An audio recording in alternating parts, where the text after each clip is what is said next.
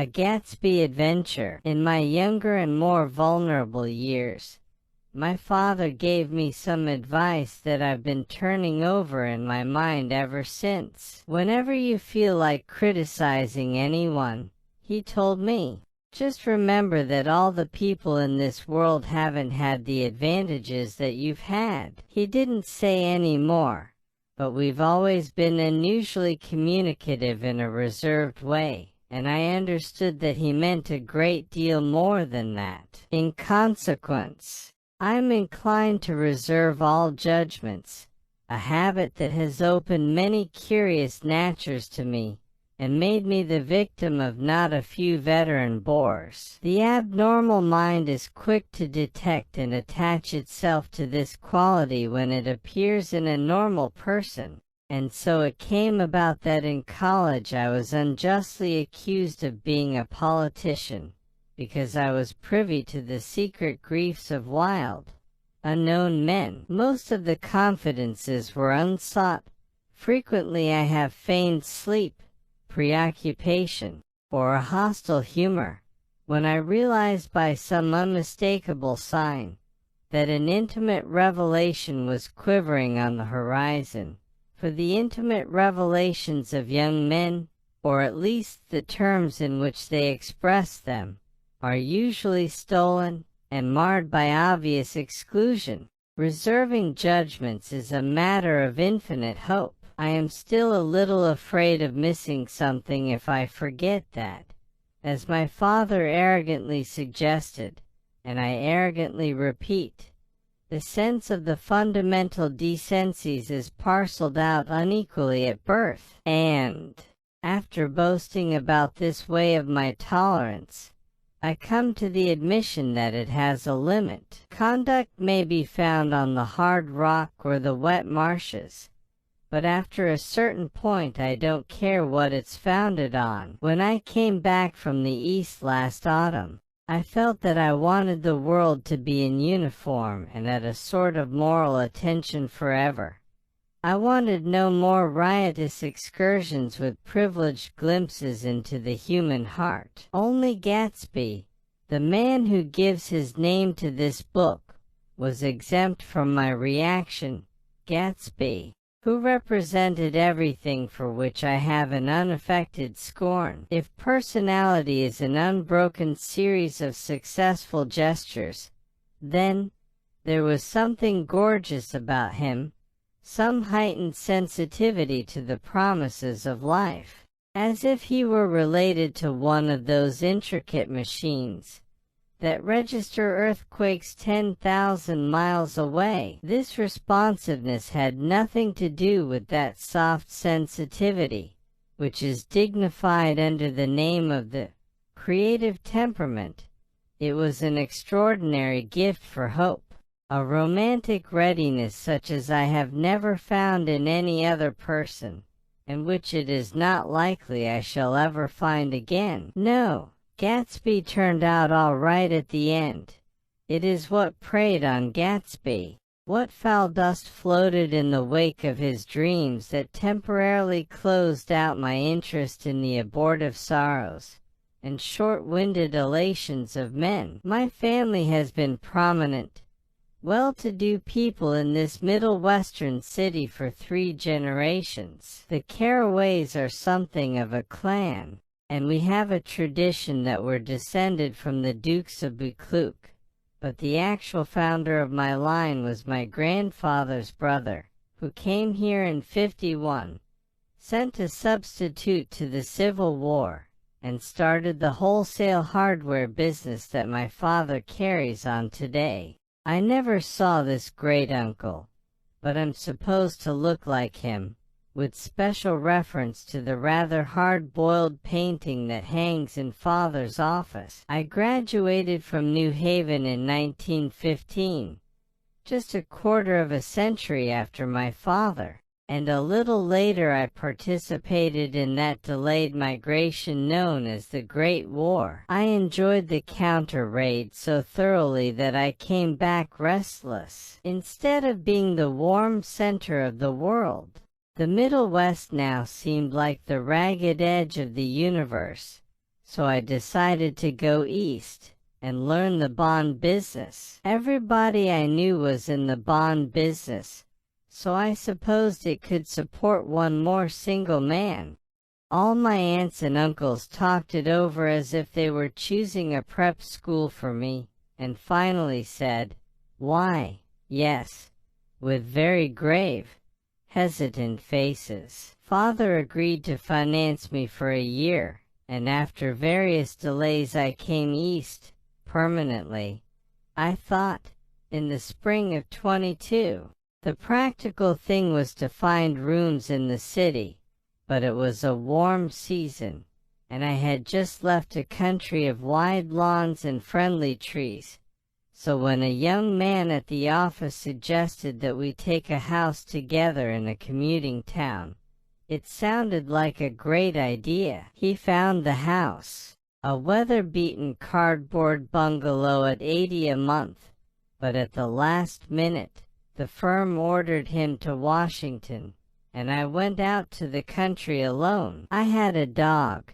At least I had him for a few days until he ran away, and an old Dodge and a Finnish woman, who made my bed and cooked breakfast, and muttered Finnish wisdom to herself over the electric stove. It was lonely for a day or so until one morning some man, more recently arrived than I, stopped me on the road. "How do you get to West Egg Village?" he asked helplessly. I told him, and as I walked on I was lonely no longer. I was a guide, a pathfinder, an original settler. He had casually conferred on me the freedom of the neighborhood, and so with the sunshine and the great bursts of leaves growing on the trees, just as things grow in fast movies, I had that familiar conviction that life was beginning over again with the summer. There was so much to read, for one thing, and so much fine health to be pulled down out of the young breath-giving air. I bought a dozen volumes on banking and credit and investment securities, and they stood on my shelf in red and gold like new money from the mint, promising to unfold the shining secrets that only Midas and Morgan and Mecenas knew. And I had the high intention of reading many other books besides. I was rather literary in college. One year I wrote a series of very solemn and obvious editorials for the Yale News, and now I was going to bring back all such things into my life, and become again that most limited of all specialists, the well-rounded man. This isn't just a statement.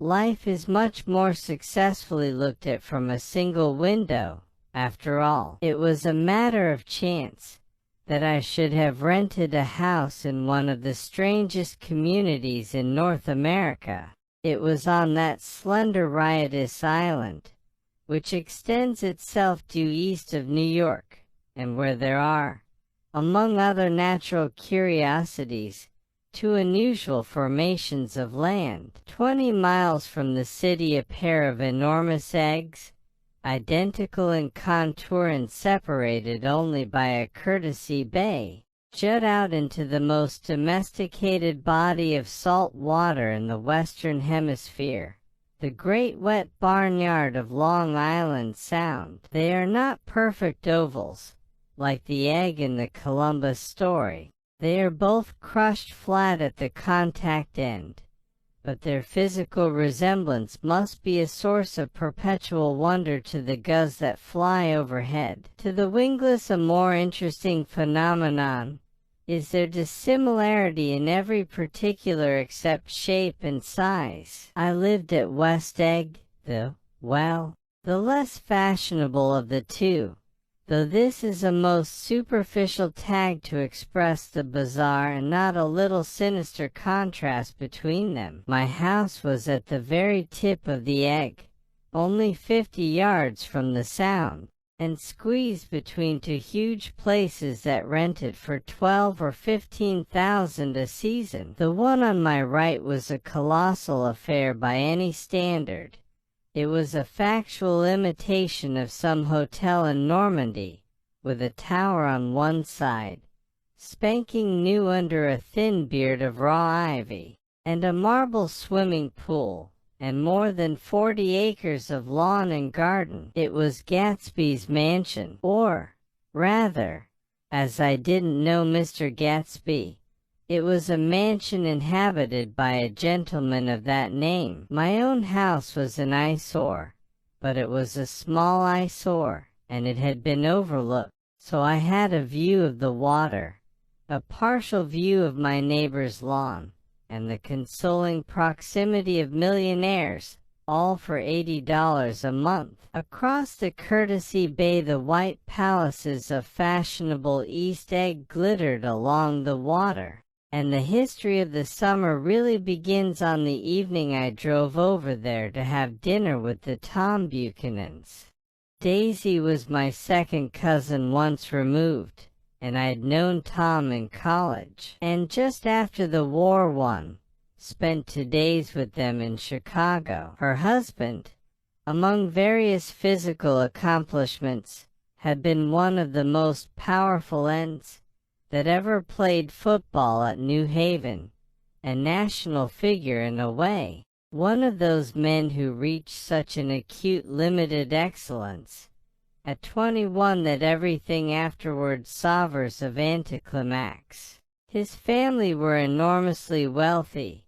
Even in college his freedom with money was a matter for reproach, but now he'd left Chicago and come east in a fashion that rather took your breath away. For instance, he'd brought down a string of polo ponies from Lake Forest. It was hard to realize that a man in my own generation was wealthy enough to do that. Why they came east I don't know. They had spent a year in France for no particular reason, and then drifted here and there wherever people played polo, and were rich together. This was a permanent move, said Daisy over the telephone, but I didn't believe it.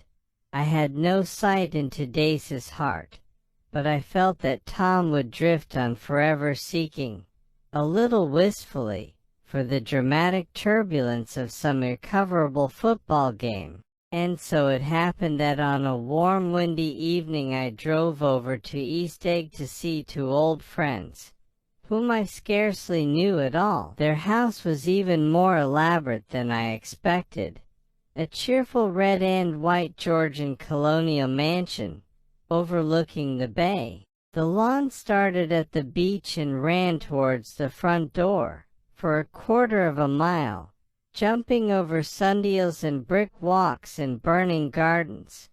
Finally, when it reached the house, drifting up the side in bright vines as though from the momentum of its run, the front was broken by a line of French windows, glowing now with reflected gold, and wide open to the warm windy afternoon, and Tom Buchanan in riding clothes was standing with his legs apart on the front porch. He had changed since his New Haven years. Now he was a sturdy, straw-haired man of 30, with a rather hard mouth and an arrogant manner. Two shining arrogant eyes had established dominance over his face, and gave him the appearance of always leaning aggressively forward. Not even the feminine look of his riding clothes could hide the enormous power of that body.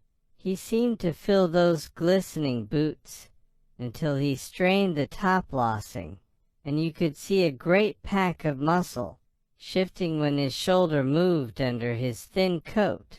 It was a body capable of enormous leverage, a cruel body. His speaking voice, a gruff husky tenor, added to the impression of unruliness he conveyed. There was a touch of paternal contempt in it, even toward people he liked, and there were men at New Haven who had hated his guts. Now, don't think my opinion on these matters is final, he seemed to say, just because I'm stronger and more of a man than you are. We were in the same senior society, and while we were never intimate, I always had the impression that he approved of me and wanted me to like him with some harsh, defiant wistfulness of his own. We talked for a few minutes on the sunny porch. "I've got a nice place here," he said, his eyes flashing about restlessly. Turning me around by one arm,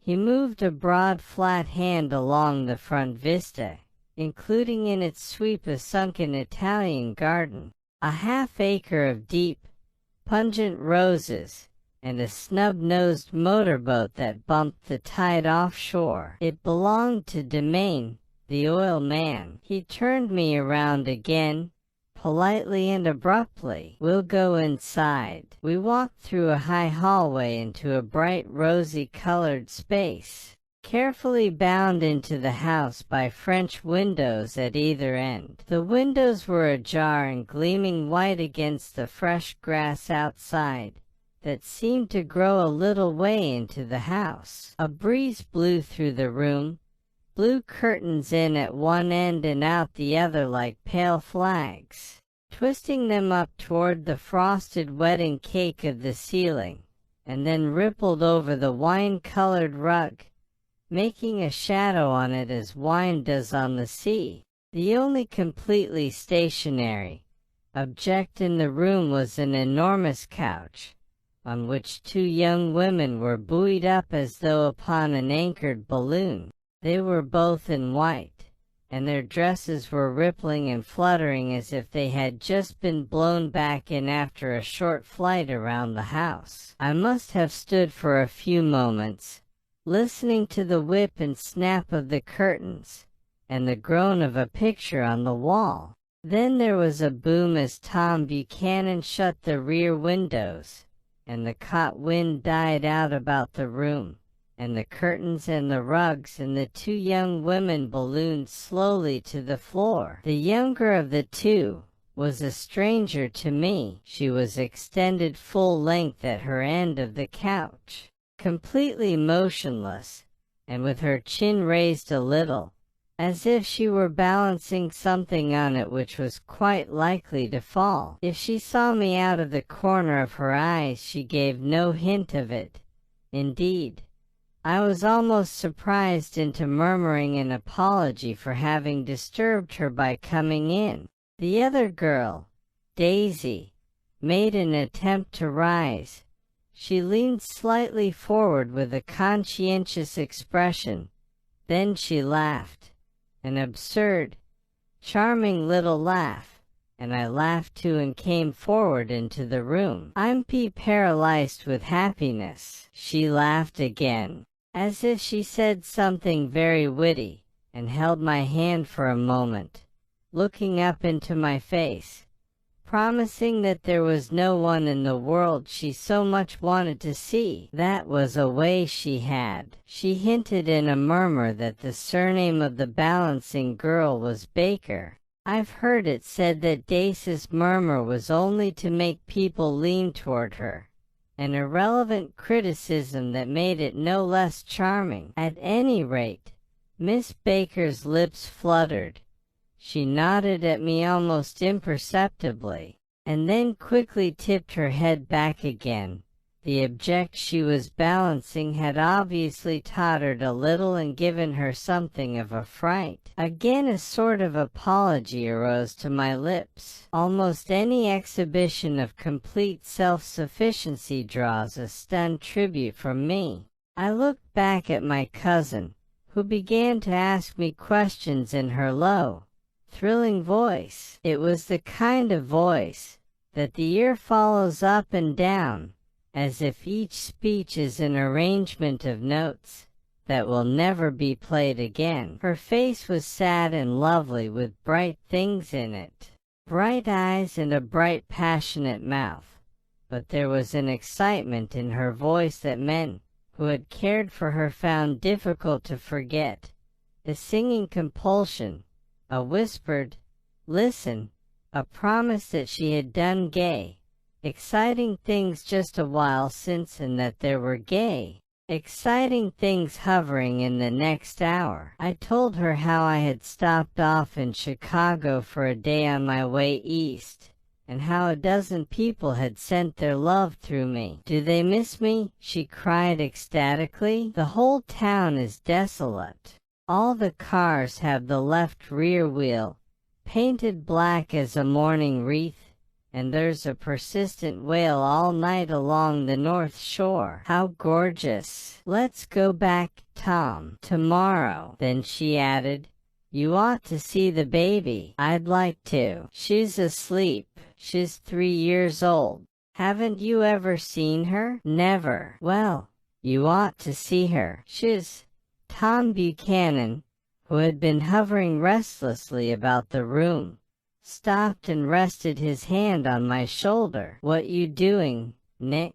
"I'm a bond man." "Who with?" I told him. "Never heard of them," he remarked decisively. This annoyed me. "You will," I answered shortly. "You will if you stay in the East." "Oh, I'll stay in the East. Don't you worry," he said, glancing at Daisy and then back at me, as if he were alert for something more. "I'd be a goddamned fool to live anywhere else." At this point Miss Baker said, "Absolutely," with such suddenness that I started. It was the first word she had uttered since I came into the room. Evidently it surprised her as much as it did me, for she yawned and with a series of rapid, deft movements stood up into the room. "I'm stiff," she complained. "I've been lying on that sofa for as long as I can remember." "Don't look at me," Daisy retorted. "I've been trying to get you to New York all afternoon." "No, thanks," said Miss Baker to the 4 cocktails just in from the pantry. "I'm absolutely in training." Her host looked at her incredulously. "You are?" He took down his drink as if it were a drop in the bottom of a glass. "How you ever get anything done is beyond me." I looked at Miss Baker, wondering what it was she got done. I enjoyed looking at her. She was a slender, small-breasted girl with an erect carriage, which she accentuated by throwing her body backward at the shoulders like a young cadet. Her gray sun-strained eyes looked back at me with polite reciprocal curiosity out of a wan, charming, discontented face. It occurred to me, now that I had seen her, or a picture of her, somewhere before. "You live in West Egg?" she remarked contemptuously. "I know somebody there." "I don't know a single. You must know Gatsby." "Gatsby?" demanded Daisy. "What Gatsby?" Before I could reply that he was my neighbor, dinner was announced, wedging his tense arm imperatively under mine. Tom Buchanan compelled me from the room as though he were moving a checker to another square. Languidly, their hands set lightly on their hips, the 2 young women preceded us out onto a rosy-colored porch, open toward the sunset, where 4 candles flickered on the table in the diminished wind. "Why candles?" objected Daisy, frowning. She snapped them out with her fingers. "In 2 weeks it'll be the longest day in the year." She looked at us, all radiantly. "Do you always watch for the longest day of the year and then miss it?" "I always watch for the longest day in the year and then miss it." "We ought to plan something," yawned Miss Baker, sitting down at the table as if she were getting into bed. "All right," said Daisy. "What'll we plan?" She turned to me, helplessly. "What do people plan?" Before I could answer, her eyes fastened with an odd expression on her little finger. "Look," she complained. I heard it. We all looked. The knuckle was black and blue. "You did it, Tom," she said accusingly. "I know you didn't mean to, but you did do it. That's what I get for marrying a brute of a man. A great, big, hulking physical specimen of a— I hate that word, hulking, objected Tom crossly. Even in kidding. Hulking, insisted Daisy. Sometimes she and Miss Baker talked at once, unobtrusively and with a bantering style that was never quite chatter, that was as cool as their white dresses and their impersonal eyes in the absence of all desire. They were here, and they accepted Tom and me, making only a polite, pleasant effort to entertain or to be entertained. They knew that presently dinner would be over, and a little later the evening too would be over and casually put away. It was sharply different from the West, where an evening was hurried from phase to phase towards its close, in a continually disappointed anticipation, or else in sheer nervous dread of the moment itself. "You make me feel uncivilized, Daisy," I confessed on my second glass of corky but rather impressive wine. "Can't you talk about crops or something?" I meant nothing in particular by this remark, but it was taken up in an unexpected way. "Civilization's going to pieces," broke out Tom violently. "I've started to expect the worst about things. Have you read The Rise of the Colored Empires by this man Goddard?" "Why, no," I answered, rather surprised by his tone. "Well, it's a fine book, and everybody ought to read it. The idea is if we don't look out, the white race will be utterly submerged. It's all scientific stuff.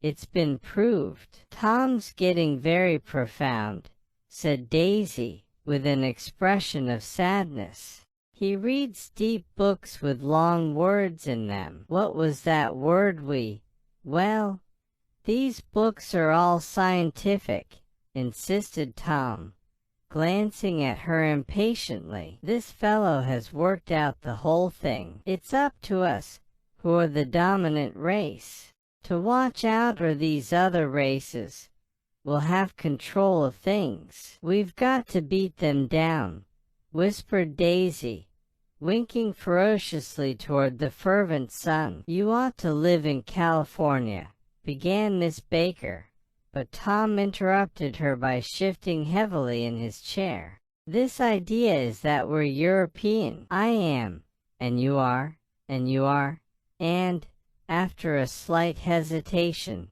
he included Daisy with a slight nod, and she winked at me again. "And we've produced all the things that go to make civilization. Oh, science and art, and all that. Do you see?" There was something pathetic in his concentration, as if his complacency, more acute than of old, was not enough to him any more. When, almost immediately, the telephone rang inside and the butler left the porch, Daisy seized upon the momentary interruption and leaned towards me. "I'll tell you a family secret," she whispered enthusiastically. "It's about the butler's nose." "Do you want to hear about the butler's nose?" "That's why I came over tonight." "Well, he wasn't always a butler. He used to be the silver polisher for some people in New York that had a silver service for 200 people. He had to polish it from morning till night, until finally it began to affect his nose. Things went from bad to worse," suggested Miss Baker. "Yes, things went from bad to worse, until finally he had to give up his position." For a moment the last sunshine fell with romantic affection upon her glowing face. Her voice compelled me forward breathlessly as I listened. Then the glow faded, each light deserting her with lingering regret. Like children leaving a pleasant street at dusk, the butler came back and murmured something close to Tom's ear, whereupon Tom frowned, pushed back his chair, and without a word went inside. As if his absence quickened something within her, Daisy leaned forward again, her voice glowing and singing. "I love to see you at my table, Nick. You remind me of a rose, an absolute rose. Doesn't he?" She turned to Miss Baker for confirmation. "An absolute rose." This was untrue. "I am not even faintly like a rose." She was only talking, but a stirring warmth flowed from her, as if her heart was trying to come out to you concealed in one of those breathless, thrilling words. Then suddenly she threw her napkin on the table and excused herself, and went into the house. Miss Baker and I exchanged a short glance consciously devoid of meaning. I was about to speak when she sat up alertly, and said, "SH," in a warning voice. A subdued impassioned murmur was audible in the room beyond, and Miss Baker leaned forward unashamed, trying to hear. The murmur trembled on the verge of coherence, sank down, mounted excitedly, and then ceased altogether. "This Mr. Gatsby you spoke of is my neighbor," I began. "Don't talk. I want to hear. What happens?" "Is something happening?" I inquired innocently. "You mean to say you don't know?" said Miss Baker, honestly surprised. "I thought everybody knew." "I don't." "Why?" she said hesitantly. "Tom's got some woman in New York." "Got some woman?" I repeated blankly. Miss Baker nodded. "She might have the decency not to telephone him at dinner time, don't you think?" Almost before I had grasped her meaning there was the flutter of a dress, and the crunch of leather boots, and Tom and Daisy were back at the table. "It couldn't be helped," cried Daisy with tense excitement. She sat down, glanced searchingly at Miss Baker and then at me, and continued, "I looked outdoors for a minute, and it's very romantic outdoors. There's a bird on the lawn that I think must have come over on the Cunard or White Star Line. He's singing away," her voice sang. "It's romantic, isn't it, Tom?" "Very romantic," he said, and then miserably to me, "if it's light enough after dinner. I want to take you down to the stables." The telephone rang inside, startlingly, and as Daisy shook her head decisively at Tom, the subject of the stables, in fact all subjects, vanished into air. Among the broken fragments of the last 5 minutes at table I remember the candles being lit again, pointlessly, and I was conscious of wanting to look squarely at everyone, and yet to avoid all eyes. I couldn't guess what Daisy and Tom were thinking, but I doubt if even Miss Baker, who seemed to have mastered a certain hearty scepticism, was able utterly to put this fifth guest's shrill metallic urgency out of mind. To a certain temperament, the situation might have seemed intriguing. My own instinct was to telephone immediately for the police. The horses, needless to say, were not mentioned again. Tom and Miss Baker, with several feet of twilight between them, strolled back into the library, as if to a vigil beside a perfectly tangible body, while, trying to look pleasantly interested and a little deaf, I followed Daisy around a chain of connecting verandas to the porch in front. In its deep gloom we sat down side by side on a wicker settee. Daisy took her face in her hands as if feeling its lovely shape, and her eyes moved gradually out into the velvet dusk. I saw that turbulent emotions possessed her, so I asked what I thought would be some sedative questions about her little girl. "We don't know each other very well, Nick," she said suddenly, "even if we are cousins. You didn't come to my wedding. I wasn't back from the war." "That's true." She hesitated. "Well, I've had a very bad time. Nick. And I'm pretty cynical about everything." Evidently she had reason to be. I waited, but she didn't say any more, and after a moment I returned rather feebly to the subject of her daughter. "I suppose she talks, and eats, and everything." "Oh, yes." She looked at me absently. "Listen, Nick. Let me tell you what I said when she was born. Would you like to hear?" "Very much. It'll show you how I've gotten to feel about things." Well, she was less than an hour old, and Tom was God knows where. I woke up out of the ether with an utterly abandoned feeling, and asked the nurse right away if it was a boy or a girl. She told me it was a girl, and so I turned my head away and wept. "All right," I said. "I'm glad it's a girl, and I hope she'll be a fool.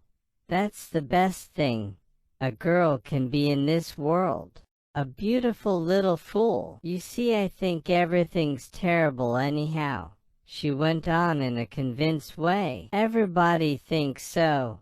The most advanced people, and I know. I've been everywhere and seen everything and done everything." Her eyes flashed around her in a defiant way, rather like Tom's, and she laughed with thrilling scorn. "Sophisticated? God, I'm sophisticated." The instant her voice broke off, ceasing to compel my attention, my belief, I felt the basic insincerity of what she had said. It made me uneasy, as though the whole evening had been a trick of some sort to exact a contributory emotion from me. I waited, and sure enough, in a moment she looked at me, with an absolute smirk on her lovely face, as if she had asserted her membership in a rather distinguished secret society to which she and Tom belonged. Inside, the crimson room bloomed with light. Tom and Miss Baker sat at either end of the long couch, and she read aloud to him from the Saturday Evening Post, the words, quiet and smooth, running together in a soothing tune. The lamplight, bright on his boots, and dull on the autumn leaf yellow of her hair, glinted along the paper as she turned a page with a flutter of slender muscles in her arms. When we came in she held us silent for a moment with a lifted hand. "To be continued," she said, tossing the magazine on the table. "In our very next issue." Her body asserted itself with a restless movement of her knee, and she stood up. 10 o'clock, she remarked, apparently finding the time on the ceiling. "Time for this good girl to go to bed. Jordan's going to play in the tournament tomorrow," explained Daisy, "over at Westchester." "Oh, you're Jordan Baker." I knew now why her face was familiar.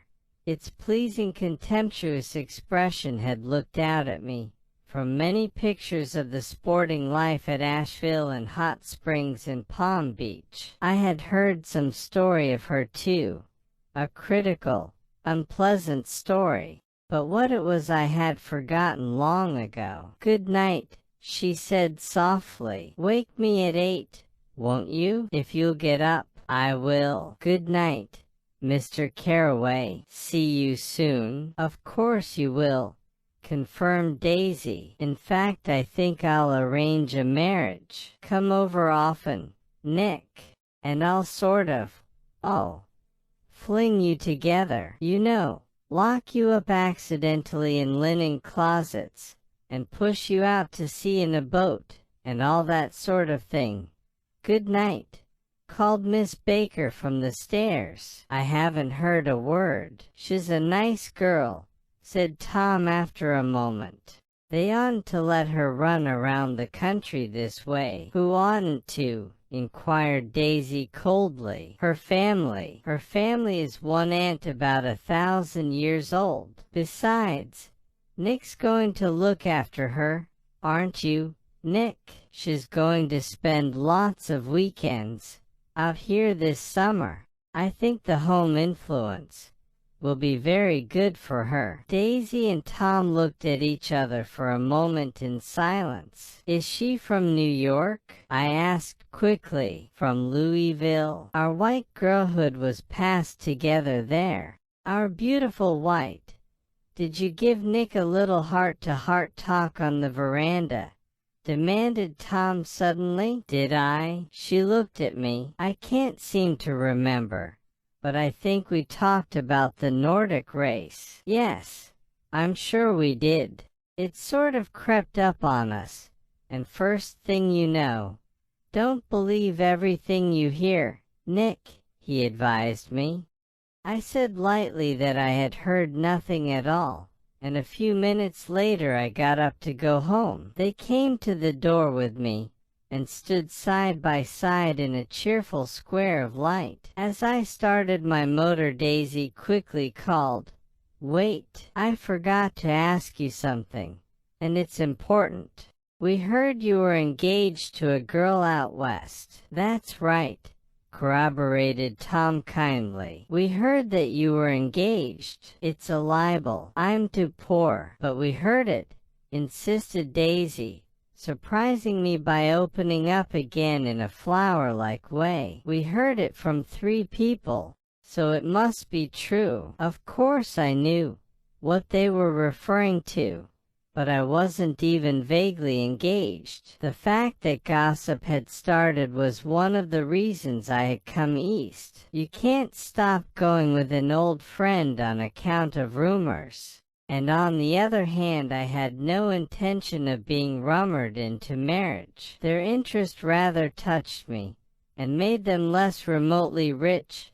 Nevertheless, I was confused and a little disgusted as I drove away. It seemed to me that the thing for Daisy to do was to rush out of the house, child in arms, but apparently there were no such intentions in her head. As for Tom, the fact that he had some woman in New York was really less surprising than that he had been depressed by a book. Something was making him nibble at the edge of stale ideas, as if his sturdy physical self-obsession no longer nourished his needy heart. Already it was deep summer on roadhouse roofs, and in front of wayside garages, where new red petrol pumps sat out in pools of light.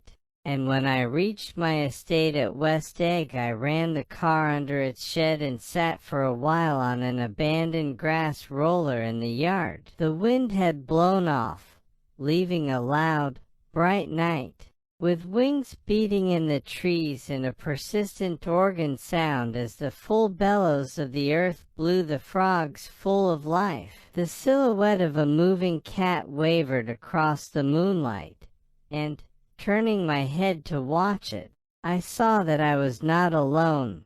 50 feet away a figure had emerged from the shadow of my neighbor's mansion, and was standing with his hands in his pockets regarding the silver pepper of the stars. Something in his leisurely movements and the secure position of his feet upon the lawn suggested that it was Mr. Gatsby himself, come out to determine what share was his of our local heavens. I decided to call to him. Miss Baker had mentioned him at dinner, and that would do for an introduction. But I didn't call to him, for he gave a sudden intimation that he was content to be alone. He stretched out his arms toward the dark water in a curious way, and, far as I was from him, I could have sworn he was trembling. Involuntarily I glanced seaward, and distinguished nothing except a single green light, minute and far away, that might have been the end of a dock. When I looked once more for Gatsby, he had vanished, and I was alone again in the darkness. About halfway between West Egg and New York, the motor road hastily joins the railroad and runs beside it for a quarter of a mile, so as to shrink away from a certain desolate area of land.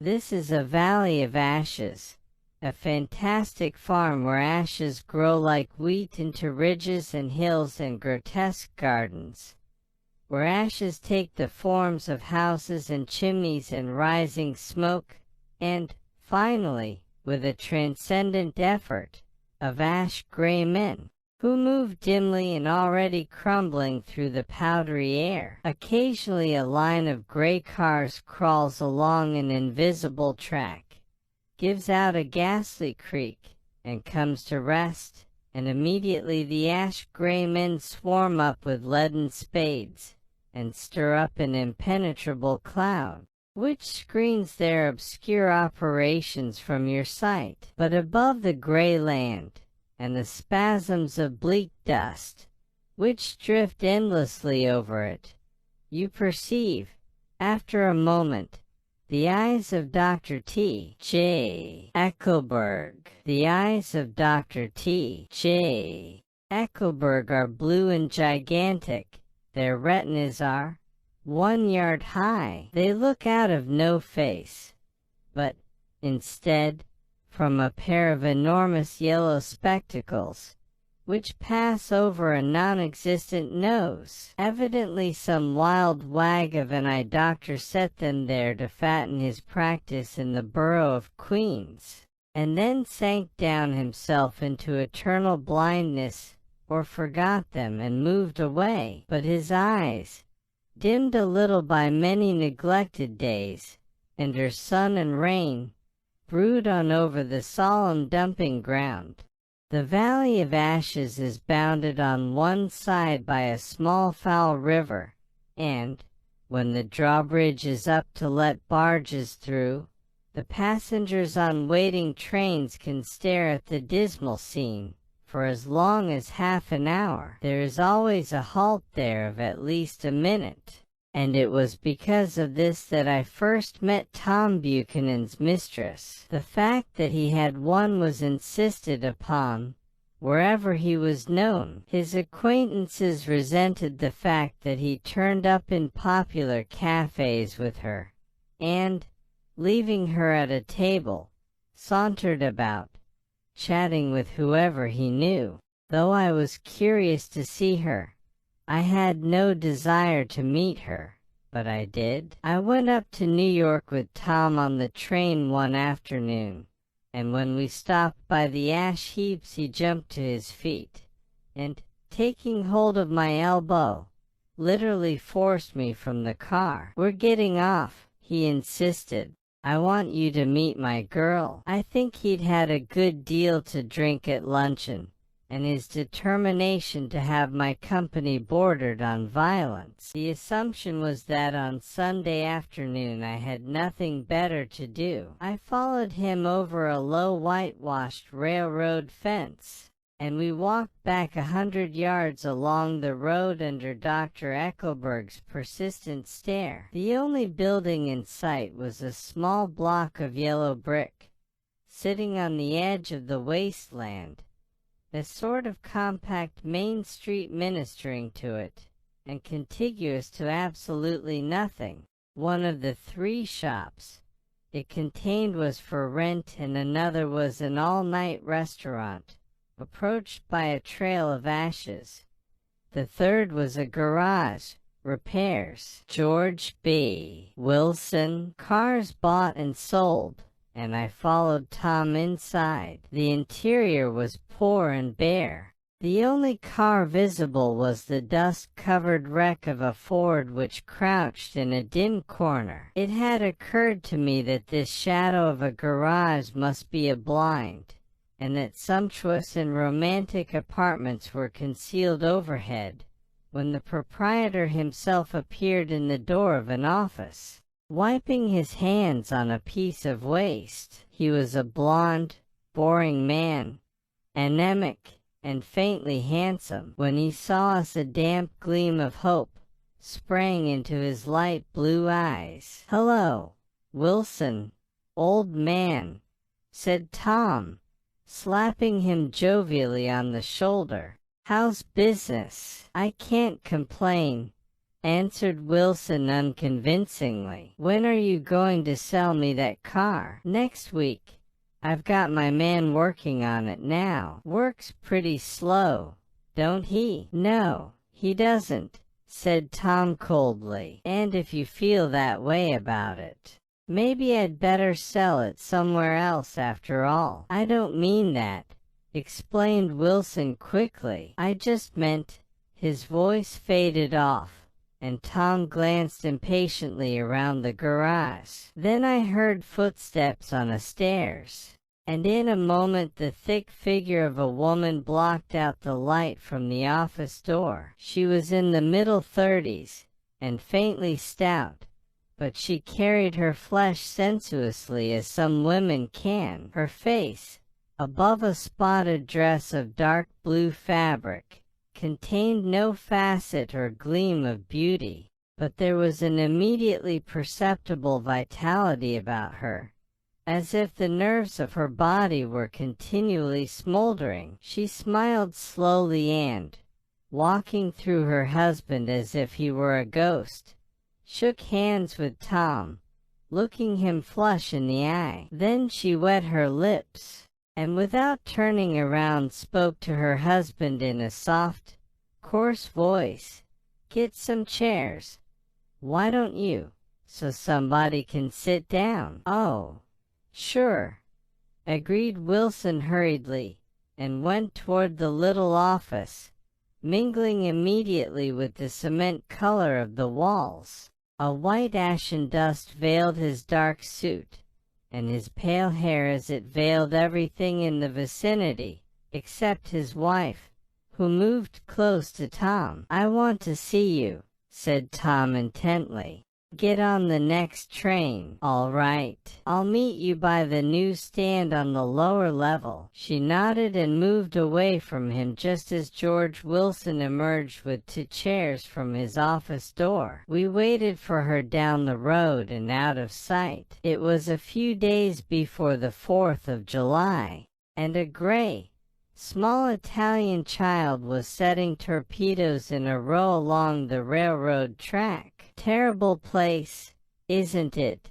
said Tom, exchanging a frown with Dr. Eckelberg. "Awful. It does her good to get away." "Doesn't her husband object?" "Wilson? He thinks she goes to see her sister in New York. He's so dumb he doesn't know he's alive." So Tom Buchanan and his girl and I went up together to New York, or not quite together, for Mrs. Wilson sat discreetly in another car. Deferred that much to the sensibilities of those East Eggers who might be on the train. She had changed her dress to a brown figured pattern, which stretched tight over her rather wide hips, as Tom helped her to the platform in New York. At the newsstand she bought a copy of the newspaper and a moving picture magazine, and in the station drugstore some cold cream and a small flask of perfume. Upstairs, in the solemn echoing drive she let for taxicabs drive away before she selected a new one, lavender-colored with gray upholstery, and in this we slid out from the mass of the station into the glowing sunshine. But immediately she turned sharply from the window and, leaning forward, tapped on the front glass. "I want to get one of those dogs," she said earnestly. "I want to get one for the apartment.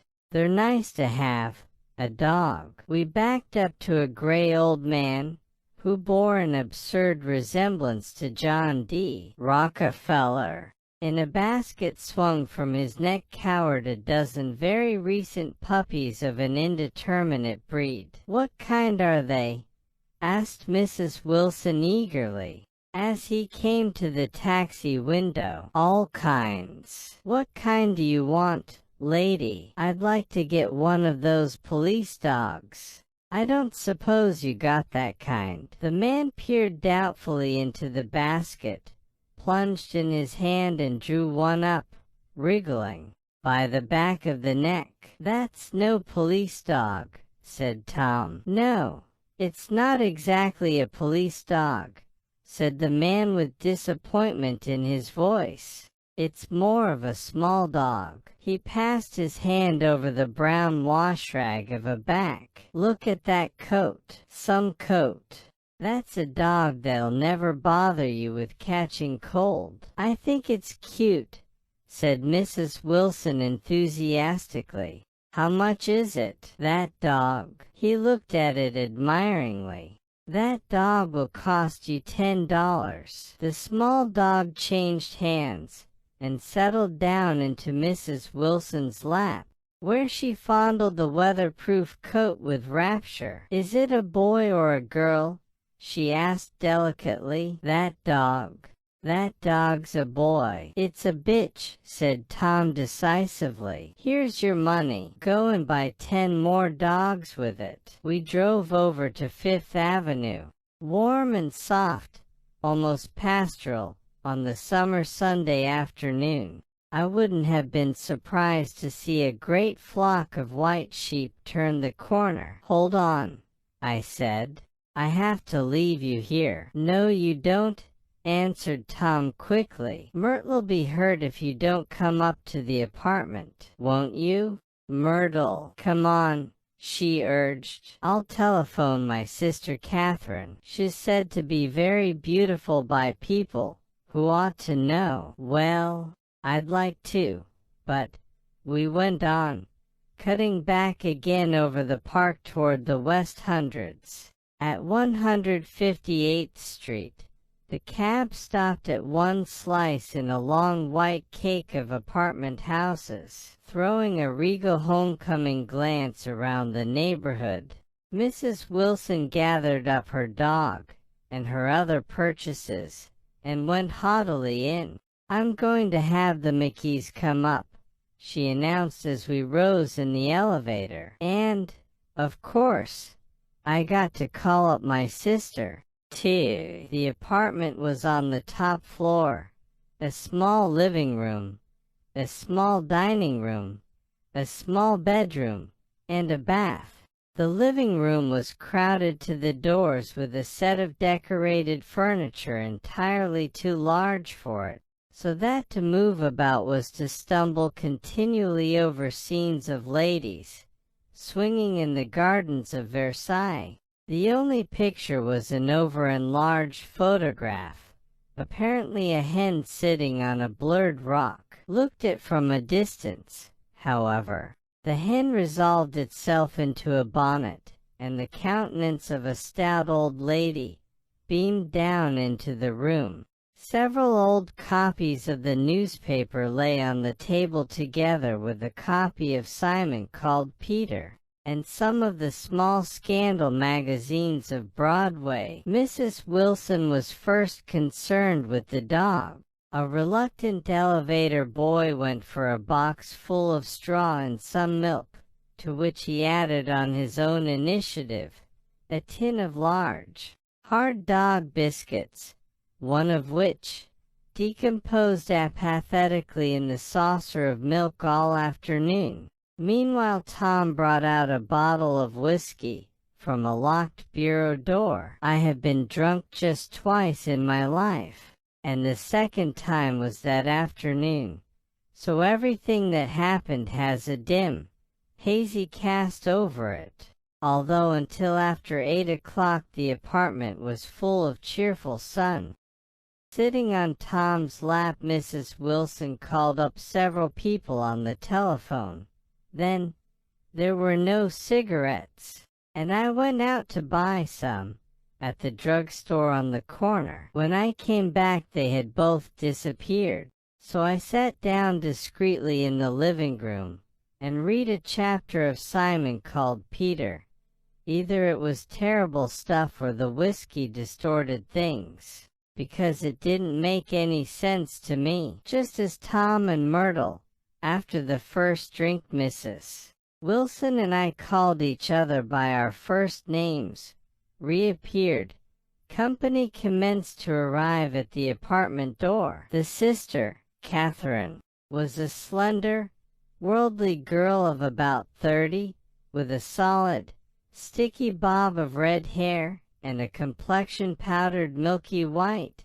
Her eyebrows had been plucked and then drawn on again at a more pleasant angle, but the efforts of nature toward the restoration of the old alignment gave a blurred air to her face. When she moved about, there was an incessant clicking as innumerable pottery bracelets jingled up and down upon her arms.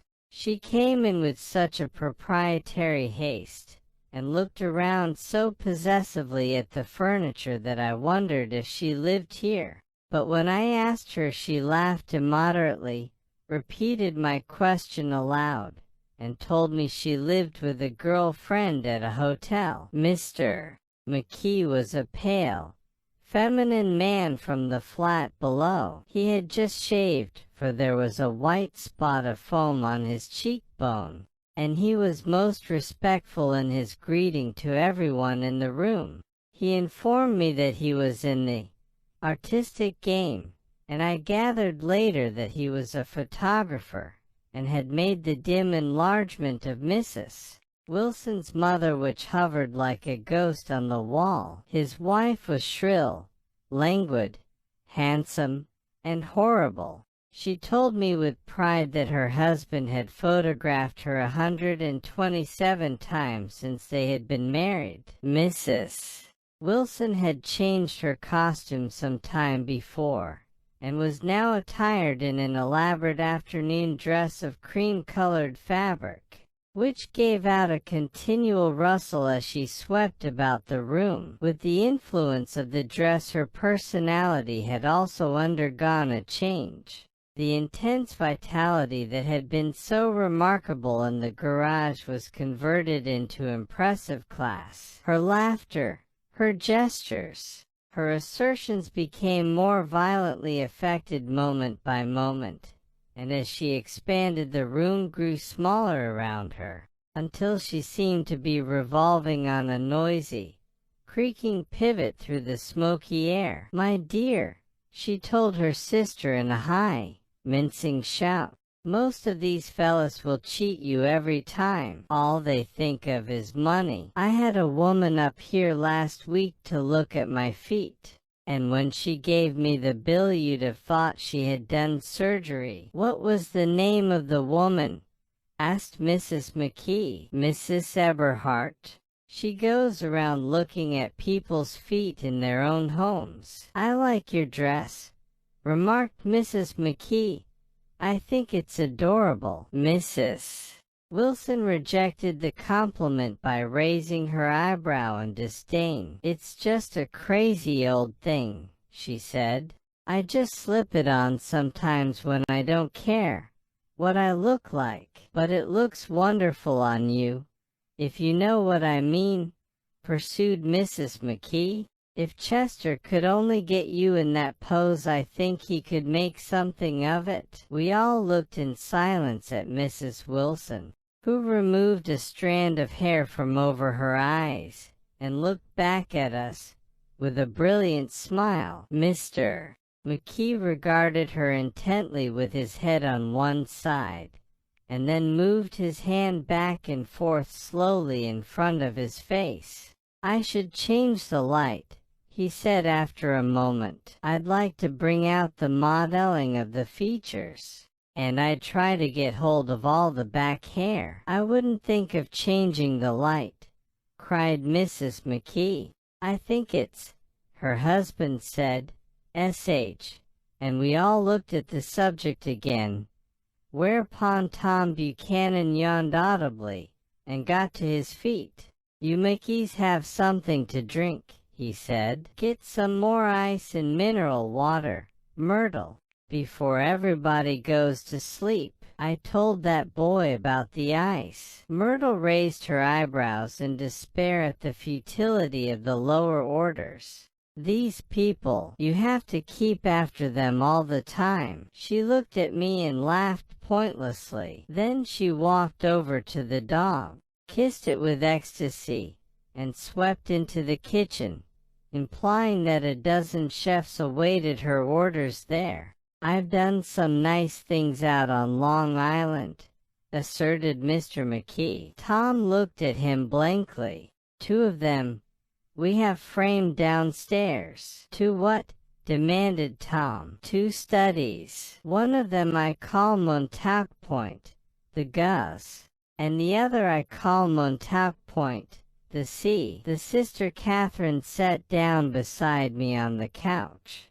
Do you live down on Long Island, too? She inquired. I live at West Egg. Really? I was down there at a party about a month ago, at a man named Gatsby's. Do you know him? I live next door to him. Well, they say he's a nephew or a cousin of Kaiser Wilhelm's. That's where all his money comes from. Really? She nodded. I'm scared of him. I'd hate to have him get anything on me. This absorbing information about my neighbor was interrupted by Mrs. McKee's pointing suddenly at Catherine. Chester, I think you could do something with her, she broke out.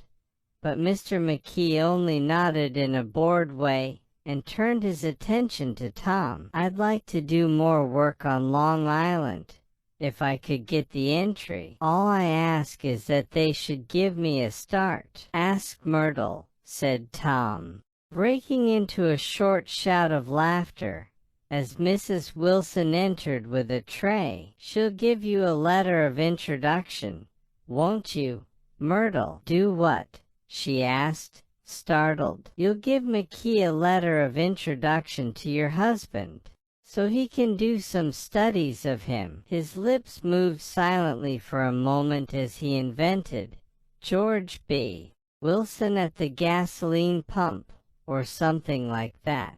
Catherine leaned close to me and whispered in my ear, neither of them can stand the person they're married to. Can't they? Can't stand them? She looked at Myrtle and then at Tom. What I say is, why go on living with them if they can't stand them? If I was them, I'd get a divorce and get married to each other right away. Doesn't she like Wilson either? The answer to this was unexpected. It came from Myrtle, who had overheard the question, and it was violent and obscene. You see, cried Catherine triumphantly. She lowered her voice again. It's really his wife that's keeping them apart. She's a Catholic, and they don't believe in divorce. Daisy was not a Catholic, and I was a little shocked at the elaborateness of the lie. When they do get married, continued Catherine, they're going west to live for a while until it blows over. It'd be more discreet to go to Europe. Oh, do you like Europe? She exclaimed surprisingly. I just got back from Monte Carlo. Really? Just last year. I went over there with another girl. Stay long? No. We just went to Monte Carlo and back. We went by way of Marseilles. We had over $1,200 when we started, but we got tricked out of it all in 2 days in the private rooms. We had an awful time getting back, I can tell you. God, how I hated that town. The late afternoon sky bloomed in the window for a moment like the blue honey of the Mediterranean. Then the shrill voice of Mrs. McKee called me back into the room. I almost made a mistake, too, she declared vigorously. I almost married a little man who'd been after me for years. I knew he was below me. Everybody kept saying to me, Lucille, that man's way below you. But if I hadn't met Chester, he'd have got me sure. Yes. But listen, said Myrtle Wilson, nodding her head up and down. At least you didn't marry him. I know I didn't. Well, I married him, said Myrtle, ambiguously. And that's the difference between your case and mine. Why did you, Myrtle? Demanded Catherine. Nobody forced you to. Myrtle considered. I married him because I thought he was a gentleman, she said finally. I thought he knew something about breeding, but he wasn't fit to lick my shoe. You were crazy about him, for a while, said Catherine. Crazy about him? cried Myrtle incredulously. Who said I was crazy about him? I never was any more crazy about him than I was about that man there. She pointed suddenly at me, and everyone looked at me accusingly. I tried to show by my expression that I expected no affection. The only crazy I was when I married him. I knew right away I made a mistake. He borrowed somebody's best suit to get married in, and never even told me about it, and the man came after it one day when he was out. "Oh, is that your suit?" I said. This is the first I ever heard about it. But I gave it to him, and then I lay down and cried to beat the band all afternoon. "She really ought to get away from him," resumed Catherine to me. "They've been living over that garage for 11 years. And Tom's the first sweetie she ever had." The bottle of whiskey, a second one, was now in constant demand by all present, excepting Catherine, who felt just as good on nothing at all. Tom rang for the servant and sent him for some celebrated sandwiches, which were a complete supper in themselves. I wanted to get out and walk eastward toward the park through the soft twilight, but each time I tried to go I became entangled in some wild, strident argument, which pulled me back, as if with ropes, into my chair. Yet high over the city our line of yellow windows must have contributed their share of human secrecy to the casual watcher in the darkening streets, and I saw him too, looking up and wondering. I was within and without, simultaneously enchanted and repelled by the inexhaustible variety of life. Myrtle pulled her chair close to mine, and suddenly her warm breath poured over me. The story of her first meeting with Tom. It was on the two little seats, facing each other, that are always the last ones left on the train. I was going up to New York to see my sister and spend the night. He had on a dress suit and patent leather shoes, and I couldn't keep my eyes off him. But every time he looked at me I had to pretend to be looking at the advertisement over his head. When we came into the station he was next to me, and his white shirt pressed against my arm, and so I told him I'd have to call a policeman, but he knew I lied. I was so excited that, when I got into a taxi with him, I didn't hardly know I wasn't getting into a subway train. All I kept thinking about, over and over, was, "You can't live forever. You can't live forever." She turned to Mrs. McKee, and the room rang full of her artificial laughter. "My dear," she cried, "I'm going to give you this dress as soon as I'm through with it. I've got to get another one tomorrow. I'm going to make a list of all the things I've got to get. A massage and a wave, and a collar for the dog, and one of those cute little ashtrays where you touch a spring, and a wreath with a black silk bow for Mother's grave that'll last all summer. I got to write down a list so I won't forget all the things I got to do." It was 9 o'clock. Almost immediately afterward I looked at my watch, and found it was 10. Mr. McKee was asleep on a chair with his fists clenched in his lap, like a photograph of a man of action. Taking out my handkerchief I wiped from his cheek the spot of dried foam that had worried me all the afternoon. The little dog was sitting on the table looking with blind eyes through the smoke, and from time to time groaning faintly. People disappeared, reappeared, made plans to go somewhere, and then lost each other, searched for each other, found each other a few feet away. Some time toward midnight Tom Buchanan and Mrs. Wilson stood face to face discussing, in impassioned voices, whether Mrs. Wilson had any right to mention Daisy's name. "Daisy, Daisy, Daisy," shouted Mrs. Wilson. "I'll say it whenever I want to." Daisy. Die.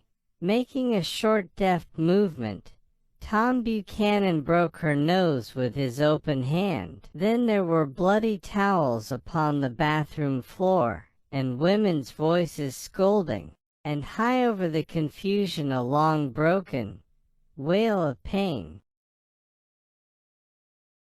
"Several years," he answered in a gratified way. "I made the pleasure of his acquaintance just after the war. But I knew I had discovered a man of fine breeding after I talked with him an hour. I said to myself, there's the kind of man you'd like to take home and introduce to your mother and sister." He paused. "I see you're looking at my cuff buttons." I hadn't been looking at them, but I did now. They were composed of oddly familiar pieces of ivory. "Finest specimens of human molars," he informed me. "Well," I inspected them. "That's a very interesting idea." "Yeah." He flipped his sleeves up under his coat. "Yeah. Gatsby's very careful about women. He would never so much as look at a friend's wife." When the subject of this instinctive trust returned to the table and sat down, Mr. Wolfsham drank his coffee with a jerk and got to his feet. "I have enjoyed my lunch," he said, "and I'm going to run off from you two young men before I ruin my welcome." "Don't hurry, Meyer," said Gatsby without enthusiasm. Mr. Wolfsham raised his hand in a sort of blessing. "You're very polite, but I belong to another generation," he announced solemnly. "You sit here and discuss your sports and your young ladies and your—" He supplied an imaginary noun with another wave of his hand. "As for me, I am 50 years old, and I won't impose myself on you any longer." As he shook hands and turned away, his tragic nose was trembling. I wondered if I had said anything to offend him. "He becomes very sentimental sometimes," explained Gatsby. "This is one of his sentimental days. He's quite a character around New York, a resident of Broadway." "Who is he, anyhow, an actor?" "No, a dentist." "Meyer Wolfsham?" "No, he's a gambler." Gatsby hesitated, then added coolly, "He's the man who fixed the World Series back in 1919. "Fixed the World Series?" I repeated. The idea staggered me. I remembered, of course, that the World Series had been fixed in 1919, but if I had thought of it at all, I would have thought of it as a thing that merely happened, the end of some inevitable chain.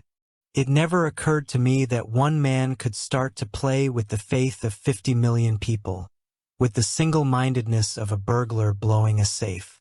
How did he happen to do that? I asked after a minute. He just saw the opportunity. Why isn't he in jail? They can't get him, old sport. He's a smart man. I insisted on paying the check. As the waiter brought my change, I caught sight of Tom Buchanan across the crowded room. "Come along with me for a minute," I said. "I've got to say hello to someone." When he saw us, Tom jumped up and took half a dozen steps in our direction. "Where've you been?" he demanded eagerly. "Daisy's furious because you haven't called up. This is Mr. Gatsby, Mr. Buchanan." They shook hands briefly, and a strained, unfamiliar look of embarrassment came over Gatsby's face. "How've you been, anyhow?" demanded Tom of me. "How'd you happen to come up this far to eat?" "I've been having lunch with Mr. Gatsby." I turned toward Mr. Gatsby, but he was no longer there. "One October day in 1917, said Jordan Baker that afternoon, sitting up very straight on a straight chair in the tea garden at the Plaza Hotel. "I was walking along from one place to another, half on the sidewalks and half on the lawns. I was happier on the lawns because I had on shoes from England with rubber knobs on the soles that bit into the soft ground. I had on a new plaid skirt also that blew a little in the wind, and whenever this happened the red, white, and blue banners in front of all the houses stretched out stiff and criticized, in a disapproving way. The largest of the banners and the largest of the lawns belonged to Daisy Faye's house. She was just 18, 2 years older than me, and by far the most popular of all the young girls in Louisville. She dressed in white and had a little white car, and all day long the telephone rang in her house and excited young officers from Camp Taylor demanded the privilege of monopolizing her that night. Anyways, for an hour. When I came opposite her house that morning, her white car was beside the curb, and she was sitting in it with a lieutenant I had never seen before. They were so engrossed in each other that she didn't see me until I was 5 feet away. "Hello, Jordan," she called unexpectedly. "Please come here." I was flattered that she wanted to speak to me, because of all the older girls I admired her most. She asked me if I was going to the Red Cross to make bandages. I was, well then, would I tell them that she couldn't come that day? The officer looked at Daisy while she was speaking, in a way that every young girl wants to be looked at sometime, and because it seemed romantic to me, I have remembered the incident ever since. His name was Gatsby, and I didn't lay eyes on him again for over 4 years. Even after I'd met him on Long Island, I didn't realize it was the same man. That was 1917. By the next year, I had a few beaux myself, and I began to play in tournaments, so I didn't see Daisy very often. She went with a slightly older crowd when she went with anyone at all. Wild rumors were circulating about her. How her mother had found her packing her bag one winter night to go to New York and say goodbye to a soldier who was going overseas. She was prevented, but she wasn't on speaking terms with her family for several weeks. After that, she didn't play around with the soldiers anymore, but only with a few flat-footed, short-sighted young men in town who couldn't get into the army at all.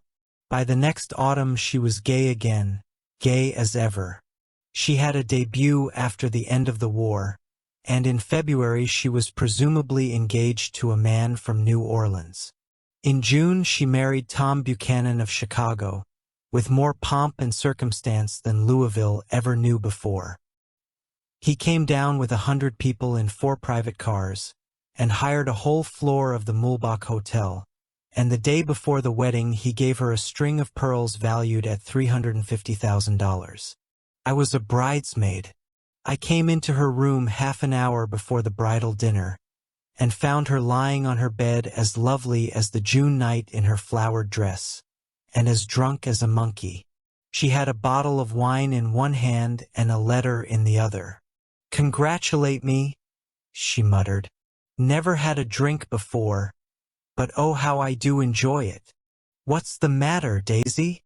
I was scared, I can tell you. I'd never seen a girl like that before. "Here." She groped around in a wastebasket she had with her on the bed and pulled out the string of pearls. "Take 'em downstairs and give 'em back to whoever they belong to. Tell 'em all Daisy's change her mind. Say, Daisy's change her mind." She began to cry. She cried and cried. I rushed out and found her mother's maid, and we locked the door and got her into a cold bath. She wouldn't let go of the letter. She took it into the tub with her and squeezed it up in a wet ball, and only let me leave it in the soap dish when she saw that it was coming to pieces like snow. But she didn't say another word. We gave her spirits of ammonia and put ice on her forehead and hooked her back into her dress, and half an hour later, when we walked out of the room, the pearls were around her neck and the incident was over. Next day at 5 o'clock she married Tom Buchanan without so much as a shiver, and started off on a 3 months trip to the South Seas. I saw them in Santa Barbara when they came back, and I thought I'd never seen a girl so mad about her husband. If he left the room for a minute, she'd look around uneasily and say, "Where's Tom gone?" and wear the most abstracted expression until she saw him coming in the door. She used to sit on the sand with his head in her lap by the hour, rubbing her fingers over his eyes and looking at him with unfathomable delight. It was touching to see them together, It made you laugh in a hushed, fascinated way. That was in August. A week after I left Santa Barbara, Tom ran into a wagon on the Ventura Road one night and ripped a front wheel off his car. The girl who was with him got into the papers, too, because her arm was broken. She was one of the maids in the Santa Barbara hotel. The next April, Daisy had her little girl, and they went to France for a year. I saw them one spring in Cannes, and later in Deauville, and then they came back to Chicago to settle down. Daisy was popular in Chicago, as you know. They moved with a fast crowd, all of them young and rich and wild, but she came out with an absolutely perfect reputation. Perhaps because she doesn't drink. It's a great advantage not to drink among hard-drinking people. You can hold your tongue and, moreover, you can time any little irregularity of your own so that everybody else is so blind that they don't see or care. Perhaps Daisy never went in for love at all. And yet there's something in that voice of hers. Well, about 6 weeks ago, she heard the name Gatsby for the first time in years. It was when I asked you, do you remember? If you knew Gatsby in West Egg. After you had gone home, she came into my room and woke me up and said, "What Gatsby?" And when I described him, I was half asleep. She said in the strangest voice that it must be the man she used to know. It wasn't until then that I connected this Gatsby with the officer in her white car. When Jordan Baker had finished telling all this, we had left the plaza for half an hour and were driving in a Victoria through Central Park. The sun had gone down behind the tall apartments of the movie stars in the West 50s, and the clear voices of children, already gathered like crickets on the grass, rose through the hot twilight. I'm the king of Araby. Your love belongs to me. At night when you're asleep into your tent I'll creep. It was a strange coincidence, I said. But it wasn't a coincidence at all. Why not? Gatsby bought that house so that Daisy would be just across the bay. Then it had not been merely the stars to which he had aspired on that June night. He came alive to me, delivered suddenly from the womb of his purposeless splendor. He wants to know, continued Jordan, if you'll invite Daisy to your house some afternoon and then let him come over. The modesty of the demand shook me. He had waited 5 years and bought a mansion where he dispensed starlight to casual moths, so that he could come over some afternoon to a stranger's garden. Did I have to know all this before he could ask such a little thing? He's afraid he's waited so long. He thought you might be offended. You see, he's regular tough underneath it all. Something worried me. Why didn't he ask you to arrange a meeting? He wants her to see his house, she explained. And your house is right next door. Oh, I think he half expected her to wander into one of his parties some night, went on Jordan. But she never did. Then he began asking people casually if they knew her, and I was the first one he found. It was that night he sent for me at his dance, and you should have heard the elaborate way he worked up to it. Of course, I immediately suggested a luncheon in New York, and I thought he'd go mad. I don't want to do anything out of the way, he kept saying. I want to see her right next door. When I said you were a particular friend of Tom's, he started to abandon the whole idea.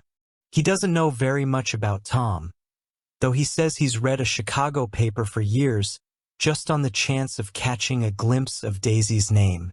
It was dark now, and as we dipped under a little bridge, I put my arm around Jordan's golden shoulder and drew her toward me and asked her to dinner. Suddenly I wasn't thinking of Daisy and Gatsby anymore, but of this clean, hard, limited person who dealt in universal skepticism and who leaned back jauntily just within the circle of my arm.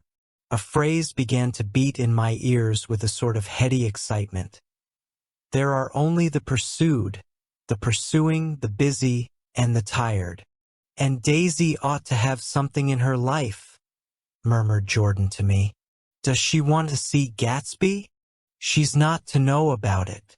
Gatsby doesn't want her to know. You're just supposed to invite her to tea. We passed a barrier of dark trees, and then the facade of 59th Street, a block of delicate pale light, beamed down into the park. Unlike Gatsby and Tom Buchanan, I had no girl whose disembodied face floated along the dark building exteriors and blinding signs, and so I drew up the girl beside me, tightening my arms.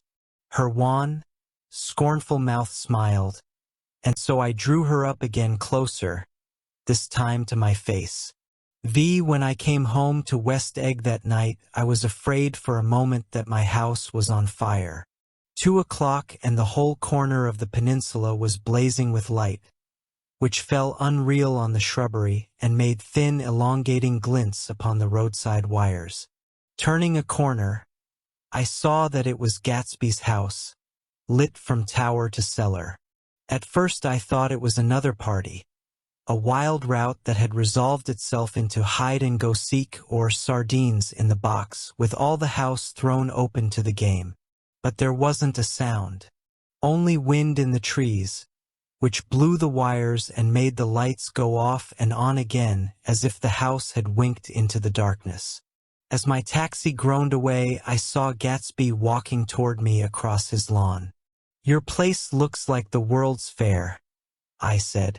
"Does it?" He turned his eyes toward it absently. "I have been glancing into some of the rooms. Let's go to Coney Island, old sport." "In my car." "It's too late." "Well, suppose we take a plunge in the swimming pool? I haven't made use of it all summer. I've got to go to bed." "All right."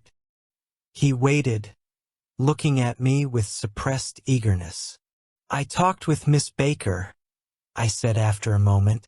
"I'm going to call up Daisy tomorrow and invite her over here to tea." "Oh, that's all right," he said carelessly. "I don't want to put you to any trouble." "What day would suit you?" "What day would suit you?" he corrected me quickly. "I don't want to put you to any trouble, you see. How about the day after tomorrow?" He considered for a moment. Then, with reluctance, "I want to get the grass cut," he said. We both looked down at the grass. There was a sharp line where my ragged lawn ended and the darker, well-kept expanse of his began. I suspected that he meant my grass. "There's another little thing," he said uncertainly, and hesitated. "Would you rather put it off for a few days?" I asked. "Oh, it isn't about that. At least," he fumbled with a series of beginnings. Why, look here, old sport, you don't make much money, do you?" "Not very much." This seemed to reassure him, and he continued more confidently. "I thought you didn't, if you'll pardon you see, I carry on a little business on the side, a sort of sideline, you understand. And I thought that if you don't make very much, you're selling bonds, aren't you, old sport?" "Trying to." "Well, this would interest you. It wouldn't take up much of your time, and you might pick up a nice bit of money. It happens to be a rather confidential sort of thing." I realize now that under different circumstances that conversation might have been one of the crises of my life. But because the offer was obviously and tactlessly for a service to be rendered, I had no choice except to cut him off there. "I've got my hands full," I said. "I'm much obliged, but I couldn't take on any more work. You wouldn't have to do any business with Wolfsheim." Evidently he thought that I was shying away from the connection mentioned at lunch, but I assured him he was wrong. He waited a moment longer, hoping I'd begin a conversation, but I was too absorbed to be responsive, so he went unwillingly home. The evening had made me light-headed and happy. I think I walked into a deep sleep as I entered my front door, so I don't know whether or not Gatsby went to Coney Island, or for how many hours he glanced into rooms while his house blazed gaudily on. I called up Daisy from the office next morning and invited her to come to tea. "Don't bring Tom," I warned her. "What?" Don't bring Tom." "Who is Tom?" she asked innocently. The day agreed upon was pouring rain. At 11 o'clock a man in a raincoat, dragging a lawnmower, tapped at my front door and said that Mr. Gatsby had sent him over to cut my grass. This reminded me that I had forgotten to tell my Finn to come back. So I drove into West Egg Village to search for her among soggy whitewashed alleys and to buy some cups and lemons and flowers. The flowers were unnecessary, for at 2 o'clock a greenhouse arrived from Gatsby's, with innumerable boxes to contain it. An hour later the front door opened nervously, and Gatsby in a white flannel suit, silver shirt, and gold-colored tie hurried in. He was pale, and there were dark signs of sleeplessness beneath his eyes. "Is everything all right?" he asked immediately. "The grass looks fine, if that's what you mean." "What grass?" he inquired blankly. "Oh, the grass in the yard." He looked out the window at it, but, judging from his expression, I don't believe he saw a thing. "Looks very good," he remarked vaguely. "One of the papers said they thought the rain would stop about 4. I think it was the Journal. Have you got everything you need in the shape of tea?" I took him into the pantry, where he looked a little reproachfully at the Finn. Together we scrutinized the 12 lemon cakes from the delicatessen shop. "Will they do?" I asked. Of course. They're fine." And he added hollowly, "Old sport." The rain cooled about 3:30 to a damp mist, through which occasional thin drops swam like dew. Gatsby looked with vacant eyes through a copy of Clay's Economics, starting at the finished tread that shook the kitchen floor, and peering towards the blurred windows from time to time as if a series of invisible but alarming happenings were taking place outside. Finally he got up and informed me, in an uncertain voice, that he was going home. "Why's that?" "Nobody's coming to tea. It's too late." He looked at his watch as if there was some pressing demand on his time elsewhere. "I can't wait all day." "Don't be silly. It's just 2 minutes to 4. He sat down miserably, as if I had pushed him, and simultaneously there was the sound of a motor turning into my lane. We both jumped up, and, a little harrowed myself, I went out into the yard. Under the dripping bare lilac trees, a large open car was coming up the drive. It stopped. Daisy's face, tipped sideways beneath a 3-cornered lavender hat, looked out at me with a bright, ecstatic smile. "Is this absolutely where you live, my dearest one?" The exhilarating ripple of her voice was a wild tonic in the rain. I had to follow the sound of it for a moment, up and down with my ear alone, before any words came through. A damp streak of hair lay like a dash of blue paint across her cheek, and her hand was wet with glistening drops as I took it to help her from the car. "Are you in love with me?" she said low in my ear. "Or why did I have to come alone? That's the secret of Castle Rackrent. Tell your chauffeur to go far away and spend an hour. Come back in an hour, Ferdy." Then, in a grave murmur, "His name is Ferdy. Does the gasoline affect his nose?" "I don't think so," she said innocently. "Why?" We went in. To my overwhelming surprise, the living room was deserted. "Well, that's funny," I exclaimed. "What's funny?" She turned her head as there was a light, dignified knocking at the front door. I went out and opened it. Gatsby, pale as death, with his hands plunged like weights in his coat pockets, was standing in a puddle of water glaring tragically into my eyes. With his hands still in his coat pockets, he stalked by me into the hall, turned sharply as if he were on a wire, and disappeared into the living room. It wasn't a bit funny. Aware of the loud beating of my own heart, I pulled the door to against the increasing rain. For half a minute there wasn't a sound. Then from the living room I heard a sort of choking murmur and part of a laugh, followed by Daisy's voice on a clear artificial note. "I certainly am awfully glad to see you again." Pause. It endured horribly. I had nothing to do in the hall, so I went into the room. Gatsby, his hands still in his pockets, was reclining against the mantelpiece in a strained counterfeit of perfect ease, even of boredom.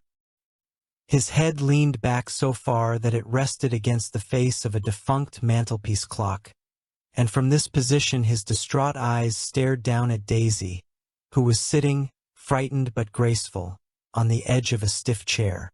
"We've met before," muttered Gatsby. His eyes glanced momentarily at me, and his lips parted with an abortive attempt at a laugh. Luckily the clock took this moment to tilt dangerously at the pressure of his head, whereupon he turned and caught it with trembling fingers and set it back in place. Then he sat down rigidly, his elbow on the arm of the sofa and his chin in his hand. "I'm sorry about the clock," he said. My own face had now assumed a deep tropical burn. I couldn't muster up a single commonplace out of the 1,000 in my head. "It's an old clock," I told them idiotically. I think we all believed for a moment that it had smashed in pieces on the floor. "We haven't met for many years," said Daisy, her voice as matter-of-fact as it could ever be. 5 years next November." The automatic quality of Gatsby's answer set us all back at least another minute. I had them both on their feet with the desperate suggestion that they help me make tea in the kitchen when Finn brought it in on a tray. Amid the welcome confusion of cups and cakes a certain physical decency established itself. Gatsby got himself into a shadow and, while Daisy and I talked, looked conscientiously from one to the other of us with tense, unhappy eyes. However, as calmness wasn't an end in itself, I made an excuse at the first possible moment and got to my feet. "Where are you going?" demanded Gatsby in immediate alarm. "I'll be back. I've got to speak to you about something before you go." He followed me wildly into the kitchen, closed the door, and whispered, "Oh, God!" in a miserable way. "What's the matter?" "This is a terrible mistake," he said, shaking his head from side to side. "A terrible, terrible mistake. You're just embarrassed, that's all." And luckily I added, "Daisy's embarrassed too." "She's embarrassed?" he repeated incredulously. "Just as much as you are. Don't talk so loud. You're acting like a little boy," I broke out impatiently. "Not only that, but you're rude. Daisy's sitting in there all alone." He raised his hand to stop my words, looked at me with unforgettable reproach, and, opening the door cautiously, went back into the other room. I walked out the back way, just as Gatsby had when he had made his nervous circuit of the house half an hour before, and ran for a huge black knotted tree whose massed leaves made a fabric against the rain. Once more it was pouring, and my irregular lawn, well shaved by Gatsby's gardener, abounded in small muddy swamps and prehistoric marshes. There was nothing to look at from under the tree except Gatsby's enormous house, so I stared at it, like Kant at his church, for half an hour. A brewer had built it early in the period craze, a decade before, and there was a story that he'd agreed to pay 5 years' taxes on all the neighboring cottages if the owners would have their roofs thatched with straw. Perhaps their refusal took the heart out of his plan to found a family. He went into an immediate decline. His children sold his house with the black wreath still on the door. Americans, while willing, even eager, to be serfs, have always been obstinate about being peasantry.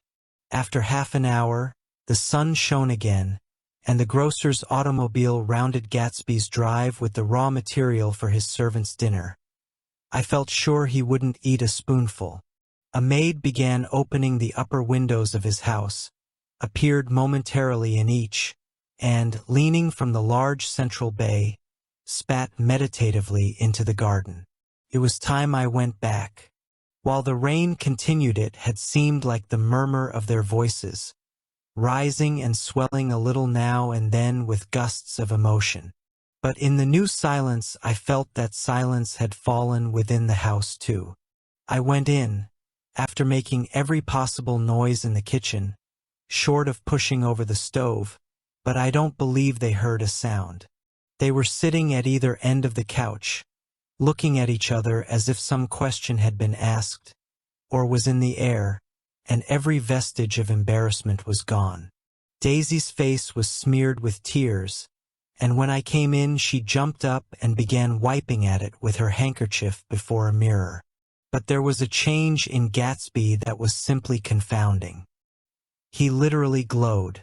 Without a word or a gesture of exultation, a new well-being radiated from him and filled the little room. "Oh, hello, old sport," he said, as if he hadn't seen me for years. I thought for a moment he was going to shake hands.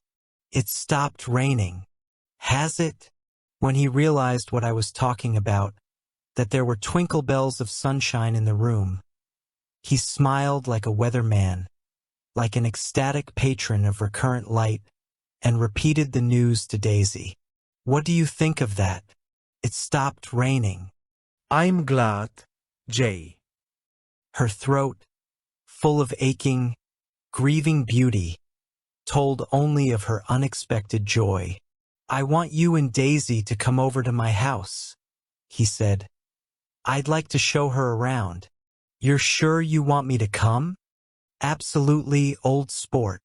Daisy went upstairs to wash her face. Too late, I thought, with humiliation of my towels, while Gatsby and I waited on the lawn. "My house looks well, doesn't it?" he demanded. "See how the whole front of it catches the light." I agreed that it was splendid. "Yes." His eyes went over it, every arched door and square tower. "It took me just 3 years to earn the money that bought it." "I thought you inherited your money." "I did, old sport," he said automatically. "But I lost most of it in the big panic, the panic of the war."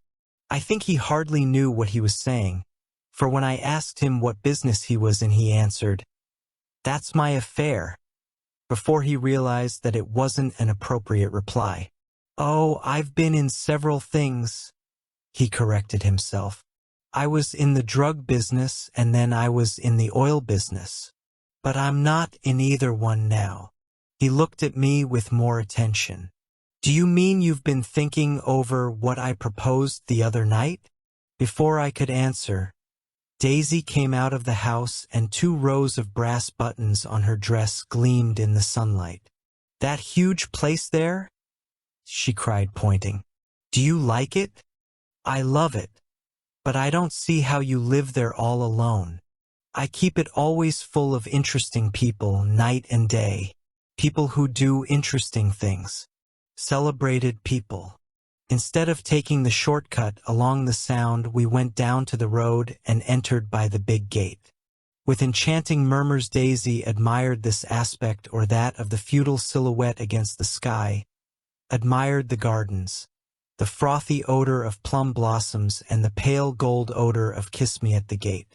It was strange to reach the marble steps and find no stir of bright dresses in and out the door, and hear no sound but bird voices in the trees.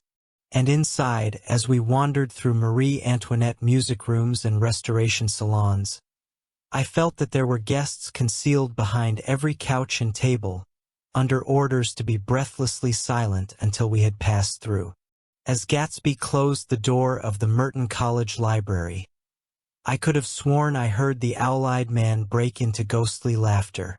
We went upstairs, through period bedrooms swathed in rose and lavender silk and vivid with new flowers, through dressing rooms and pool rooms, and bathrooms with sunken baths, intruding into one chamber where a disheveled man in pajamas was doing liver exercises on the floor. It was Mr. Klipspringer, the boarder. I had seen him wandering hungrily about the beach that morning. Finally, we came to Gatsby's own apartment, a bedroom and a bath, and an Adam's study, where we sat down and drank a glass of some wine he took from a cupboard in the wall. He hadn't once ceased looking at Daisy, and I think he revalued everything in his house according to the measure of response it drew from her well-loved eyes. Sometimes, too, he stared around at his possessions in a dazed way, as though in her actual and astounding presence none of it was any longer real. Once he nearly toppled down a flight of stairs. His bedroom was the simplest room of all, except where the dresser was garnished with a toilet set of pure dull gold. Daisy took the brush with delight and smoothed her hair, whereupon Gatsby sat down and shaded his eyes and began to laugh. "It's the funniest thing, old sport," he said hilariously. "I can't when I try to." He had passed visibly through 2 states and was entering upon a third. After his embarrassment and his unreasoning joy, he was consumed with wonder at her presence.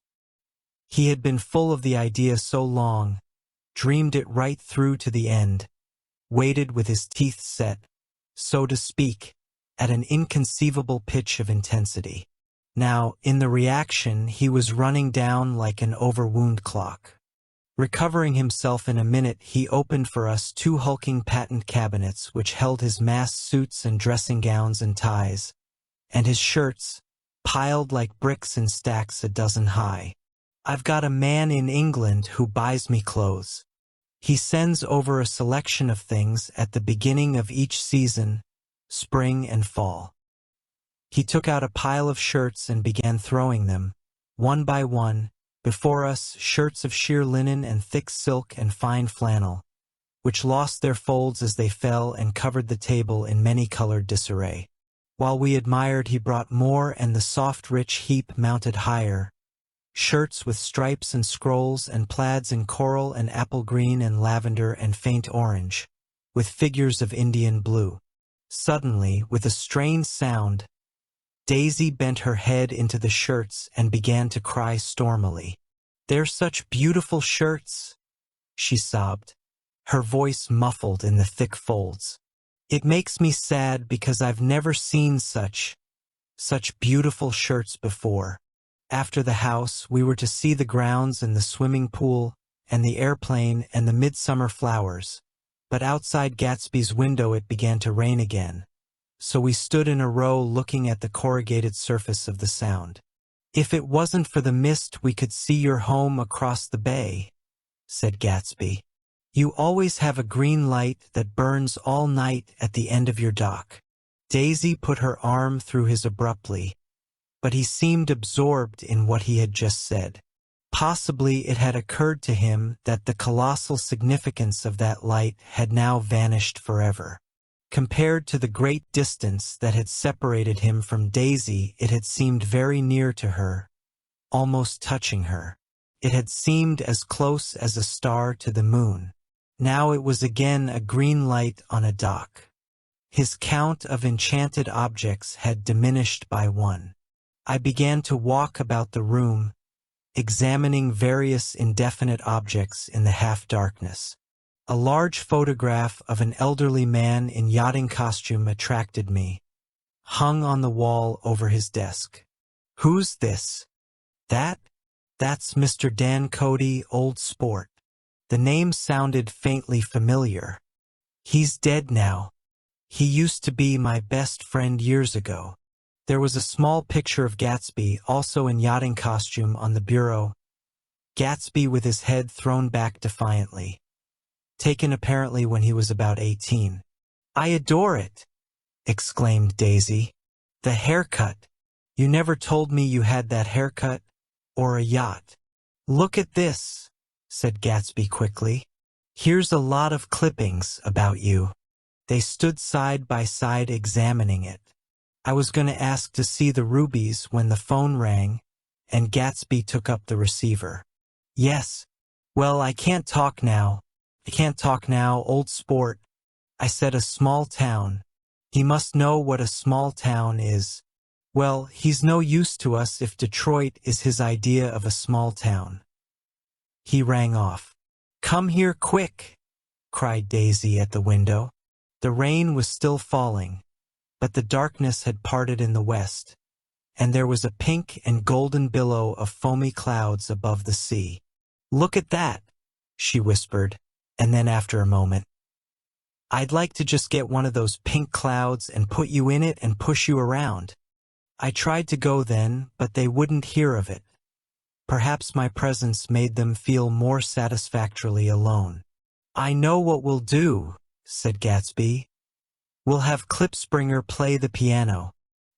He went out of the room calling Ewing, and returned in a few minutes accompanied by an embarrassed, slightly worn young man, with shell-rimmed glasses and scanty blonde hair. He was now decently clothed in a sport shirt, open at the neck, sneakers, and duck trousers of a deep hue. "Did we interrupt your exercise?" inquired Daisy politely.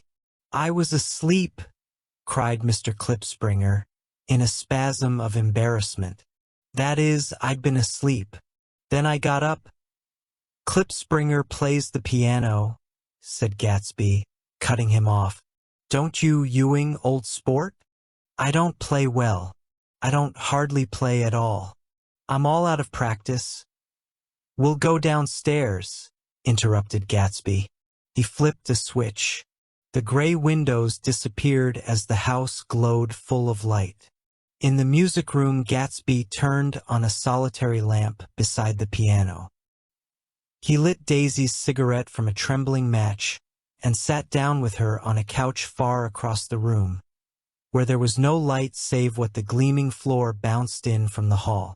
When Klipspringer had played The Love Nest, he turned around on the bench and searched unhappily for Gatsby in the gloom. "I'm all out of practice, you see. I told you I couldn't play. I'm all out of practice." "Don't talk so much, old sport," commanded Gatsby. "Play. In the morning, in the evening, ain't we got fun?" Outside the wind was loud, and there was a faint flow of thunder along the sound. All the lights were going on in West Egg now. The electric trains, men carrying, were plunging home through the rain from New York. It was the hour of a profound human change, and excitement was generating on the air. One thing's sure and nothing's surer: the rich get richer and the poor get children. In the meantime, in between time, as I went over to say goodbye, I saw that the expression of bewilderment had come back into Gatsby's face, as though a faint doubt had occurred to him as to the quality of his present happiness. Almost 5 years. There must have been moments even that afternoon when Daisy tumbled short of his dreams. Not through her own fault, but because of the colossal vitality of his illusion. It had gone beyond her, beyond everything. He had thrown himself into it with a creative passion, adding to it all the time, decking it out with every bright feather that drifted his way. No amount of fire or freshness can challenge what a man can store up in his ghostly heart. As I watched him, he adjusted himself a little, visibly. His hand took hold of hers, and as she said something low in his ear, he turned toward her with a rush of emotion. I think that voice held him most, with its fluctuating, feverish warmth, because it couldn't be overdreamed. That voice was a deathless song. They had forgotten me, but Daisy glanced up and held out her hand. Gatsby didn't know me now at all. I looked once more at them, and they looked back at me, remotely, possessed by intense life. Then I went out of the room and down the marble steps into the rain, leaving them there together. About this time, an ambitious young reporter from New York arrived one morning at Gatsby's door and asked him if he had anything to say. "Anything to say about what?" inquired Gatsby politely. "Why, any statement to give out." It transpired after a confused 5 minutes that the man had heard Gatsby's name around his office in a connection which he either wouldn't reveal or didn't fully understand. This was his day off, and with laudable initiative he had hurried out to sea. It was a random shot, and yet the reporter's instinct was right. Gatsby's notoriety, spread about by the hundreds who had accepted his hospitality and so become authorities upon his past, had increased all summer until he fell just short of being news. Contemporary legends such as the underground pipeline to Canada attached themselves to him, and there was one persistent story that he didn't live in a house at all, but in a boat that looked like a house and was moved secretly up and down the Long Island shore. Just why these inventions were a source of satisfaction to James Gatz of North Dakota isn't easy to say. James Gatz, that was really, or at least legally, his name. He had changed it at the age of 17 and at the specific moment that witnessed the beginning of his career, when he saw Dan Cody's yacht drop anchor over the most insidious flat on Lake Superior. It was James Gatz who had been loafing along the beach that afternoon in a torn green jersey and a pair of canvas pants. But it was already Jay Gatsby who borrowed a rowboat, pulled out to the yacht named Tuolumne, and informed Cody that a wind might catch him and break him up in half an hour. I suppose he'd had the name ready for a long time, even then. His parents were unsuccessful farm people. His imagination had never really accepted them as his parents at all. The truth was that Jay Gatsby of West Egg, Long Island, sprang from his conception of himself. He was a son of God, a phrase which, if it means anything, means just that, and he must be about his father's business, the service of a vast, vulgar, and valueless beauty. So he invented just the sort of Jay Gatsby that a 17-year-old boy would be likely to invent, and to this conception he was faithful to the end.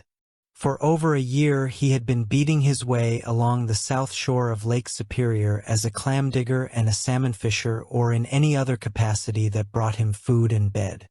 His brown, hardening body lived naturally through the half-fierce, half-lazy work of the bracing days. He knew women early, and since they spoiled him he became contemptuous of them, of young virgins because they were ignorant, of the others because they were hysterical about things which in his overwhelming self-absorption he took for granted. But his heart was in a constant, turbulent riot. The most grotesque and fantastic conceits haunted him in his bed at night. A universe of extreme gaudiness spun itself out in his brain while the clock ticked on the washstand and the moon soaked with wet light his tangled clothes upon the floor. Each night he added to the pattern of his fancies until drowsiness closed down upon some vivid scene with an oblivious embrace. For a while these reveries provided an outlet for his imagination. They were a satisfactory hint of the unreality of reality, a promise that the rock of the world was founded securely on a fairy's wing. An instinct toward his future glory had led him, some months before, to the small Lutheran college of St. Olaf's in southern Minnesota. He stayed there 2 weeks, dismayed at its ferocious indifference to the drums of his destiny, to destiny itself, and despising the servant's work with which he was to pay his way through. Then he drifted back to Lake Superior, and he was still searching for something to do on the day that Dan Cody's yacht dropped anchor in the shallows by the shore. Cody was 50 years old then, a product of the Nevada silver fields, of the Yukon, of every rush for metal since '75.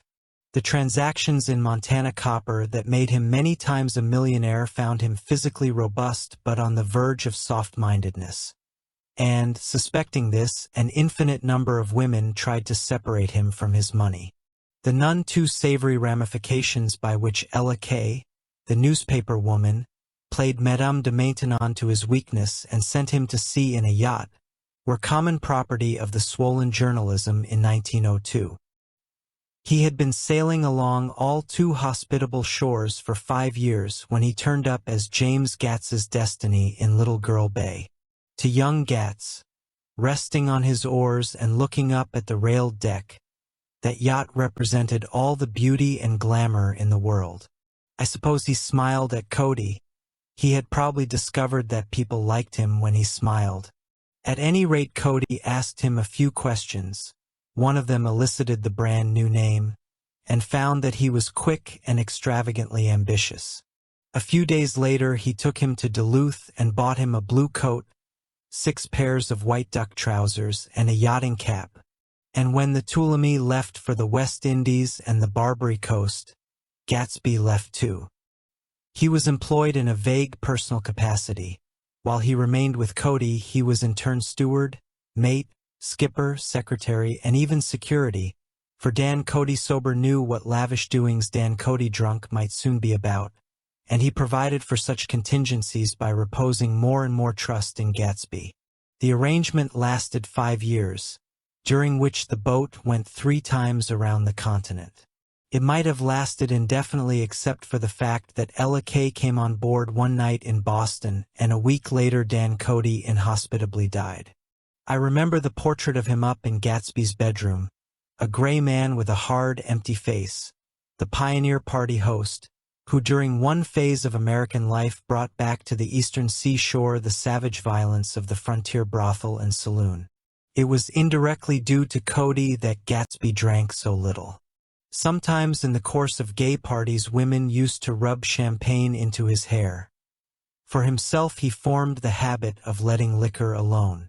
And it was from Cody that he inherited money, a legacy of $25,000. He didn't get it. He never understood the legal device that was used against him, but what remained of the millions went intact to Ella Kay. He was left with his singularly appropriate education. The vague contour of J. Gatsby had filled out to the substantiality of a man. He told me all this very much later, but I've put it down here with the idea of exploding those first wild rumors about his antecedents, which weren't even faintly true. Moreover, he told it to me at a time of confusion, when I had reached the point of believing everything and nothing about him. So I take advantage of this short halt, while Gatsby, so to speak, caught his breath, to clear this set of misconceptions away. It was a halt, too, in my association with his affairs. For several weeks I didn't see him or hear his voice on the phone. Mostly I was in New York, trotting around with Jordan and trying to gain favor with her senile aunt. But finally I went over to his house one Sunday afternoon. I hadn't been there 2 minutes when somebody brought Tom Buchanan in for a drink. I was startled, naturally, but the really surprising thing was that it hadn't happened before. They were a party of 3 on horseback, Tom and a man named Sloan and a pretty woman in a brown riding habit, who had been there previously. "I'm delighted to see you," said Gatsby, standing on his porch. "I'm delighted that you dropped in," as though they cared. "Sit right down. Have a cigarette or a cigar." He walked around the room quickly, ringing bells. "I'll have something to drink for you in just a minute." He was profoundly affected by the fact that Tom was there. But he would be uneasy anyhow until he had given them something, realizing in a vague way that that was all they came for. Mr. Sloan wanted nothing. A lemonade? No thanks. A little champagne? Nothing at all, thanks. I'm sorry. Did you have a nice ride? Very good roads around here. I suppose the automobiles. Yeah. Moved by an irresistible impulse, Gatsby turned to Tom, who had accepted the introduction as a stranger. "I believe we've met somewhere before, Mr. Buchanan." "Oh, yes," said Tom, gruffly polite, but obviously not remembering. "So we did. I remember very well. About 2 weeks ago." "That's right. You were with Nick here." "I know your wife," continued Gatsby almost aggressively. "That's so?" Tom turned to me. "You live near here, Nick?" "Next door." "That's so?" Mr. Sloan didn't enter into the conversation, but lounged back haughtily in his chair. The woman said nothing either, until unexpectedly, after 2 drinks, she became cordial. "We'll all come over to your next party, Mr. Gatsby," she suggested. "What do you say?" Certainly. I'd be delighted to have you. Beaver nice, said Mr. Sloane without gratitude. Well, think ought to be starting home. Please don't hurry, Gatsby urged them. He had control of himself now, and he wanted to see more of Tom. Why don't you stay for supper? I wouldn't be surprised if some other people dropped in from New York. You come to supper with me, said the lady enthusiastically. Both of you. This included me. Mr. Sloane got to his feet. Come along, he said, but to her only. I mean it, she insisted. I'd love to have you. Lots of room. Gatsby looked at me questioningly. He wanted to go, and he didn't see that Mr. Sloane had determined he shouldn't. I'm afraid I won't be able to, I said. Well, you come, she urged, concentrating on Gatsby. Mr. Sloane murmured something close to her ear. We won't be late if we start now, she insisted aloud. I haven't got a horse, said Gatsby. I used to ride in the army, but I've never bought a horse. I'll have to follow you in my car. Excuse me for just a minute. The rest of us walked out on the porch, where Sloane and the lady began an impassioned conversation aside. My God, I believe the man's coming, said Tom. Doesn't he know she doesn't want him? She says she does want him. She has a big dinner party and he won't know a soul there. He frowned. I wonder where in the devil he met Daisy. By God, I may be old-fashioned in my ideas, but women run around too much these days to suit me. They meet all kinds of crazy fish. Suddenly Mr. Sloane and the lady walked down the steps and mounted their horses. Come on, said Mr. Sloane to Tom. We're late. We've got to go. And then to me, tell him we couldn't wait, will you? Tom and I shook hands. The rest of us exchanged a cool nod, and they trotted quickly down the drive, disappearing under the August foliage just as Gatsby, with hat and light overcoat in hand, came out the front door. Tom was evidently perturbed at Daisy's running around alone, for on the following Saturday night he came with her to Gatsby's party. Perhaps his presence gave the evening its peculiar quality of oppressiveness. It stands out in my memory from Gatsby's other parties that summer. There were the same people, or at least the same sort of people, the same profusion of champagne, the same many-colored, many-keyed commotion, but I felt an unpleasantness in the air, a pervading harshness that hadn't been there before. Or perhaps I had merely grown used to it, grown to accept West Egg as a world complete in itself, with its own standards and its own great figures, second to nothing because it had no consciousness of being so, and now I was looking at it again through Daisy's eyes. It is invariably saddening to look through new eyes at things upon which you have expended your own powers of adjustment. They arrived at twilight, and, as we strolled out among the sparkling hundreds, Daisy's voice was playing quiet tricks in her throat. These things excite me so, she whispered. If you want to kiss me any time during the evening, Nick, just let me know and I'll be glad to arrange it for you. Just mention my name. Or present a green card. I'm giving out green. Look around, suggested Gatsby. I'm looking around. I'm having a marvelous. You must see the faces of many people you've heard about. Tom's arrogant eyes roamed the crowd. We don't go around very much, he said. In fact, I was just thinking I don't know a soul here. Perhaps you know that lady. Gatsby indicated a gorgeous, scarcely human orchid of a woman who sat in state under a white plum tree. Tom and Daisy stared, with that peculiarly unreal feeling that accompanies the recognition of a hitherto ghostly celebrity of the movies. She's lovely, said Daisy. The man bending over her is her director. He took them ceremoniously from group to group, Mrs. Buchanan and Mr. Buchanan, After an instant's hesitation, he added, "The polo player." "Oh no," objected Tom quickly. "Not me." But evidently the sound of it pleased Gatsby, for Tom remained the polo player for the rest of the evening. "I've never met so many celebrities," Daisy exclaimed. "I liked that man. What was his name? With the sort of blue nose." Gatsby identified him, adding that he was a small producer. "Well, I liked him anyhow." "I'd a little rather not be the polo player," said Tom pleasantly. "I'd rather look at all these famous people in oblivion." Daisy and Gatsby danced. I remember being surprised by his graceful, conservative dance. I had never seen him dance before. Then they sauntered over to my house and sat on the steps for half an hour, while at her request I remained watchfully in the garden. "In case there's a fire or a flood," she explained, "or any act of God." Tom appeared from his oblivion as we were sitting down to supper together. "Do you mind if I eat with some people over here?" he said. "A fellow's getting off some funny stuff." "Go ahead," answered Daisy genially.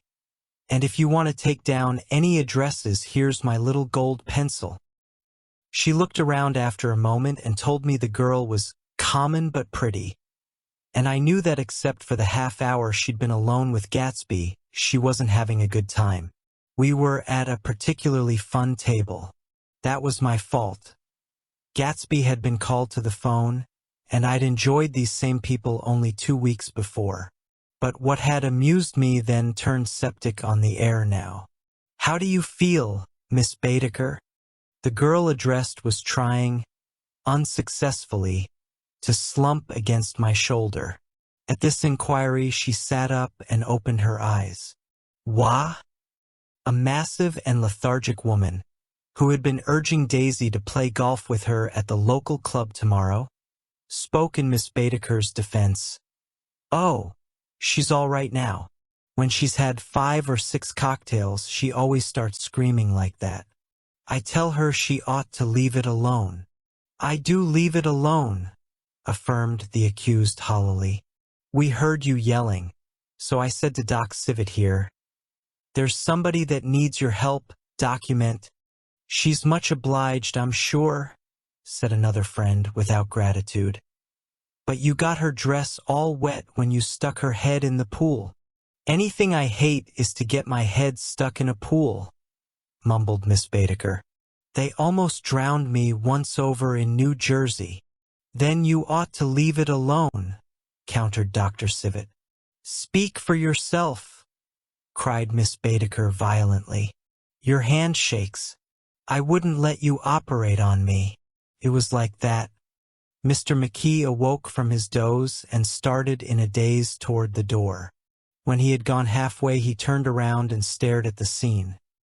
His wife and Catherine scolding and consoling as they stumbled here and there among the crowded furniture with articles of aid, and the despairing figure on the couch, bleeding fluently, and trying to spread a copy of the newspaper over the tapestry scenes of Versailles. Then Mr. McKee turned and continued on out the door. Taking my hat from the chandelier, I followed. "Come to lunch some day," he suggested, as we groaned down in the elevator. "Where?" "Anywhere. Keep your hands off the lever," snapped the elevator boy. "I beg your pardon," said Mr. McKee with dignity. "I didn't know I was touching it." "All right," I agreed. "I'll be glad to." I was standing beside his bed, and he was sitting up between the sheets, clad in his underwear, with a great portfolio in his hands. Beauty and the Beast, Loneliness, Old Grocery Horse, Brooklyn Bridge. Then I was lying half asleep in the cold lower level of the Pennsylvania station, staring at the Morning Tribune and waiting for the 4 o'clock train. There was music from my neighbor's house through the summer nights. In his blue gardens, men and girls came and went like moths among the talk and the champagne and the stars. At high tide in the afternoon, I watched his guests diving from the tower of his raft, or taking the sun on the hot sand of his beach while his 2 motorboats slit the waters of the Sound, drawing airplanes over cataracts of foam. On weekends his Rolls-Royce became a bus, bearing parties to and from the city between 9 in the morning and long past midnight, while his station wagon scampered like a brisk yellow bug to meet all trains. And on Mondays 8 servants, including an extra gardener, toiled all day with mops and scrubbing brushes and hammers and garden shears, repairing the ravages of the night before. Every Friday 5 crates of oranges and lemons arrived from a store in New York. Every Monday these same oranges and lemons left his back door in a pyramid of finished halves. There was a machine in the kitchen which could extract the juice of 200 oranges in half an hour if a little button was pressed 200 times by a butler's thumb. At least once a fortnight a corps of caterers came down with several hundred feet of canvas and enough colored lights to make a Christmas tree of Gatsby's enormous garden. On buffet tables, garnished with glistening snacks, spiced baked hams crowded against salads of fancy designs and pastry pigs and turkeys bewitched to a dark gold. In the main hall a bar with a real brass rail was set up, and stocked with gins and liquors and with drinks so long forgotten that most of his female guests were too young to know one from another. By 7 o'clock the orchestra has arrived, no thin 5-piece affair, but a whole group of saxophones and violins and other instruments, and low and high drums. The last swimmers have come in from the beach now and are dressing upstairs. The cars from New York are parked 5 deep in the drive, and already the halls and salons and verandas are gaudy with primary colors, and hair bobbed in strange new ways, and shawls beyond the dreams of Castile. The bar is in full swing, and floating rounds of cocktails permeate the garden outside, until the air is alive with chatter and laughter, and casual innuendo and introductions forgotten on the spot, and enthusiastic meetings between women who never knew each other's names. The lights grow brighter as the earth lurches away from the sun, and now the orchestra is playing yellow cocktail music, and the opera of voices pitches a key higher. Laughter is easier minute by minute, tipped out at a cheerful word. The groups change more swiftly, swell with new arrivals, dissolve and form in the same breath. Already there are wanderers, confident girls who weave here and there among the stouter and more stable, become for a sharp, joyous moment the center of a group, and then, excited with triumph, glide on through the sea change of faces and voices and color under the constantly changing light. Suddenly one of these gypsies, in a trembling state, seizes a cocktail out of the air, dumps it down for courage and, moving her hands like Frisco, dances out alone on the canvas platform. A momentary hush. The orchestra leader varies his rhythm obligingly for her. And there is a burst of chatter as the erroneous news goes around that she is Gilda Gray's replacement from the Follies. The party has begun.